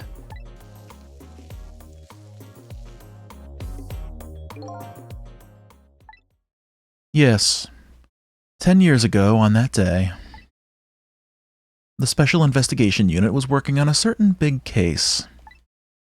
We hauled in a young man, an important witness to our investigation. And then I did it. I made two very stupid mistakes.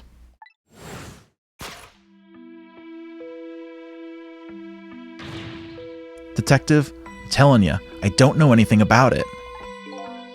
Fine, fine. You're under no obligation to talk, of course. But if you don't, the Special Investigation Unit can make the rest of your life a living hell.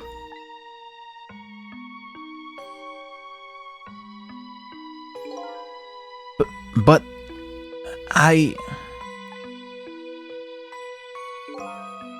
I'd just been assigned to the Special Investigation Unit, you see.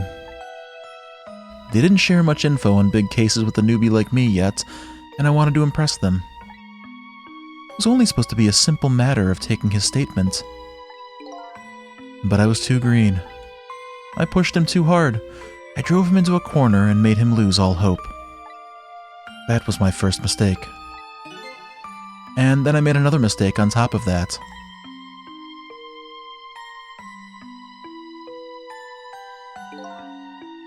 Cabanela, got a minute? The chief wants to see you about your report. Got it. I'll be right there.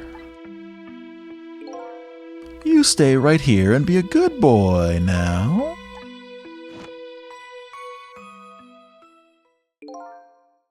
And that's when I did it. I left it behind in the interrogation room. My gun.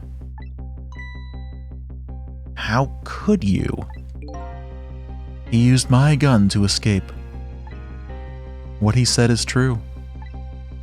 If I hadn't made that mistake, he never would have had a gun to point at Lynn in the first place. Okay, listen, you cannot blame yourself for that, though. I mean, yeah, you made a mistake. You left a gun in the room with a suspect. Like, yeah, absolutely. But like, I don't know. Like, he can't...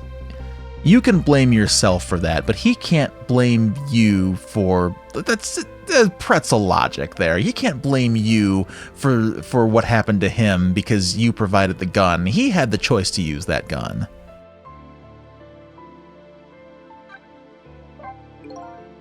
And yeah, procedurally, that was a huge mistake.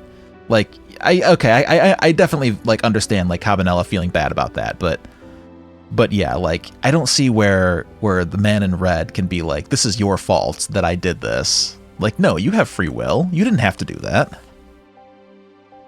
We first found out about the manipulator's existence during a certain overseas communication. Overseas communication? Yeah, like pressure and leaving the gun behind pushed the man in red into the corner, but he still chose to do it. Exactly. Like, yeah, Cabanela fucked up, but I don't know. For national security purposes, this country keeps tabs on the communications networks. This particular communication was about making a deal with a certain foreign country. He said he wanted to buy him. He said he wanted them to buy him and his powers. That's not how we first heard about him. Of course, we didn't know what he looked like at the time. And in order to prove these powers of his, he gave them 2 predictions. He foresaw 2 completely preposterous, impossible cases. The case of a man who would sing national secrets during a live rock concert broadcast, and the case of a man who would take the chief commissioner hostage in his own office. Those 2 inmates at the special prison, eh? We kept tabs on their communications and launched an investigation. And then, finally, we pinpointed where they were going to meet tonight and staked it out. That restaurant, the Chicken Kitchen. The manipulator plans on leaving this country tonight. On a submarine that belongs to the other country in this deal. Submarine? But we haven't been able to find out where it's going to surface. It's terrifying to think what would happen if his powers were to fall into their hands. Right. Highly unlikely they'd use them for peaceful purposes. And now they have that little girl as a hostage. Camilla. We have to stop him before he leaves the country. This, spotless record of yours, is it really that important to you? Of course, baby. In some ways, it's more important to me than my life. Than your life, eh? After all, it's because of my record that I'm able to get my hands on all intel as head of the Special Investigation Unit. And because of my position, I get to direct all aspects of the investigation into the manipulator case. The manipulator case? That's why you cared about your record so much. Of course. Why else, baby? I just never could believe it, man. Jowd shooting Alma. I didn't care that he confessed. There was definitely something more to the story, some secrets. I did everything I could to climb the ladder, everything in my power. And then I finally found the answer. It took 5 long years, though. The manipulator? He's going to prove that Jowd is innocent. What incredible determination. There's one thing I just don't understand. If you were so determined to help Detective Jowd, why didn't you help him escape from prison? That's an easy one, baby. Escaping from prison is a crime. I wasn't about to help him commit a crime after spending 5 years trying to prove him innocent. And he himself asked to be executed, you know. As a man of the law, I had to make sure the execution was stopped legally. And that's why I brought him before the Justice Minister, too. I needed to buy as much time as I possibly could, baby. So that's it, huh?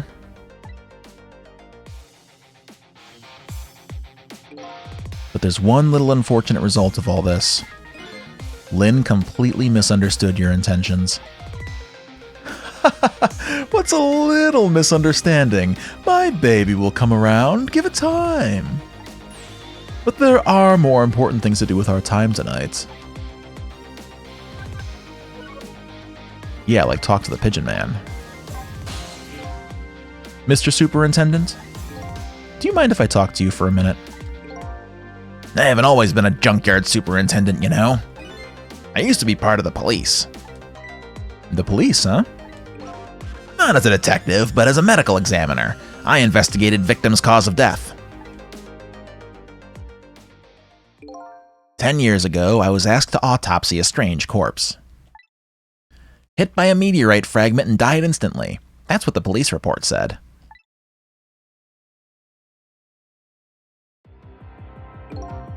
There were no signs of life. He was definitely dead. But I never filed an autopsy report. That's because the corpse suddenly vanished, leaving behind only one clue. An unusual corpse. I bet that's what I've been chasing all night. Could you tell me more? Yeah, sure. I have an interest in you recovering your memory and finding your true identity, too. That's the only way I can describe it, too. It was an unusual corpse. He was dead, all right, no question about that.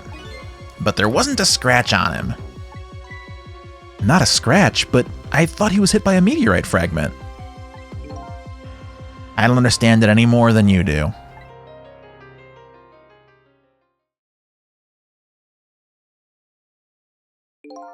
I was completely bewildered, but when I tried to autopsy him, I was even more puzzled.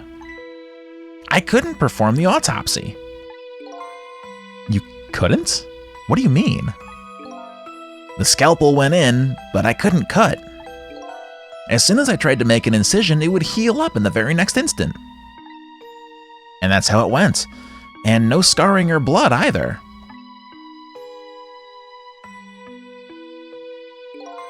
And I never had the chance to solve the mystery. That's because the corpse up and vanished on us. The morgue is well guarded. Nobody could have stolen that body. But there is one way the corpse could have disappeared. What's that?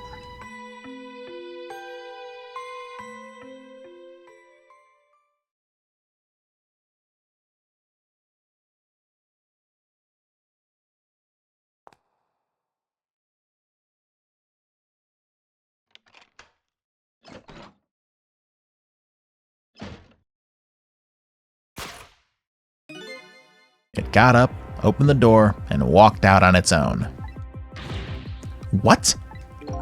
He was dead, but he wasn't dead.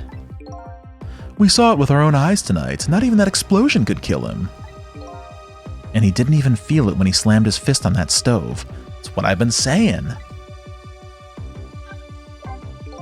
The corpse left behind some data from some testing I did.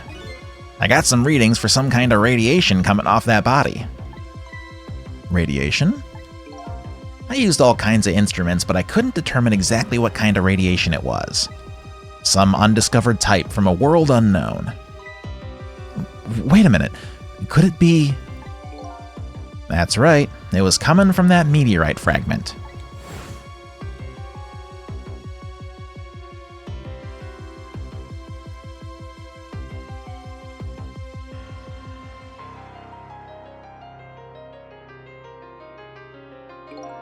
I went to that park and tested the spot where the meteorite fell. And just as I expected, I detected radiation coming from that crater. It was the exact same pattern of radiation as that of the corpse. At the time, I thought he was some kind of immortal being. He would die only to come back to life. I wanted to research it all in depth, so I quit my job as a police medical examiner. Several years later, I came to learn the connection between my research and the manipulator case, thanks to the arrival of this crazy character here. Oh, stop now, Professor. Do you want to see me blush?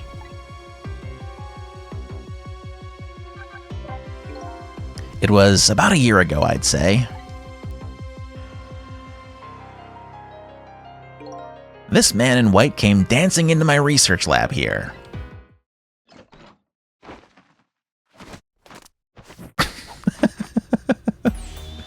I heard there was an oddball here who's researching Temsic. Is that you, baby?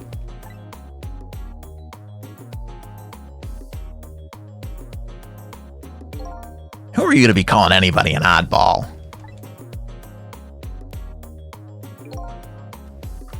I was investigating the manipulator case then, and then I heard there was a man who'd quit the police force to study the meteorites. When I heard that, it was like a meteorite had struck me on the head. Cabanela is so good. At the time, we were just starting to get leads on this manipulator. Oh, I'm sorry, this is Cabanela. We didn't know who he was yet, but we knew he was communicating with a certain foreign country. In one of those communications, we heard the manipulator say this: "The source of my power is not of this world." And that's when I put two and two together, baby. The manipulator case and Temsic were somehow connected. Which also explained how 5 years ago he used his powers to manipulate a birthday surprise a little girl made for her mother. He added that gun to the contraption, most likely by controlling Camilla. Interesting. So that contraption in the basement here, you built that to try and help Detective Jowd? That's right. Jowd and I worked together back when I was with the Force. I used the reports of his case to try and recreate the device. But there was just one part of it that I couldn't reproduce no matter how hard I tried. Camilla told Jowd it did have something it shouldn't have, made an impossible move. I added that part to the device I recreated. I put in a part that would allow Cupid to rotate, otherwise the gun wouldn't fire. So that must mean somebody manipulated Camilla's contraption. As a result, we proved to ourselves that the manipulator actually existed.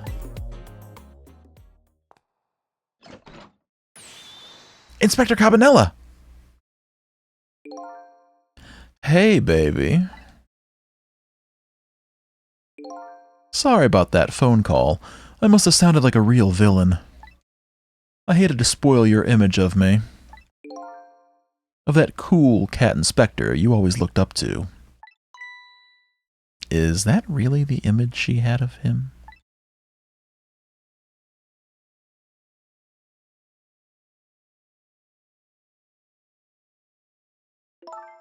Inspector Cabanela, I'm sorry. I just heard. You were chasing after that man all this time to try and help Detective Jowd. This manipulator is such a dangerous character. I was hoping you didn't have to be involved. So that's why you had me arrested tonight, isn't it? Like I always say, if somebody's in the way, throw 'em in the slammer. Wow, what a fucking cop. Yikes. Tonight. I really thought we finally had him. But my body gave out on me right at the critical moment. It's like a cruel joke. Oh, but a joke is a joke. You might as well laugh. Yes, even in Ghost Trick ACAB. Jowd! The minister called off the execution order.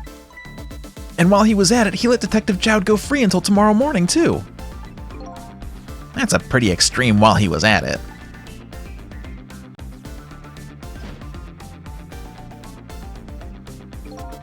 Sorry I took so long to get here. You can leave the rest to me. There you go again. You've always been like that. You make everybody else run around and then you swoop in at the last second. Jowd, 5 years ago, you left this coat with me just before you turned yourself in. I promised to give it back to you one day.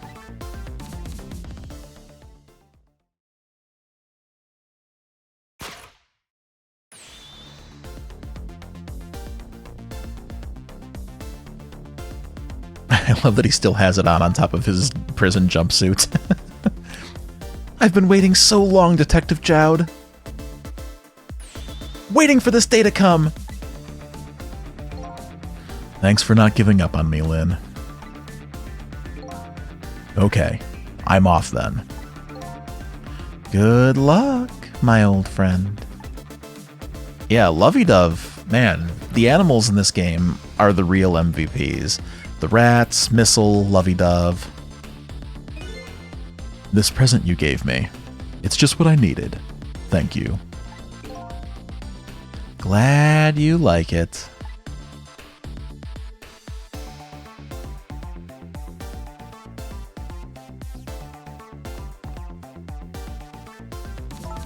Sissel, are you there? Yeah, I'm here. You and I have to go find that man. I need your help. Will you do this with me? Sure, but how? We don't know where the submarine is, and the phone line doesn't work. They use communication cables to make their calls. We'll get you hooked up somehow, you'll see. Could you wait here until we do? Please? Okay, fine. I'm counting on you. This true self you're looking for. I bet you'll find it soon. All right, I'm leaving, Inspector Cabanella. It's almost dawn. I'm not who I thought I was. I'm actually further from knowing who I am than ever. But now, I don't feel so alone. Each one of us, for his or her own reasons, is looking for the truth. Together, I think we can shed light on these mysteries and drive away the darkness. But it's almost dawn.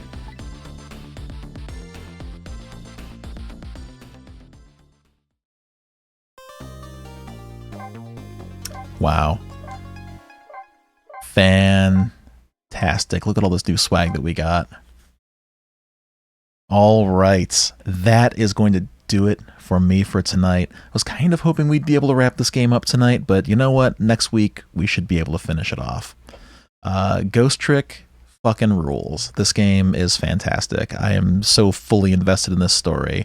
Sometimes it takes me a little while to get invested into a story, but I've been intrigued by this one right since the jump. Like, everything about this game is so good. I'm so glad that I've been playing through this. Thank you, Sliver, in particular, for recommending it in the first place when it was on sale, because that kind of drove me to do it and start playing it. So thank you so much, and thank you, all of you, for joining me. Yes, next week will be the end of Grim Fandango. About half the episode will be the actual game, and the other half will be us pontificating even more. So if you're into that kind of thing, that's where it'll be. But yes, thank you so much, everybody. Have a wonderful night. Thanks for joining me. Save early, save often, and yeah, good night.